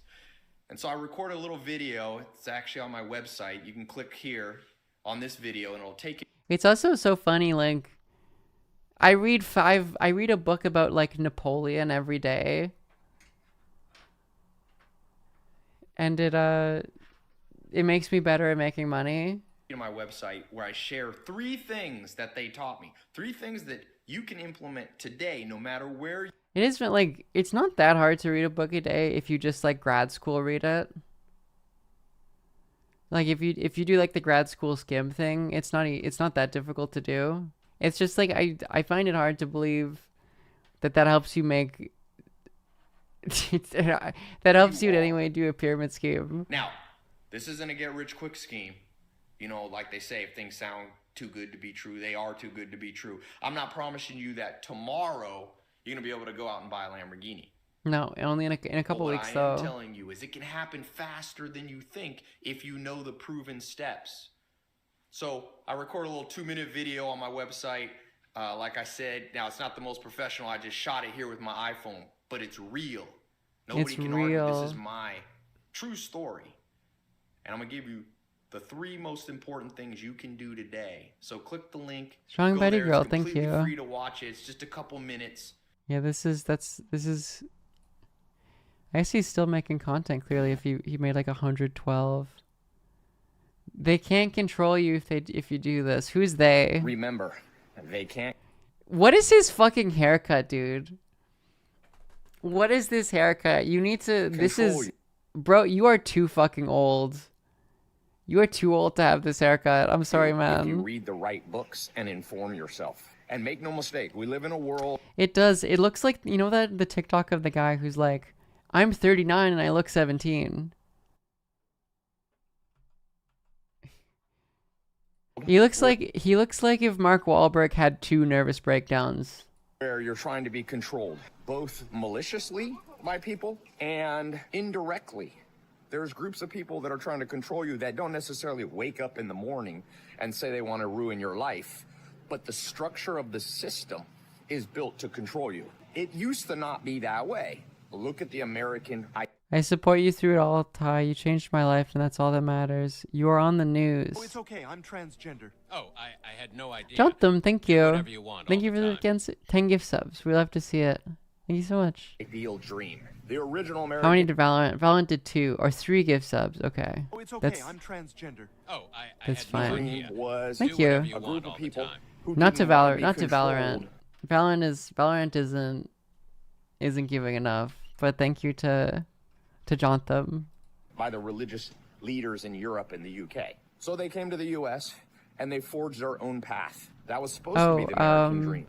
Slowly but surely, over time, what Americans What is that? 39 or what the who looks original 17. settlers ran away from is now taking place in the United States in the last 10, 20 years. The solution... It's that... Hold on. Why can I not... Oh well, I'll just... It's like this guy. Like, it's very much this vibe. A 36-year-old looks 17. And I'll give you 3 ways that I think you can know. I actually don't think he's talking about the Jews. I think he's talking about... Like, it's like DJ Khaled shit. You know, it's like, they don't want you to win. It's like, would you believe that, like, entrepreneurial capitalist thought is, like... It's very easy to kind of... get into conspiracism. It's like there is a plot out there that's attacking me or whatever. What's true? Because this really comes down to what is true and what isn't. And the plot is unified based on the fact that it threatens your ego aims. That's how people like make these grand conspiracies. It's like that's the through line. When everyone was saying like Biden, you know, the people who are forcing Biden to drop out, it's like in an alliance of like pro-Trumpists. It's like that's how you're able to make that sort of unified collection of people legible. When obviously it's like, well, there's a bunch of people who want Biden to drop out for a bunch of different reasons. It's like they are actually just other people who are also just pursuing their own interests. Whole science of this called epistemology. Yes. How do you know that you know something? So here's the 3 practical ways. Here's his epistemology. I found the Tai Lopez theory of knowledge. Know what's true. Number 1. Is he gonna try to do like Descartes meditation? Doesn't always work, but look at what's called citations. Now we live in a world where there's Instagram memes and TikTok and all this on supposed scientific data, okay? Supposed scientific data. What? Look how many citations there are. That means other smart people pointing back to that piece of scientific quote-unquote truth. What happened during 2020, 2021? He's talking about TikTok. One was there was a lot of science put out that didn't have that much citations. Is he talking about vaccines now? There wasn't enough time. There are certain things that have a lot of citations. For example, Francis and Crick, the kind of modern founders of understanding DNA. I think they have a paper with 20,000 citations. 20,000. Actually, I do believe that he reads like a bullshit like other supposed expert. You know, like the science popularizer book. I'm sure he does read one like every day. Remember, there's a lot of people that say they're experts that aren't. Coffee table book. 20,000 people who had some level of expertise pointed back to their article. That's a high Watson. He said Francis and Crick instead of Watson and Crick. That's probability awesome. Of being true, of being right. So therefore, I'm gonna pay more attention. Yeah, I mean that's the thing. It is just it's so funny. I guess this is a type of like the type of guy who is most manipulatable by self-help bullshit does just want someone who like has a little bit of science in there because it's like, oh, this guy's smart as fuck. Doesn't guarantee it, but I'm gonna read that paper. I'm gonna read. Yeah, the scholar entrepreneur thing. Albert Einstein, the general theory of relativity. It actually is used. That's why GPS is so good now. They use the curvature. It's like you don't need to read. It's like a thing that it's a dumb guy's image of a smart guy is like I read Einstein's theory of general relativity and the warping of time and space, so that when you go on Google Maps, you find the exact location that you're at to 1 meter. It used to not be that way. But there's a paper, one of Einstein's papers, has 10, 20,000 citations. A lot of stuff I see on social media that people are holding out to be true, they have like 5 citations. You can Google. I don't understand what a citation means based on a post. It. Take a screenshot of the. Anyway, this is an awesome fucking look for him. This is an awesome look at this.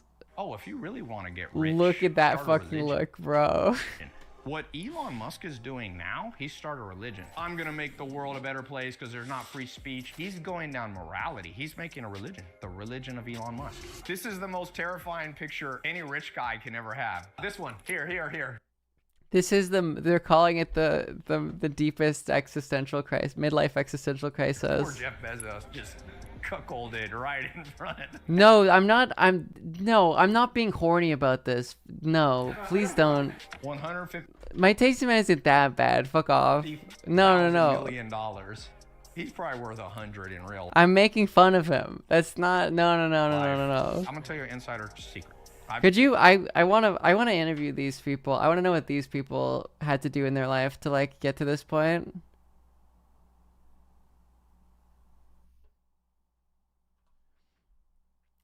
Am I talking to a guy who hollered at me on the street? Well, he came up to me. He said hello. That's not like a necessarily terrible thing. Some people can be normal about that. That can happen. It usually doesn't happen. So this is a very exciting day for me because today we're going to start quantum mechanics, and that's all we'll do till the end of the term. Now, I got bad news and good news. The bad news is that it's a subject that's kind of hard to follow intuitively, and the good news is that nobody can follow it intuitively. Richard Feynman, one of the big figures in physics used to say no one understands quantum mechanics. So in some sense, the pressure is off for you guys because I don't get it and you don't get it and Feynman doesn't get it. The point is, here's my goal. Right now, I am the only one who doesn't understand quantum mechanics. In about 7 days, all of you will be unable to understand quantum mechanics. Then you can go back and spread your ignorance. This is true. I don't know what it has to do with Tai I've been in business Lopez. with 3 guys on the Forbes list. These are real f***ing billionaires. That does sound like a Tai Lopezism.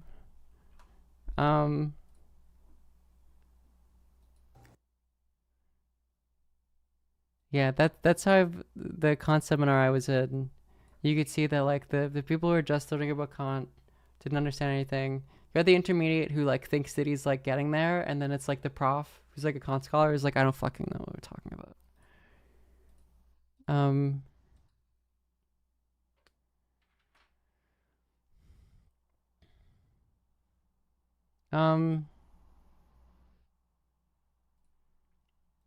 I didn't do physics outside of high school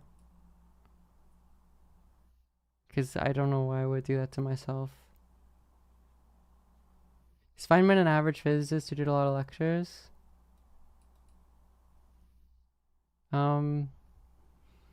Anyway, what else is going on? The Adam Friedland Piers Morgan thing is awesome. He really is millennial Jon Stewart. That's so beautiful. That's so beautiful that the Come Down podcast would produce millennial Jon Stewart. They let him talk for 2 minutes straight, and it was just baiting. Anything is possible, folks. We gotta find Nick. I think Nick is probably just coasting. I don't think he wants to do anything. That's probably what he's up to.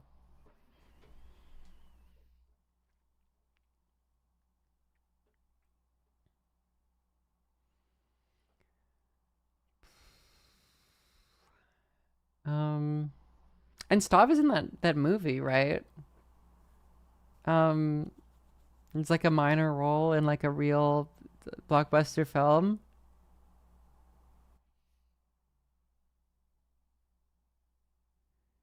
Begonia, yeah. Is there a clip of Stav's thing in there? Let me find it. I guess it's in theater still.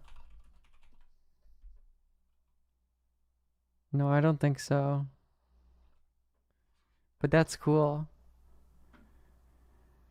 He plays like a fat balding, like, does he play a piece of shit cop, or is it like a cop that doesn't know what's going on? Well, I guess he's Stav, so that's probably, I guess that's all of his roles. I didn't have to add that. It's not in theaters yet. So I didn't need to add those adjectives. It's kind of rude. Good morning, Court. Good morning, Michelle. I believe every company should strive to form a diverse table, to empower people of different skills and every time, what is it? Skills and identities. To foster a new generation of, okay, let's go again. They want you to think it's you, that it's you who made this world. But it's always been them.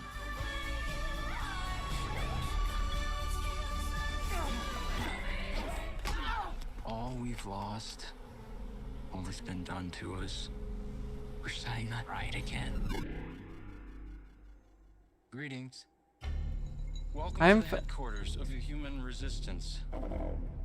Where's my hair? Your hair has been destroyed to prevent you from contacting your ship. What ship? Your mothership? Okay. In the next 48 hours, the police and the FBI will begin a statewide manhunt. I'm a high-profile female corporate executive. I am crucial. In all humility, I can say that. Think of it like you abducted the governor, but worse. There is no possible scenario where you benefit from this incident. That was really good. My pulse is racing right now. I think there's a stop bit in a second. I like that Jesse Plemons has, like, I feel like he started as like budget Matt Damon. A ton of research on this. And now he's like, it's like if you think about it, Matt Damon is budget Jesse Plemons now. On our planet. Alien fellas. I'm not an alien. You're lying to me. What's the difference? You know this is crazy. There he is. You know this Let's is go. wrong. I know who you are. I know what you are. I know you too, Teddy. It's fine. It's cool. Seems interesting. I don't know. People are obsessed with conspiracy theories now, and you would think that that would make me happy that like people are aware of them, but it seems like it's almost made it worse. Because everyone's reaction to conspiracy stuff is just like, well, we should be able to do it too. It's not fair. It's not fair. Everyone should be allowed to have their little conspiracies. Why would it be good? Well, if people are aware of it being a bad thing, like the discourse there is that he's like a crazy conspiracy guy.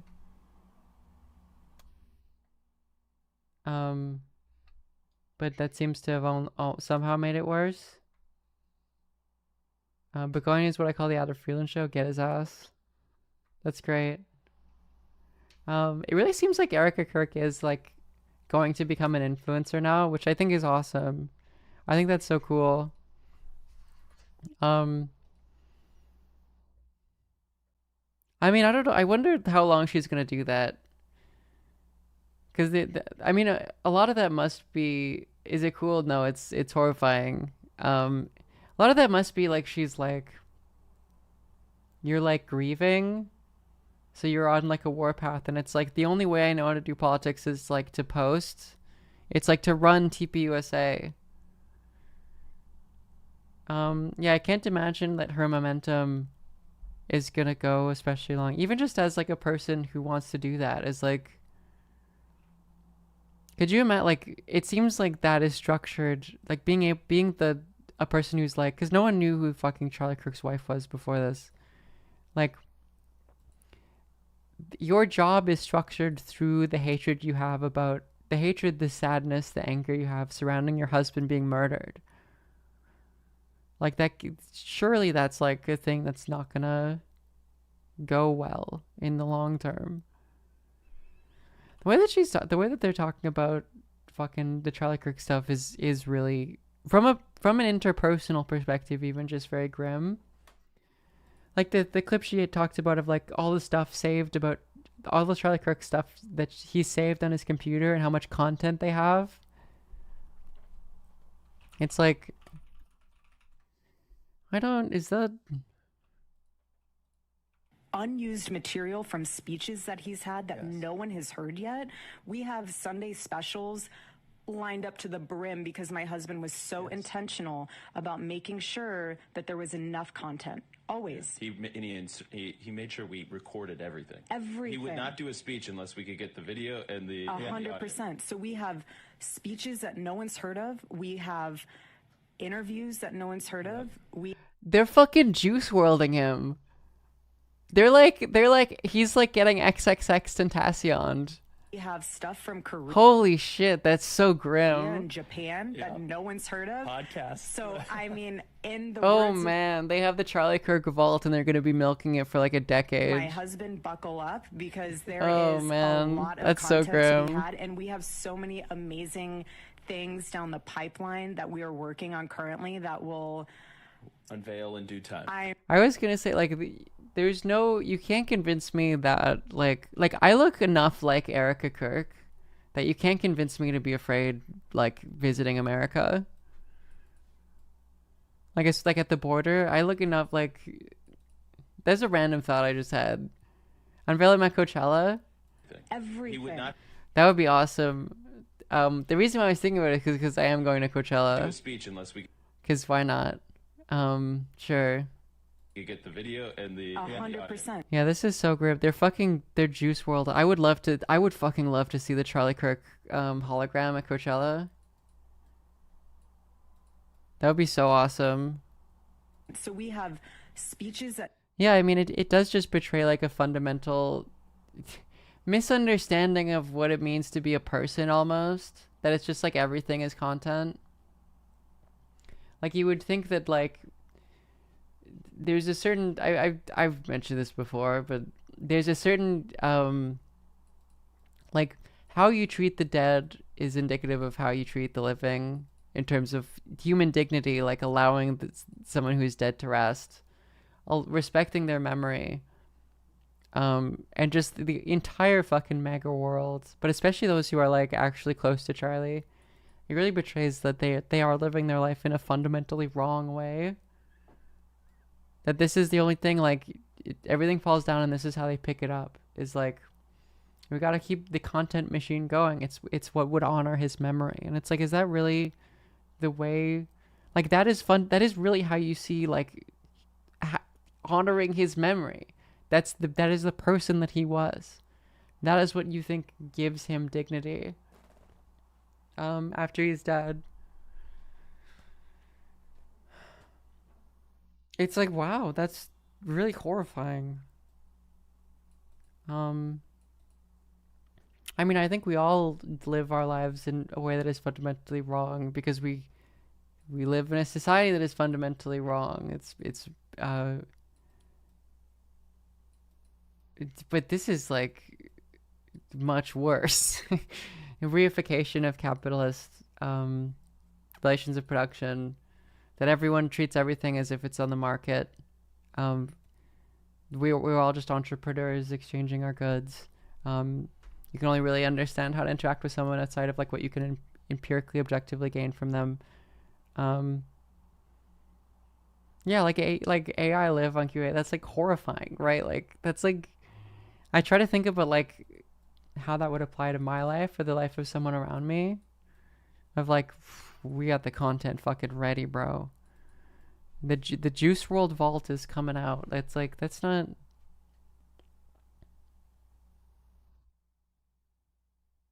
you think the constant expression, they're not laughing with you but at you, means anything to Republicans? No, they lose their... There's a reason why they lost their minds at the weird thing.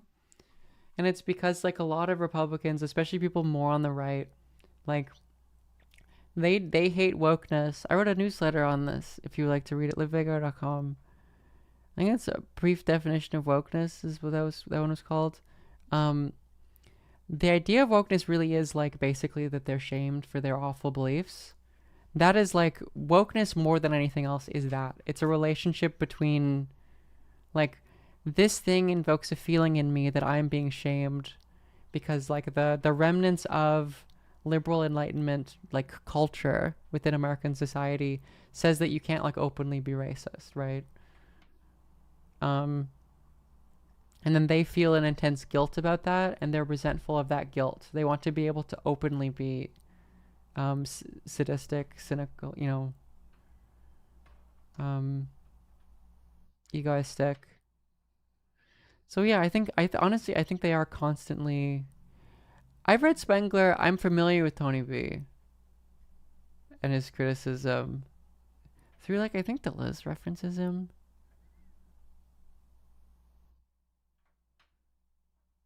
Spengler's insane. Is it insane? I wouldn't recommend it. Yeah, so I think that is like a consistent... It's why they say that like it's woke that they can't have steak because steak is bad for the environment. It's like anything that threatens them and makes them feel bad for enjoying the thing they want to enjoy is woke. So, you know, they can't enjoy the racist joke. They can't enjoy fucking steaks.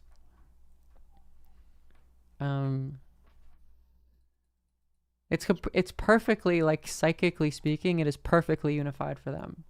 If you think of it objectively, it makes no sense whatsoever outside of that relationship.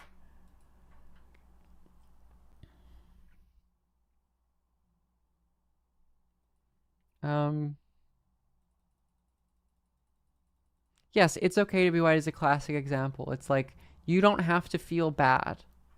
That's what they're saying. That's like the thing that's really powerful to them.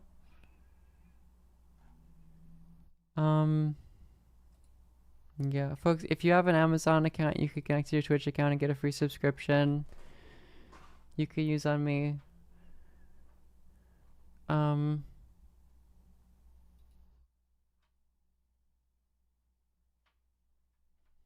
Yeah, cholesterol is woke. I nailed it. Thank you. I got it. I did it this time. I didn't fuck it up.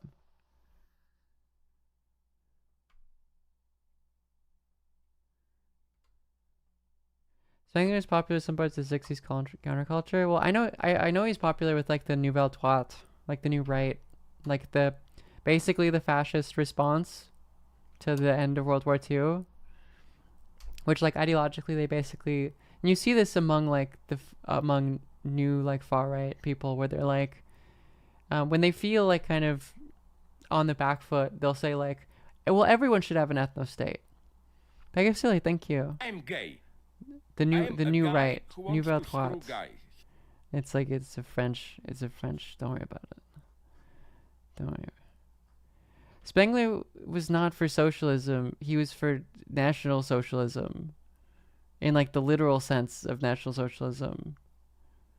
Like he thought that like the nation could facilitate, like a community that went beyond class distinction. Like, you know, like the like literally National Socialism in a sense that like the Nazis weren't National Socialists.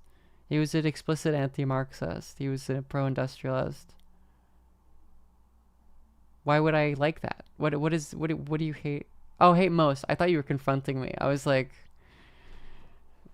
what do you mean? I think that's bad. I think basically saying like, poor people, you know, you can participate in the national project even though you'd like the industrialists reap all the benefits of your labor, etc. But like you're a part of like the national project. I think that's like, I just obviously failed as a concept, as a way of dealing with like a lot of discourses in the 20th century.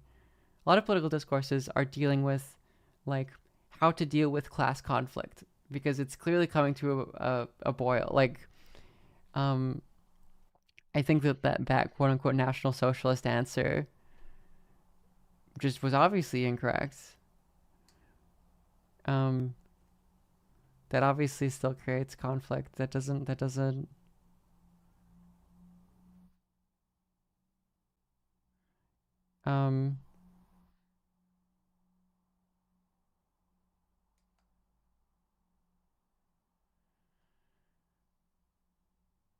Yeah, it doesn't it doesn't work.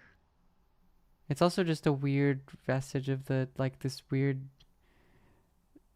20th century, like, for lack of a better term, Prussianism. And Spengler's a freak.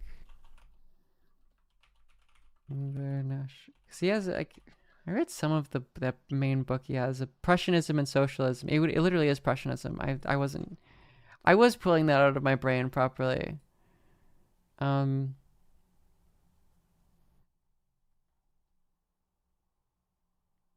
Yeah, I think it's insane and evil.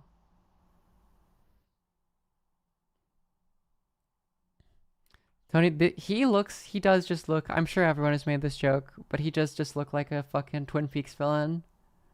There you go. I just scrolled down and it's Bob. Yeah, sure. Sure. Yeah.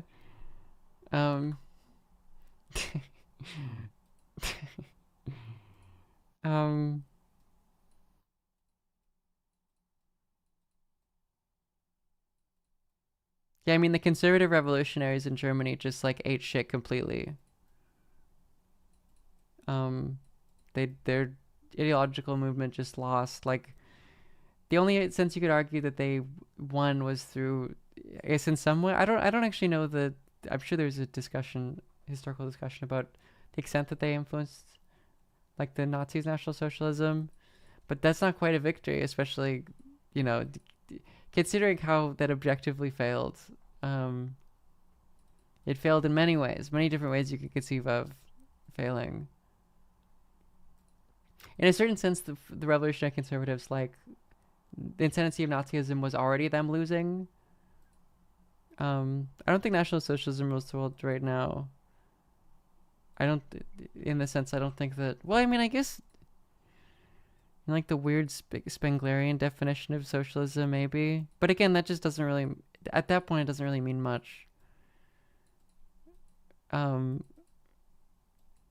It just means like a national liberal project, almost. I don't know. There's a lot you can, yeah, Carney is a National Socialist. Carney is unironically a corporatist.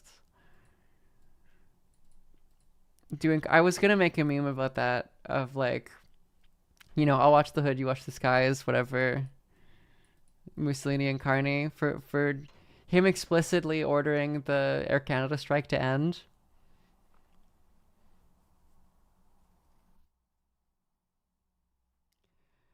Are we stormerizing? We might be. Not quite. Carney does have, like, unfortunately, this is an indictment of how fundamentally sauceless Canada is. Carney does still have the sauce.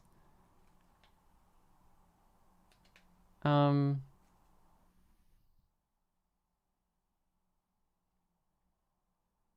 is very much so neoliberal rot. He is just a progressive conservative. He's not like, he's just made the liberals PCs.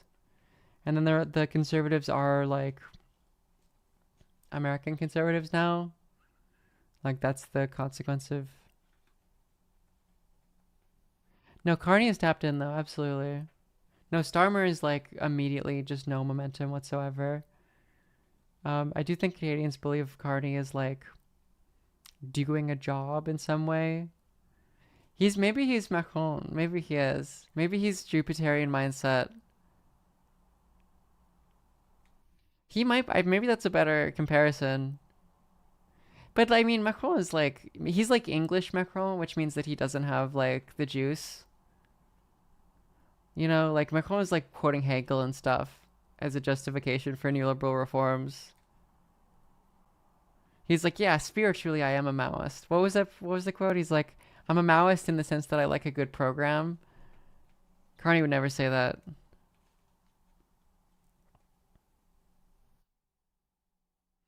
Carney's replacing Canadian Senate. Yeah, he's going to replace it with a chamber of fascists and corporations. That's the thing. Like, Carney might. No, that's not true, but it's funny to say. Carney is going to reproduce fascism based upon first principles. Some neoliberal reformer is going to do it at some point. I believe it. I sincerely believe it.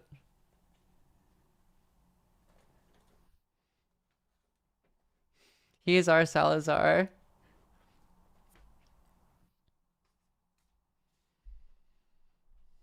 He's going to reproduce some form of corporatism from first principles. Although that's a pretty broad term now. Early 20th century corporatism. Probably just going to be like Chrétien. Yeah. Yeah, no, the real Carney is that he's like Perón. That's probably actually a better historical analogy, although not in terms of public discourse. Peronism is cool. It's a lot like Ataturk, where like every element of the political spectrum is like, I am a Peronist. Like in Turkey, like you have like literally like the anarchist syndicalists who are like pro Ataturk, and then like the fascist Grey Wolves are also pro Ataturk. I really think there is a feeling in Turkey that like he functioned as a rallying figure that like allowed for the Turkish nation state to exist.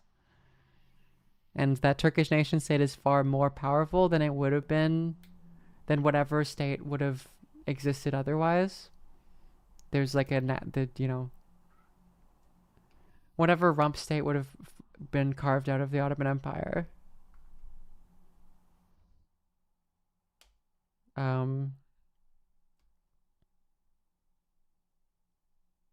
Only a Peronist revolution can destroy Peronism. I agree.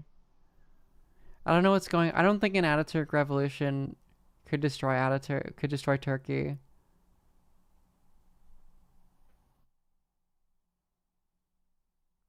He was quite a great man. He was. That's true. I mean, he was fairly like an important causal factor in that. I think as a rallying figure.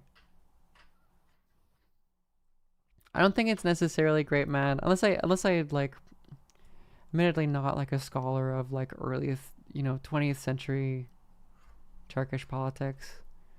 But there are cases where, history diverges greatly because a single person dies, or a single person is, lives. I don't think that's necessarily a great man. Sometimes that is an important causal factor in history.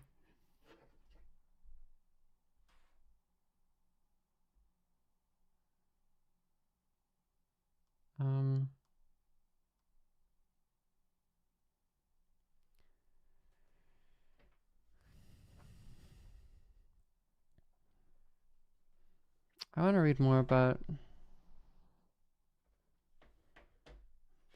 Ataturk, early 20th century Turkish. It is a wonky nation state, if there ever was one.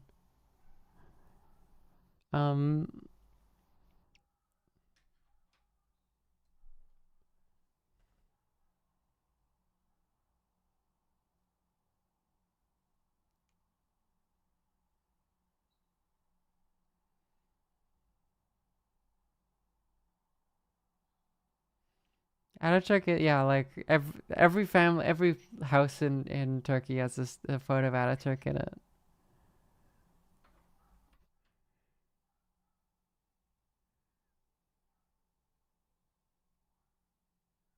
He was born in Greece, makes you think. There's a lot of conspiracy theories by various groups of people. Like, don't Greek people say he's Jewish a lot? Like he had some Jewish ancestry.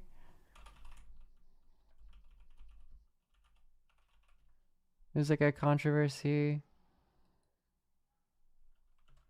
Well, Oh, due to large Jewish community, it was in Salonika.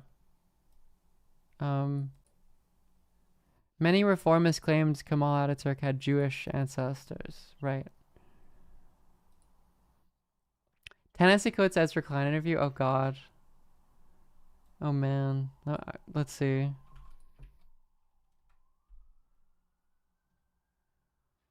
Is there like a there are clip? Two things that are true. Fucking Ezra Klein, what a moron. Is there like a clip of it? About what President My girlfriend's one Turkish lord. I think she's expert on Turkey and the Balkans. There are like white people in the Balkans, right? Donald Trump I know I'm taking the bait. I know you're taking the piss, as the British would say.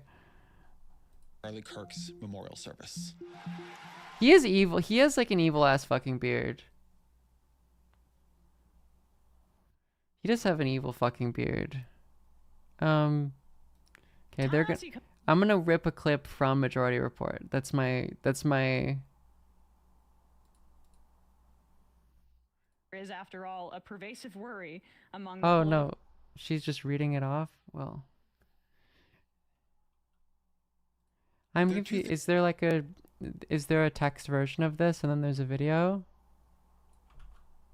Charlie Kirk disagreement. Oh God. What is Hassan? Charlie Kirk, redeemed. What did Hassan do? Discourse.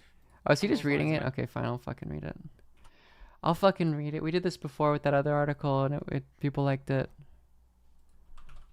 No, it's different. Oh, okay.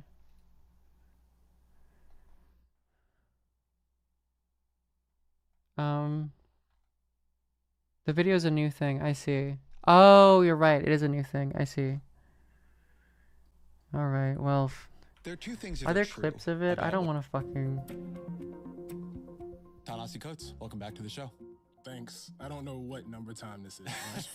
I think you're one of the. If you go back to the box space, I think you're one of the. You're on the leaderboard for sure. Yeah. Well, it's good to see you, man. Good to be here, Ezra. Thank you. Is canceling Ezra? Is Ezra uncanceled? Like I don't.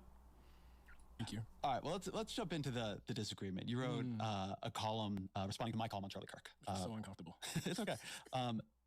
What was your disagreement with what I wrote after Kirk was assassinated? Yeah. First of all, I just want to thank you for having me. I know that I've had to read things about myself that, criticize my work. It's never easy. And people often have a very, very different response than the one you had, which is to invite me here and talk it out. So I appreciate that. I want to say that up front. I felt that when I initially read the column, and I guess we should be fully transparent here and say there was a discussion between us privately before there was a public thing. Ezra said Dem should run pro-life candidates in some places, and the tent is too big with the trans scare. We text. Yeah, we did. And Obama won because he was against gay marriage. We do text regularly, and we did text about this. Yeah, it feels like everything about this type of Democrat has already been said. That I felt like, having not done the research that I eventually did for the college, there was something off about what I knew about this guy. And the presentation of him as, and I don't want to misquote you here, but as basically a paragon of politics. Because this is that is the Dem establishment opinion functionally. It seems like they don't actually know. I guess there is no Dem establishment opinion. And how politics should be done. I think I had the same reaction that most ordinary people would have, which is absolute horror. It is the Matt Iglesias line of thought, though. It's the Bidenist opinion. The idea that this guy was somewhere speaking and was killed. But I always think it's important to differ. Why are we losing? We're losing because there are always moments when we lose. See, that feels very fatalistic to me. It doesn't feel fatalistic to me. It feels like the truth. I mean, and let me express what I mean. I'm Ta-Nehisi Coates. I'm the writer. I'm the individual, right? But I am part of something larger, and I've always felt myself as part of something larger. I have a tradition. We need 1 billion Americans. The funniest thing about the fucking Matt Iglesias 1 billion Americans thing is that he was never especially pro-immigration.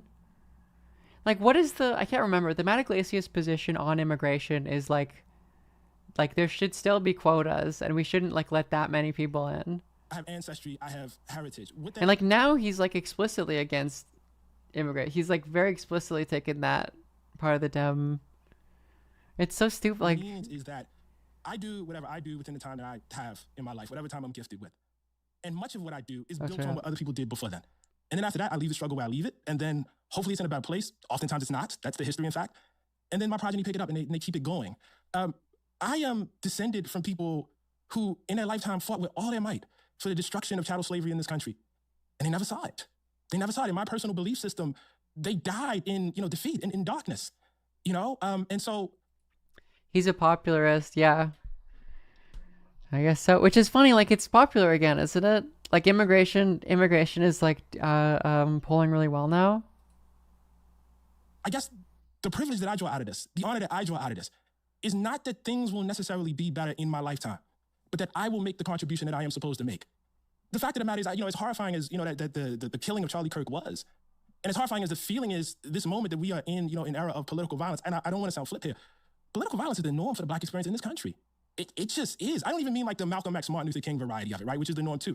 You would be hard pressed to have a conversation with a Black person in this country that is a descendant of slavery and not have them be able to reach maybe right here or to tell you themselves, look, my uncle, my grandfather, my great-grandfather, they lived in a small town in Mississippi, in Tennessee, in Alabama. They got into some sort of dispute with a white man, and either they were lynched or we had to run. Political violence runs through us. It is our heritage. Is that good? No. Do we valorize it? Absolutely not. Do we minimize it? Absolutely not. But a life free of it is not a thing that's really in reach in my time. Sometimes I think that having a historical scope that wide can make the present too deterministic. So to me, I look at the last, 8, 12 years. And what I see having happened. I want to see the Ezra Klein theory of history. The coalition I am in, the things I believe in, lost ground. And people... It pisses me off. Sorry, he's gonna from an objective standpoint, it's why did American liberals are so fucking spineless. Why did American liberals eat shit? How was Trump fucking dog walked on? He's fucking dabbing on them. How is it possible that Trump forged the Republican Party in his image and has altered the American Overton window to such an extent?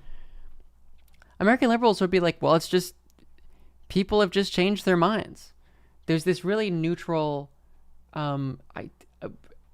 understanding of the relationship between discourse. Discourse just happens. This is the popularist idea too. Discourse just happens and you have to follow where the discourse goes. You can't make discourse. You can't be effective at changing it, shifting the discussion. The reason why Trump won is just because people got more evil. It's not that like that allowed people to get more evil, that facilitated a cultural change, that changed in it's not as if, again, it was a complete fucking fluke that Trump won the first presidency. The reason why there has been like this political, why the Trump Republican politics has been so politically ascendant was because American liberals failed. They fucked up with Hillary Clinton being the candidate. Like anyone else beats Trump, and then he's not a figure anymore. Like, can you imagine how much that changes American politics? And then the fact that Ruth Bader Ginsburg refused to step down, so just completely dooming the courts for a generation. And then the fact that Biden refused to step down, like really fucked over whatever Democratic campaign, like however much like Kamala ate shit. A lot of it was, we're seeing this in the data more and more, like that a lot of it was genuinely people didn't vote for her over Gaza. Regardless of that, it was a difficult position to be in terms of that campaign. Those are completely historically contingent things. American liberalism, it's eating shit, and then American liberals are like, do we even need our political project? Is it just like, is American liberalism inherently going to fail and we should just like push ourselves to the right? It's like, no, you guys ate shit because your political establishment is incompetent and they fucked up. Determinedly worked to make that so. Charlie Kirk worked to make that so successfully, right? I think that when he began going to college campuses and putting out a sign at a table, what he was eventually going to build was not obvious, right? I think he worked. I think he was a successful political actor. And I think that from when in 2016, we lost to Donald Trump the first time, very narrowly, won the popular vote, right? And then in 2020, we almost lost to him and began seeing we were losing a bunch of voters we thought we were fighting for, right? Losing more working class voters, losing non-white voters, right? Something was changing, but we won, so okay. And then in 2024, we really got our asses handed to us. And we let a much more dangerous form of politics fully erupt. And I think that reflects strategic decisions they made. I think it reflects decisions we made. So I think for me, it's not enough to say, we lost, there are backlashes, sometimes you lose. I think it requires like a very fundamental rethinking, like a disciplined strategic rethinking. It pisses me off so much because like when the right lost in 2020, what did they do? Did they become fucking, even in 2012, when the right lost in 2012, when they ate shit in the midterm, a lot of the GOP wanted to just become like fiscal, like budget warriors. They wanted to drop all of the, the gay marriage stuff didn't work. And then, the faction that said, no, we can create a fucking political storm out of this, they ended up winning. And a lot of that is historically contingent. It's not even as if the strategy is necessarily the best strategy for winning. But they far beyond, like, Republicans exist much more as a political party than Democrats do. Like, the popularism bullshit is like such a good example of like the most neoliberal thing, people always use that term, like the most neoliberal thing ever. It's just like, what do you want me to be? The Republicans, like, going to do the opposite of that Nigel Farage quote about Corbyn. The Republicans, they believe in something. They think of politics and gaining control of the state as a way of doing politics to have an effect on society. Valorant is my third highest gifted. Let's go. Shout out to Valorant for the 25 total gifted subs. Wow, we love Valorant, don't we, folks? Thinking of what have we been doing? Why are people preferring this to us? So yeah, it's so funny, like, yeah. And I do think that is like, it opens up into something more. It's so fucking stupid. Trump won because people wanted the price of the dollar menu to be back when it was in 2019. People are easily manipulatable. The final line, thank you for the prime. American society is very easily manipulatable. Like, it's a field of low information voters, and whatever kind of line sticks in the moment works. I think that there is a practice of politics here that, in a narrow sense, I was talking about Kirk, but in a broad sense, reflects to something that I thought was going to be an argument stretching across the show for like a year, right? I think more of it came out in this than I'd intended, probably. But I think in many ways we've stopped doing politics. We've written a lot of people off. And in writing them off, we are losing and we are unable to protect ourselves, unable to protect them, just unable to make good change in the world. I mean, this is just empirically the case. If you look at the exit polls, what are people voting on? It's the economy. People who are voting Republican are voting about the economy. Independents voting Republican, overwhelmingly, whatever you want to tell yourself, fuck off. Empirically the case that the independents are voting about the economy. They're not doing it because they're hogs and they love the culture war. And that's just like the way the politics is now.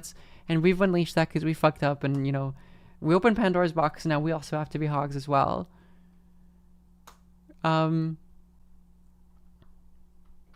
It's just not like. Can you say more about that writing them off, please?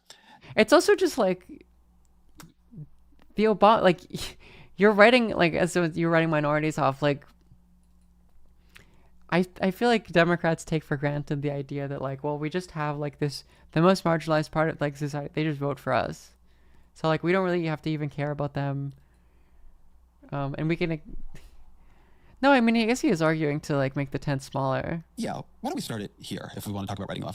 I've been obsessing recently for a piece I've been writing about the Hillary Clinton deplorables comment, and I want to play it. You know, to just be grossly generalistic, you could put half of Trump supporters into what I call the basket of deplorables. Right? They're racist, sexist, homophobic, xenophobic, Islamophobic, you name it. And unfortunately, there are people like that. And he has lifted them up. He has given voice to their websites that used to only have 11,000 people. This is funny to me too, because it's like the Kamala campaign did not do this. The Biden campaign didn't do this. There's a certain sense, I mean, I'm sure this has been brought up, but like Ezra Klein is arguing to do the thing that the Democrats did when they lost to Trump the worst, which was literally do this, right? It's try to pivot to the right. Try to close the tent up. Now I have 11 million. He tweets and retweets. They're offensive, hateful, mean-spirited rhetoric. Now some of those folks, they are irritating. And it is just very funny that like Republicans when the Republicans have been doing the inverse of this since this happened. They're like, oh, okay, gloves are off. You know, a bunch of society is evil. Because they think the racism is real or whatever. Thankfully, they are not American. What do you think when you hear that? She probably shouldn't have said it. Do you think it's true? I mean, it's probably not how I would say it, but you know, I mean, the things that I would say. Yeah, of course it is. It's It's a truth. It's obviously immediately correct, self-evidently correct. I probably would say what I said earlier, you know, in the interview about the force of, and I mean, as I've been saying this probably since as long as we've been talking. Yeah. You know, but I'm not. I just want to be clear about something. I shouldn't be running for president of the United States. You know what I mean? And my expectations for the rhetoric of writers, intellectuals, journalists, etc., is very, very different than what the expectation should be for people who you know, expect to hold office. Yeah, so I agree with, right? I think that there are different jobs in all this. But when I say we began writing people off, I think that something that happened, and I think something I saw in this debate, but kind of like underneath it, was that the work of politics of bridging over a lot of profound, fundamental moral disagreements, I think became somewhat... Also, yeah, it is silly to say that's why she lost. She lost because she's a fucking charisma black hole. She didn't campaign in fucking Michigan and Wisconsin. It was just Michigan? Diminished, began to seem like in many cases a betrayal to people. She didn't go there at all. Tent shrunk. The people I feel more comfortable with wielding power shrunk. And I think what Clinton was saying there came from somewhere. It came from, you know, the sort of culture that had emerged. It got worse over time.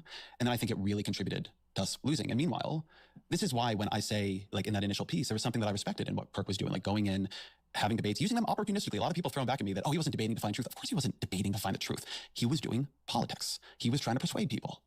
And I've watched on our side, not opportunistic engagement, but a lot of, I would say, counterproductive disengagement. Would you? It's annoying to me though, because like, if there was a Democrat version of Charlie Kirk, like let's say like the Destiny shit. Destiny does like Democrat version of Charlie Kirk. He literally did Democrat version of Charlie Kirk like a week after Charlie Kirk was shot. Like Ezra Klein would call that divisive.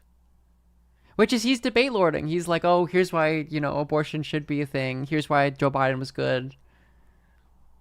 Would you like to see one of us. Like he's not saying we should do debates. He's saying that you should agree with the chuds, not be like mad at them, right? Am I crazy? Isn't his argument? That's why Ezra Klein is incorrect about the things Charlie Kirk is doing. He's saying that the criticism of him is like, well, I mean, of course he's doing it cynically. It's like, no, I don't think that that's why people are criticizing you.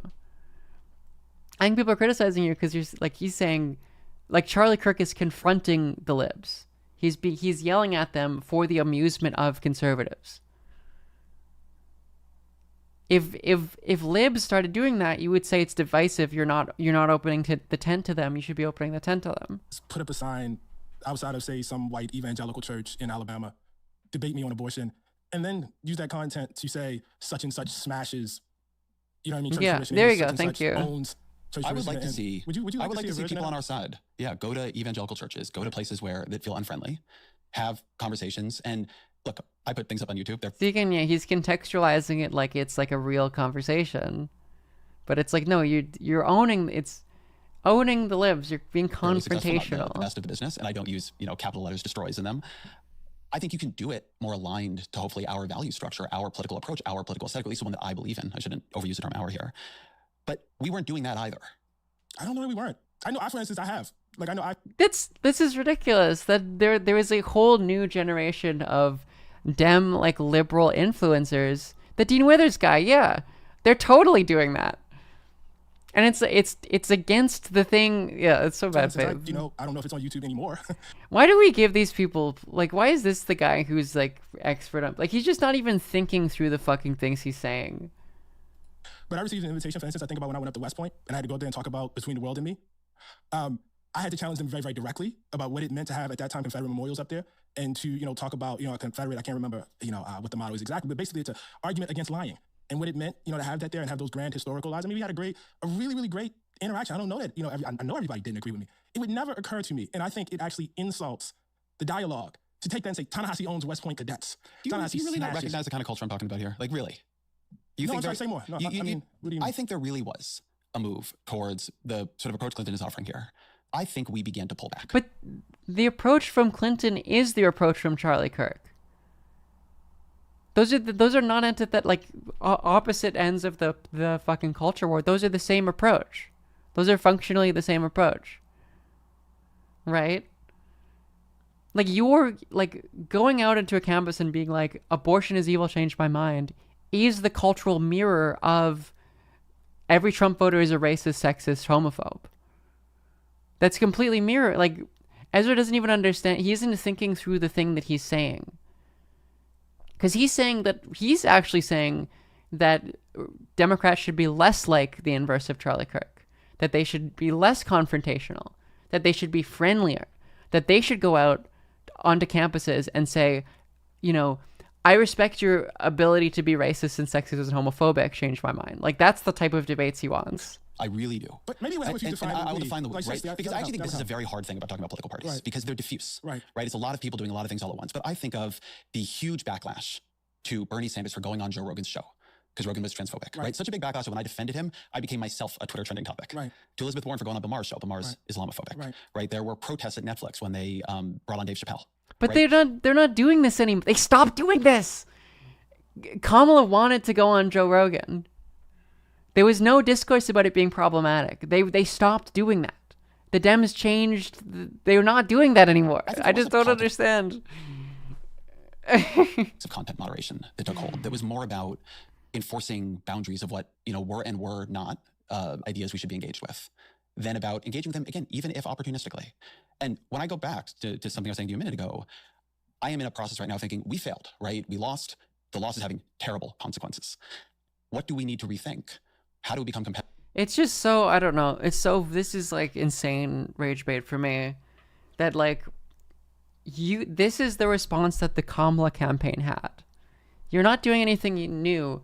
The Kamala campaign also said this and then they lost, which again, like I would say that there are a lot of different reasons why a political campaign, I'm more sympathetic to the Ta-Nehisi Coates position, obviously, that there are plenty of reasons why a political platform can lose outside of merely like, oh, we're doing the same political idea and we continue to lose There are plenty of other factors that cause someone to lose. Competitive again. So, but by his very logic, I love saying that.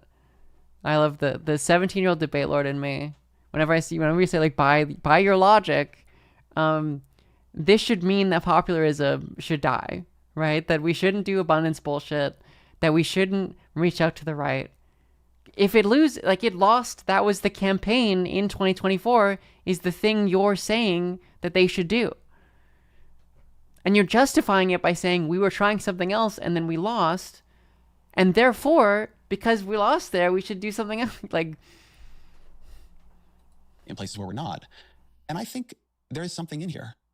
Do people feel like, even if they disagree with us on some things, that they have a place with us? And my experience going around the country talking to people, I've been on a lot of, right of center podcasts lately, is that, rightly or wrongly, like what they took and something that really empowered Trump in the last election was a sense that they didn't. And like we were against them, and if so, they were going to be against us. And I think that's, in the end, doing politics badly. So that's just, yeah, anyway, I'm just going to say the thing I said before. How much you argued that like Biden shouldn't run again.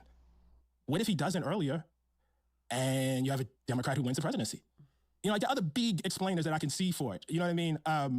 It pisses me off because it's not even an ideological discussion. Like Ta-Nehisi Coates is a liberal.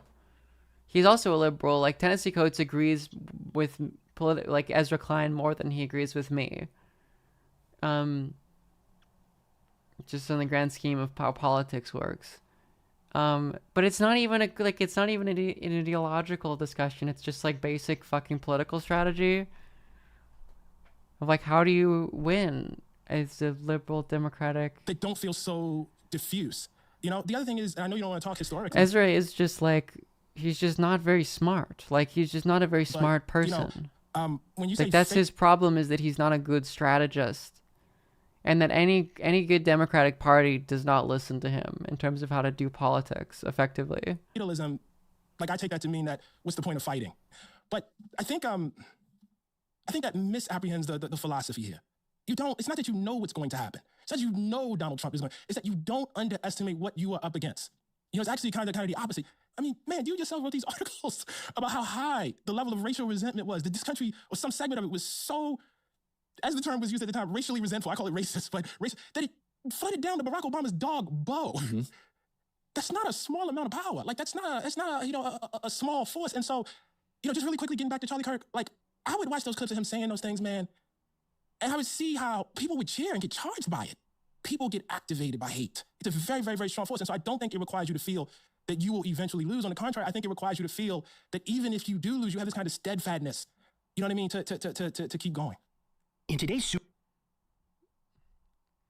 sponsored by T-Mobile. The stakes of losing.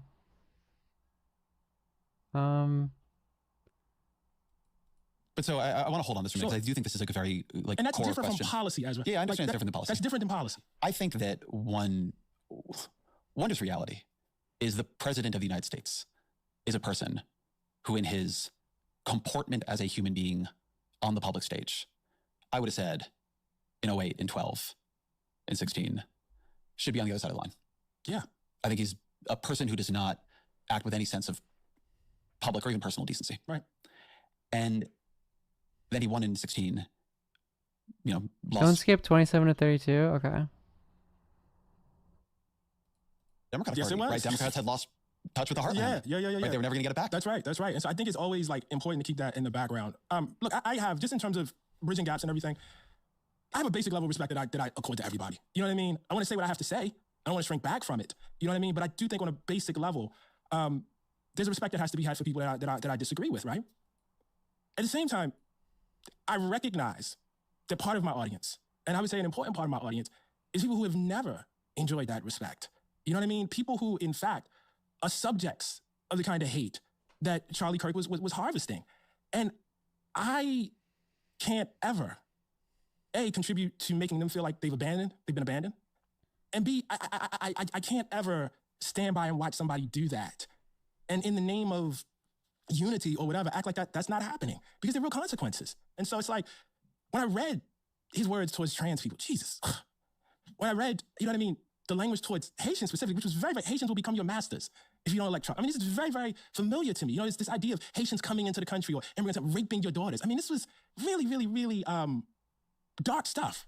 It's at the core. Ta-Nehisi Coates is like a real liberal. Like he's an ideological liberal who is like worried about the kind of political and moral requirements of the political, of the liberal political project. Ezra Klein is a good example of someone who is just like, that's where the Overton window is. Like it's not, you don't believe in liberalism as a project. You believe that that's where the middle of the road is. And so it's like, that's where my politics are going to be. You know, like it's easy for me to imagine Ta-Nehisi Coates being a liberal in a context where liberalism is a controversial statement. It's very difficult for me to imagine Ezra Klein. I mean, he's abandoning the liberal project in now. It's very hard for me to imagine Ezra Klein being a liberal in that context. I think that's the fundamental distinction. This country, and so, you know, it's like if you're a liberal, of course you oppose an apartheid state. That's not democratic. A liberal in 21st century liberal. Those 1848 liberals, maybe not so much, but yeah, maybe not universal citizenship for all, but the 21st century liberal, like, of course, you oppose an apartheid state that just follows from your position as the believing in universal human rights, universal citizenship, you know, but then like Ezra Klein is someone who is more of a, yeah, as someone said, a political operative. Liberal scientists don't. I mean, there is a discourse within liberal political theory about this that emerges really in the last, like, I want to say since like the 70s, but probably more recently, that like a democracy that defines a democracy based upon universal suffrage. Like everyone of every ethnicity has to be able to participate in society. There's a concept of an ethnocracy, which is like a system which allows for a voting system. So like some liberals, I think a majority of liberals in political theory, Western political thought, would call, I mean, in like who are philosophers, political theorists, would call Israel an ethnocracy and not a democracy. Maybe majority is too far, but that is a fairly new, I think, concept in, yeah, like, you know, like America, this idea that America wasn't a democracy, I mean, arguably it's never been a democracy, I guess, since like the 60s, since like Voting Rights Act, where like black people were actually enfranchised. Yeah. I feel like. So that is I guess that's a more recent definition, obviously, though. Like, you know. For Haitian immigrants that are in, you know, Ohio who are living under the weight of this. For trans kids who, you know what I mean, are dealing with, you know, being, I don't even want to use the term bully, beaten up, attacked, threatened. You know what I mean? It's very, very important to me, given the post I have, to say I see you, but also this dude was wrong. And I'm all for unifying, I'm all for bridging gaps, but not at the expense of my neighbor's humanity. I just can't. I think the thing we go to there, right? Not at the expense of my neighbor's humanity. Because I've gotten a lot of that in email, right? Like, how am I supposed to talk to these people? How am I supposed to deal with these people who are denying my humanity? I'm not against talking to them about it. I'll talk to you very clearly. Yeah, sure. I have no problem with that. I guess the place where, I'm not even 100% sure if we disagree, if you just like sort of see your role differently, right? I think that in losing as badly as we have imperiled trans people terribly. Yes. Fuck off. Politics is for power. Joe Biden did that. Politics is for power. If you're abandoning trans people, it doesn't even matter then. That's the problem. That's the problem if you actually just abandon a group, is that it no longer matters whether you fucking win or not. And so I think that because if you allow for that like transphobic discourse to just be solidified, allow it to be the thing that, you know, that's the uniparty sacred cow that everyone believes, then the stakes of that are gone. You've foreclosed upon the possibility that this party system will allow for the betterment of that group. You can't invoke. Question I am it's nonsense. Genuinely struggling with isn't how to have like a great kumbaya moment. But I think it is taking seriously that something we're doing is not working. I mean, I had Sarah McBride, who's the first trans member of Congress on the show, and you know, who's like, Sarah McBride's so fucking funny because like you can tell that she just wants to be like a Joe Biden cisgender liberal. Like she does not want to be like the one who's like, she does not want to be the one who's like, we were talking about every single survey, like the first liberal, like trans person or whatever. On, like, trans rights has gone in the wrong direction the past couple of years. Right, we've just begun to lose that argument terribly, and that has put people in real danger. So I take your point when you say, look, I want people to feel seen in my writing, and I want people to feel seen in my writing and my podcasting. But I think the place I'm trying to push towards is I think that there is a diminishment of the political coalition building that we now need to do, because we have come to the view that a pretty wide variety of people are in some ways kind of deplorables. I think it's weakened a bit in the last couple of years. I would never use that language. Jesus Christ. But like that's not, so when you ask me about that Hillary Clinton, that's what, like I would never say it like that. That's great. I think it's good that you wouldn't say it like that, but I'm not saying. I don't even think that, by the way. Like I don't even focus on people. Look, I am at war with certain ideologies and ideas, and I want them expunged. I want to turn them into phrenology. That's what I want. But I don't want the people, you know what I mean, out. Like when you start talking about who people are and their bones, like that. So in a way, I'm not sure. I mean, in a way, I think we're saying something not too dissimilar here. I guess the place where I felt a lot of pushback, and maybe this was not your pushback, right? Was, the first piece I can just sort of, like, I accept that there's a disagreement on, like, what to do in the 24 hours after a death. Like, you feel like I was whitewashing the guy, and I felt like I was sort of... Yeah, I know you do. I know you do. It's very upsetting. I know you do. The second piece I did, which I think you saw, was more about this question of, what are we going to do living here in sort of two types of disagreement? Right, one with a right that where Charlie Kirk has become sort of the center of it, right? He's not unusual for the MAGA coalition. He's a sort of uniting force within it, and the kind of things he believed and the way he did his politics. And then two, what are we going to do? Like, how are we going to be here with people? Anyway. Like halfway there, right? What does it mean to be in this political community together? What do you think about that question? About how to live together? Yeah. Well, first of all, I think it's a truth. You know what I mean? I think it's like it's a foregone, like we are. I really. I do, yeah. How scared he was to have that discussion of like, it makes me uncomfortable that you were whitewashing. That, there's no real choice about this. I'm not renouncing my American citizenship. They're not renouncing their American citizenship. So this then, as far as I'm concerned, is a contest of ideas and narratives. Again, all I can go to is my role as a writer. And my role as a writer is to state things as clearly as I possibly can, to make them in such a way that they haunt, to state truths, and to reinforce probably the animating notion of my politics. And that is that all humanity is equal. And is worthy of that, And I actually think all of the sort of political and policy positions are, that I probably find myself in sympathy with, are attempting to affect that, in the real world. And so, and again, I'm putting aside your piece, but I'm just thinking about the moment we're in.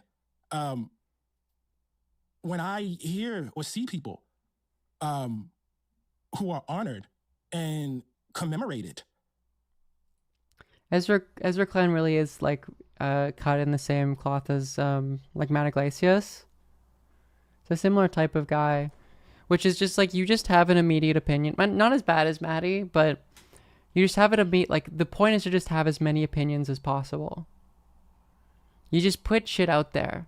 And you put enough out there that it's like, well, you're clearly there's going to be some fucking dumbass out there who agrees with you. And like, everyone else has to like think about it, the nuanced, thoughts that they have on the matter, and like, you have but if you're just like, who's with my like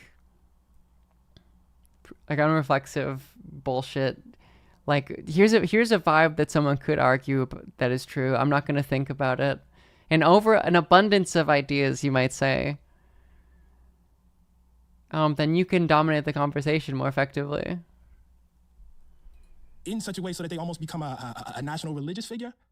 And then it's very like Twitter brained or Twitch streamer brained in a certain sense. It's just, you have all the controversial takes, and you like those, like everyone has to jump, like after you have the discussion, you center it, and then everyone else has to jump in, either be pro or against you. And it's like, you have your political allies that also have bullshit, they don't think through their opinions, who come in and are like, yeah, that's probably true. Content. And it's content. And I see that their content is actively destructive to humanity. I have to draw a line there. Like, I think, like, for me, like, the bigger question is, where are the lines? You know what I mean? And I think there's no problem with saying, listen, you can't hurl epithets at people. You're out if you do that. I'm sorry. Look, you want to have a debate about whether we should have affirmative action, in colleges? I'm here for it. You want to have a debate? What does it mean to be on the other side of the line?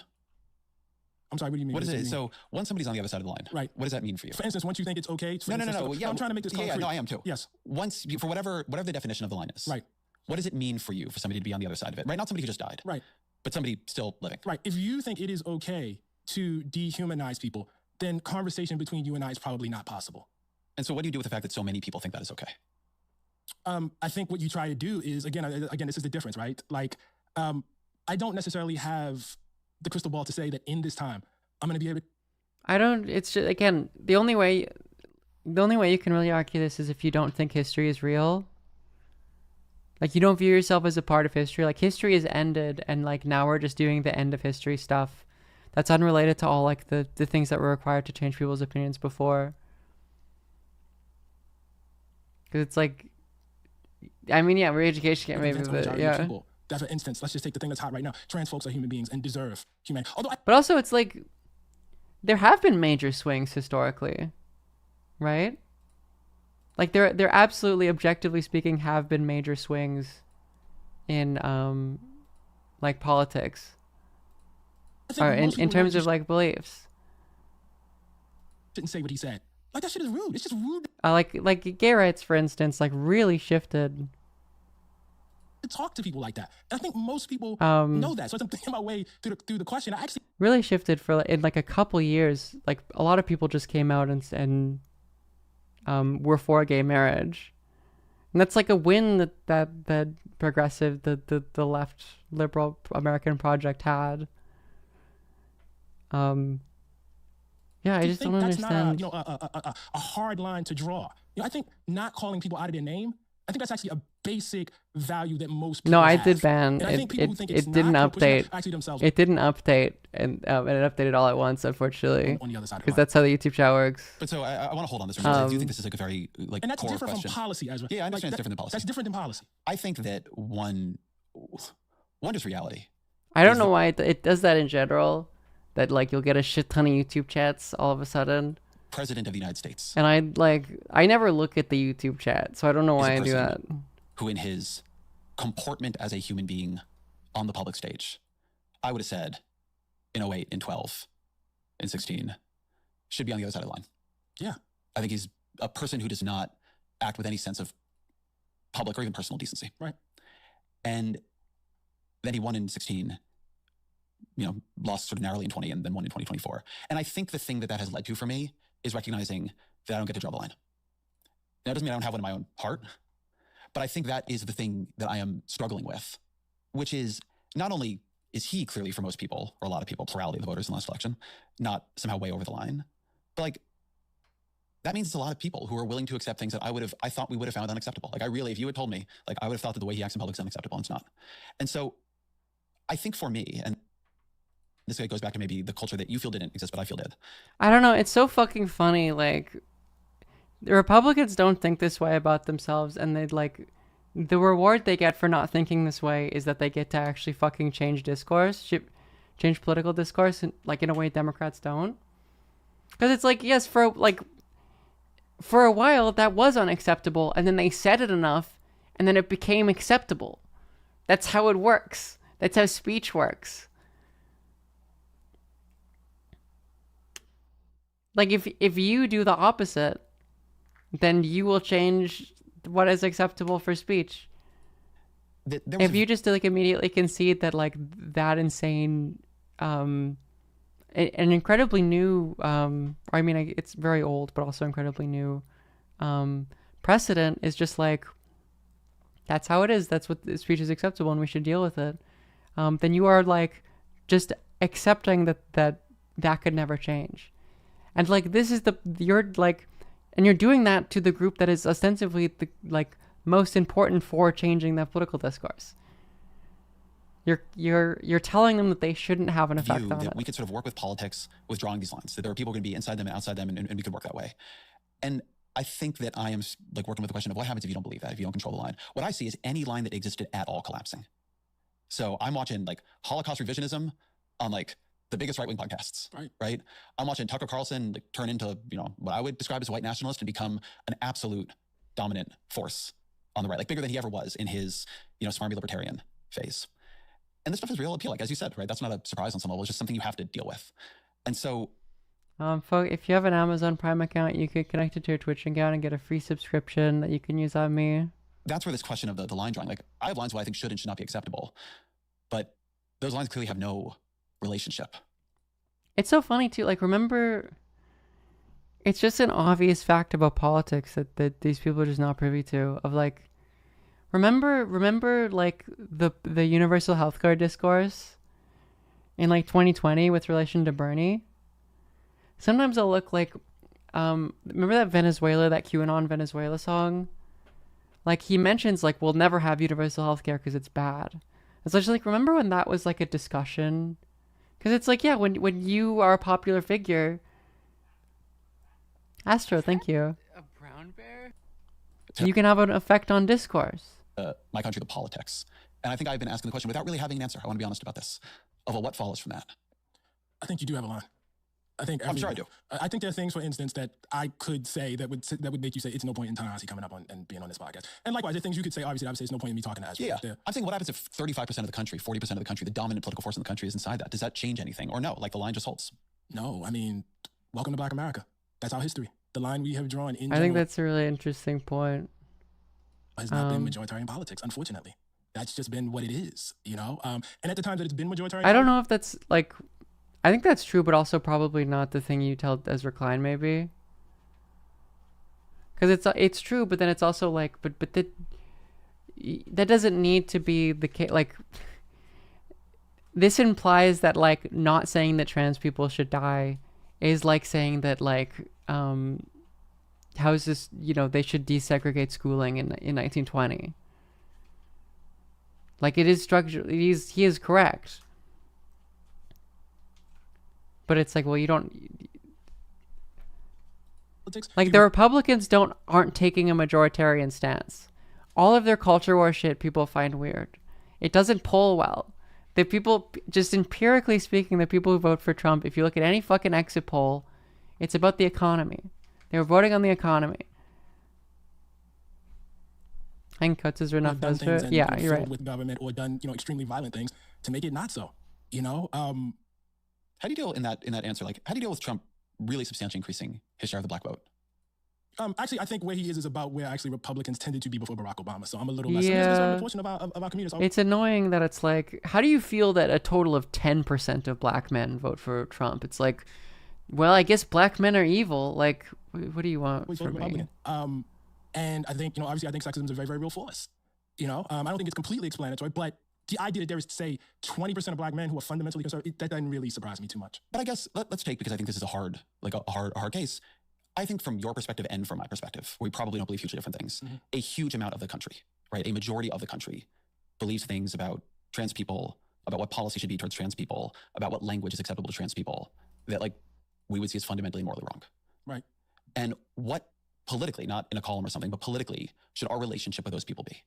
Do we win them over? Do we compromise with them? Like, this feels like a very salient question. The Republican Party is going to make sure this is a relentlessly salient question. Right. So I agree with that. Where does the approach leave us? Right? Where do we go on that? Yeah, no, I think that's a great... Yeah, I mean, I think a lot of these pundits live in a world where people think about politics as much as they do, when in, like, reality, they don't at all. No one cares. Everyone is a low information voter. Question. Look, I think a couple things. I think,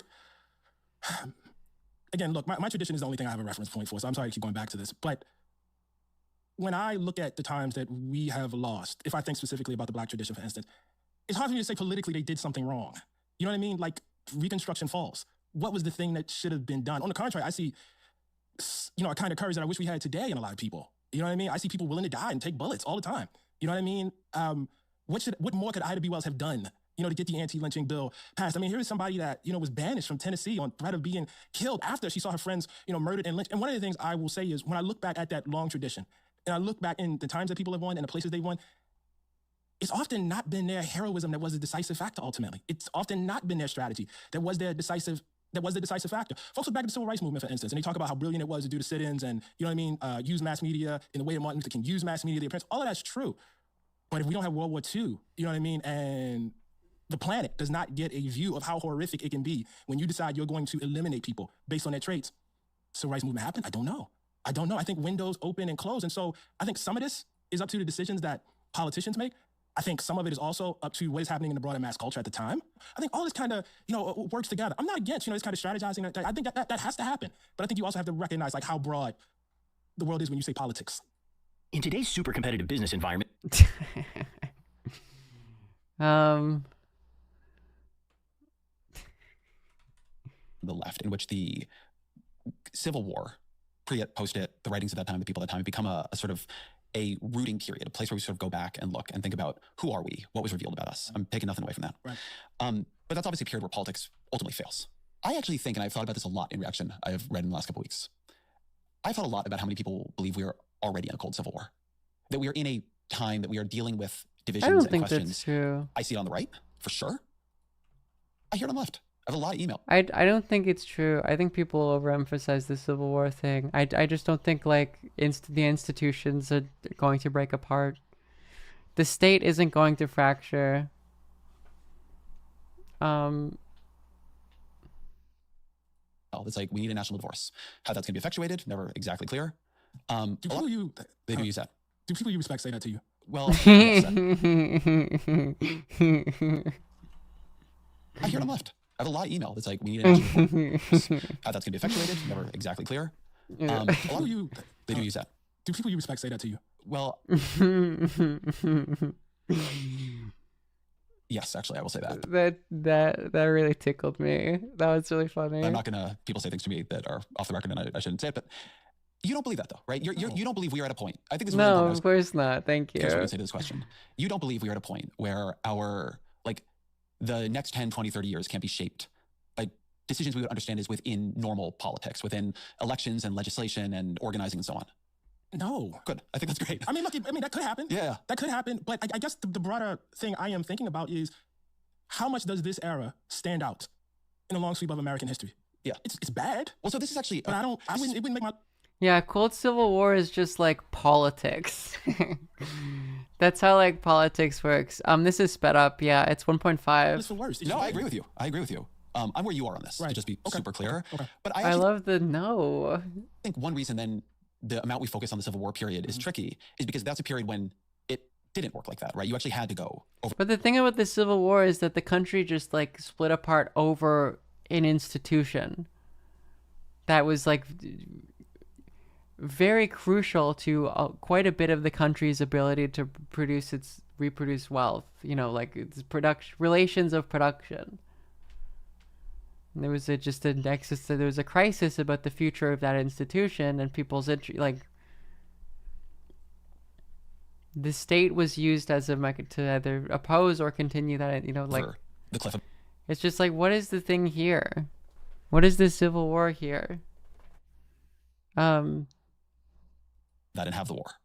I've been thinking a lot about, because I've been reading a lot about McCarthyism. So I've been thinking about that whole period. And the thing is like you have examples of like I just really like, sorry, voice crack. Rancorsoft, thank you. I think some people think that like their bar for how popular, how possible a civil war in the foreseeable future is in America. They, for that standard, they think that the American state is like as powerful as like the Sudanese state, like it's like Burkina Faso, like these like sub-Saharan African states that are like not especially strong and not especially capable of like maintaining order. It's just you need more in and those states, as it turns out, are pretty, like the modern nation state's pretty fucking strong. It's pretty hard to get rid of. It's pretty easy, You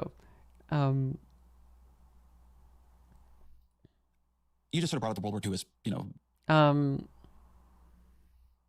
I'd like to apologize. I'm sorry to Burkina Faso. You just need way more in a state like the American state for it to break and fall apart. Sort of a generator of the politics that allows us to have the Great Society, the Civil Rights Act, etc. I think another way of sort of glossing that is you have a rise of Red Scare politics, which predate McCarthy. You have Joseph McCarthy, who is just for a period an unbelievably dominant force. It's insane. Everybody who challenges him loses. That's right. He becomes a complete kingmaker. He's eventually boxed out and beaten by Dwight Eisenhower, sort of center-right, very, very anti-communist politician, but who can sort of take the center from McCarthy. But then it's like, what happens next? Nixon, who is the genteel red baiter to McCarthy's non-genteel red baiter, runs the next election. He's beaten by JFK, who's a very center-left, very anti-communist, sort of runs to Nixon's right on communism. And he does it with Lyndon Johnson, on the bottom of the ticket, sort of representing Southern politics in the Democratic Party. It's a very, very, in a way, checkered series of moves that are accepting huge amounts of McCarthyism at that time. And yet it does sort of lead to political power that is then wielded in a very... So he's saying like how they were anti-communist, like we should be anti-woke. Very different way within fairly short order. I think that's just a silly comparison. I take from this, I've been thinking about this because I think we're sort of in a new McCarthyism, some lessons on how politics can work and like the give and the take of it. It's also so crazy. Like this is like standard, like liberal, cynical liberals. Your takeaway from McCarthyism is like, look, sometimes you gotta be a fucking rabid anti-communist. Like sometimes you just have to really fucking hate communism rabidly. Brought up the Civil War a bunch, but what do you take from this period? I take something that we've probably been circling for this entire conversation, which is that the role of politicians and the role of writers, intellectuals, is very, very different. Politicians do things that I wouldn't do. I don't, for instance, I don't hold JFK or RFK up, you know what I mean, as the people. Yeah, me neither. Right. I'm not a fan of JFK Camelot revisionism. But I guess it's not a very good president. That's like a separate thing from whether, you know what I mean, why politics happens the way they do. Let me give you an instance that often also comes up. That's not the Civil War, and that's the New Deal, right? Like, I think there is a pretty strong argument that the New Deal did, I mean, not a strong argument, but it's pretty clear that the New Deal did quite a bit to create the social safety net, create an American middle class, right? That's true. Did FDR want to, in his heart, exclude black folks in the way that they were excluded from it? No. That was the price of getting the thing done. I understand that as politics. But were I there in that time, it would be incumbent on me to yell at FDR to not do that. I just think that's really, really, really, really important. We don't all have the same role. When I wrote Case for Reparations, it was not my expectation. Nor did I even think it would be politically intelligent for like Barack Obama to go up and yell, "I'm for reparations." You know what I mean? But that's different than, you know what I mean, my role. I guess the sub, like... It is 1.5. Also, folks, if you have an Amazon Prime account, you can connect it to your Twitch account and get a free subscription. You can use on me. It's much appreciated. Having to listen to Ezra Klein. The substructure of a bunch of what I am saying, which may or may not be in argument with you. It's just, right. When I texted you to come on, I was like, I've been thinking about what the underlying arguments are here. So you're kind of getting this spilling out of my brain. I think that there is a work of politics that for a bunch of different reasons has become demeaned. And I think, and this does not speak well of the people, so to speak, in power doing it, but I think that they are not doing it well. I think the culture around them, I think politicians are not always leaders. I think they're often followers. And I think that the idea that that kind of political coalition building across these gigantic differences, building across public opinion, both not just as you wish it existed, but as it exists, has become, seen and like treated as often betrayal, cowardice, moral fallibility. It's not, I think it's fine to say people got different roles. And in fact, it's good for intellectuals to criticize the politicians. But my view is that the political practice became too weak. I don't think that was true for Obama. I went back preparing to talk to you and I read your piece, My President Was Black. Yeah. It's a beautiful piece. Thank you. And it's very much in this tension, right? Where you say quite a bit, like, it would have been a bad idea for Barack Obama to say the things I am saying here, to do the things in some ways I wish he had done. It would have been, that politics wouldn't have worked. There would have been no Obama presidency and his presidency would not have been successful. I don't... And I think I've been thinking about that line, right? In my own work and just in the political culture as I see it, that line between the sort of intellectual, analytical work and the actual like work of politics, the how do we live here with each other work, right? Which it is funny, yeah, what is success in this context? I think it's actually honorable work. And I think feels right now to me like morally urgent and necessary. American liberalism, that is the thing, is if it dies, it'll be horrific. It'll lead to like the largest mass casualty event, whether it's like war, it's probably through war and conflict. If American liberalism does fully die, but I'd like, there's a part where it's like you've nothing but contempt for these people. And like, like it's the thing with like Biden losing where it's like he deserves to have lost, but it's like the horrific results and not just that will lead to the deaths of like literally millions of people. agreement, just Like- the whole thing being done in a strategic and disciplined Like sense. as a I think one of the things I've thought about is the need to actually raise the status of just like old-fashioned politics. And I think I've been surprised to find myself feeling that way. But I think one way the second Trump term has changed me is I don't, and maybe you always believe this, right? You know, I'm not putting this on you. I think what got built for all of its flaws in the back half of the 20th century was much more fragile than I'd understood. Not just like the legislation or any of that, but the actual sense of like what you could and could not do, what we would and would not accept. And I've just one of the things I do find so interesting is how like Ezra Klein will take the fact that 30% of the American population is fascist for granted. But then like when it comes to his left flank, he absolutely understands that like that's a conflict and that you're trying to keep those people out of state power. You are trying to not share the state power with them. You want it for yourself. In reality, like if we really, I mean, you know, he's just like a pre-reflexive, uncritical thinker.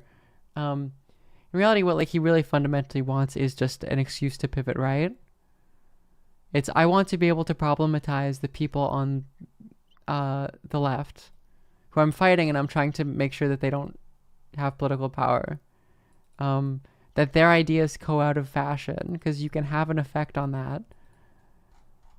And just like this, embrace the people on the right. Take them, you know, take the idea that like people can be pushed out of that way of thinking for granted. The sense that we could just tumble all the way back has become much more real to me. And so the work that people... I would also just say like, yeah, I mean, there probably has just always been about 30% of the country, in most countries, of people who are fascist and who are fine with fascism.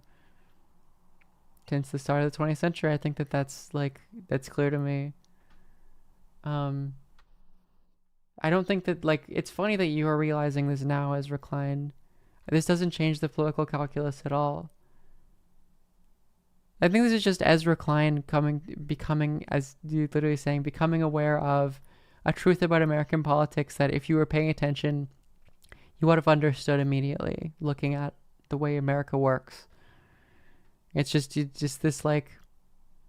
did to begin to build those guardrails, and like how hard that actually was. This just like... moronic, wide-eyed fondness for American liberal institutions just completely blinds you from your capacity to see these things that are very abundantly or very, very self-evidently true. You know, and that have an abundance of evidence for. Eventually, I feel like we began to take something actually quite beautiful for granted, or only see what wasn't there as opposed to what was. And it's forced a little bit of, for me, like how did they do it? How did they get out of the last abundance mention? Let's go. Folks, if you have an Amazon Prime account, you can connect to your Twitch account and get a subscription that you can use on me. It's much appreciated. We need an abundance count, say, yeah. And I think I'm speaking for a broader community here. We are not happy, but we are not surprised, man. And yeah, again, exactly. The reason why we go back to Reconstruction and the Civil War is because it is, before the 1960s, the only... I guess that is the crux of this discussion, is Ezra's like, you're telling me that 30% of the country is evil fascists? We should embrace the evil fascists. And then Ta-Nehisi Coates is saying, like, black people have understood that at least 30% of the country is evil fascists who want to do violence and kill people. But that's never changed the you know, like... all of the political activism of attempting to change the structure of American politics and make it less fundamentally evil have been done with that assumption. Like, welcome Ezra Klein to the fucking, not even to the 20th century, to the start of American politics. Like, this has never not been a fact about American politics. Glimpse at the possibility of a real democracy in this country. And it happened. And in some places it was actually quite successful. You know, you have... He's a big deal because this is a useful type of, like, stooge for the Democratic Party as an institution. And the, like, journalistic wings, you know, journalistic / nonprofit wings of the Democratic Party. It's useful to have idiot stooges like this. People who, you know, had been enslaved were written off as illiterate fools, who, you know what I mean, serving in legislatures. And actually, you know, with the standard of the time, actually, it's such a hopeful, incredible story. It's a beautiful, beautiful thing. And it was violently destroyed. You know, once you see that, and once you have that in your heritage, once you know what I mean, understand it, once you understand that Martin Luther King could be standing up, telling his own people, we do not embrace violence at all, it is morally repugnant, we embrace love, and that could get you shot. Not burn it down. Love can get you shot. You know, you just have a different view of your country. You know, it is not, I emphasize this over and over again, it is not a fatalistic view. It is not, it is written in stone that we will ultimately lose, but you understand that losing is a possibility. But so then what does that, there's a Buddhist meditation I like. This is a weird place to go. Alright, I'm fuck off, Ezra Klein. You fucking moron. Anyway. So it's been 5 hours. I'll probably call it here. Thank you all for tuning in. Oh, oopsie.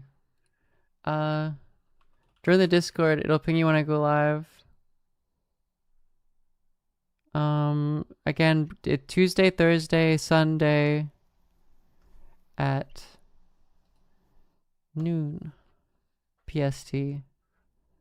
If you want to tune in for the streams. Yeah, I'm very sleepy. Sorry, everyone. I want to stream for longer, but I'm very sleepy. So I hope you had a good stream. I hope you enjoyed it. Right, Sasha? He's a funny streamer. I'll talk to you all later.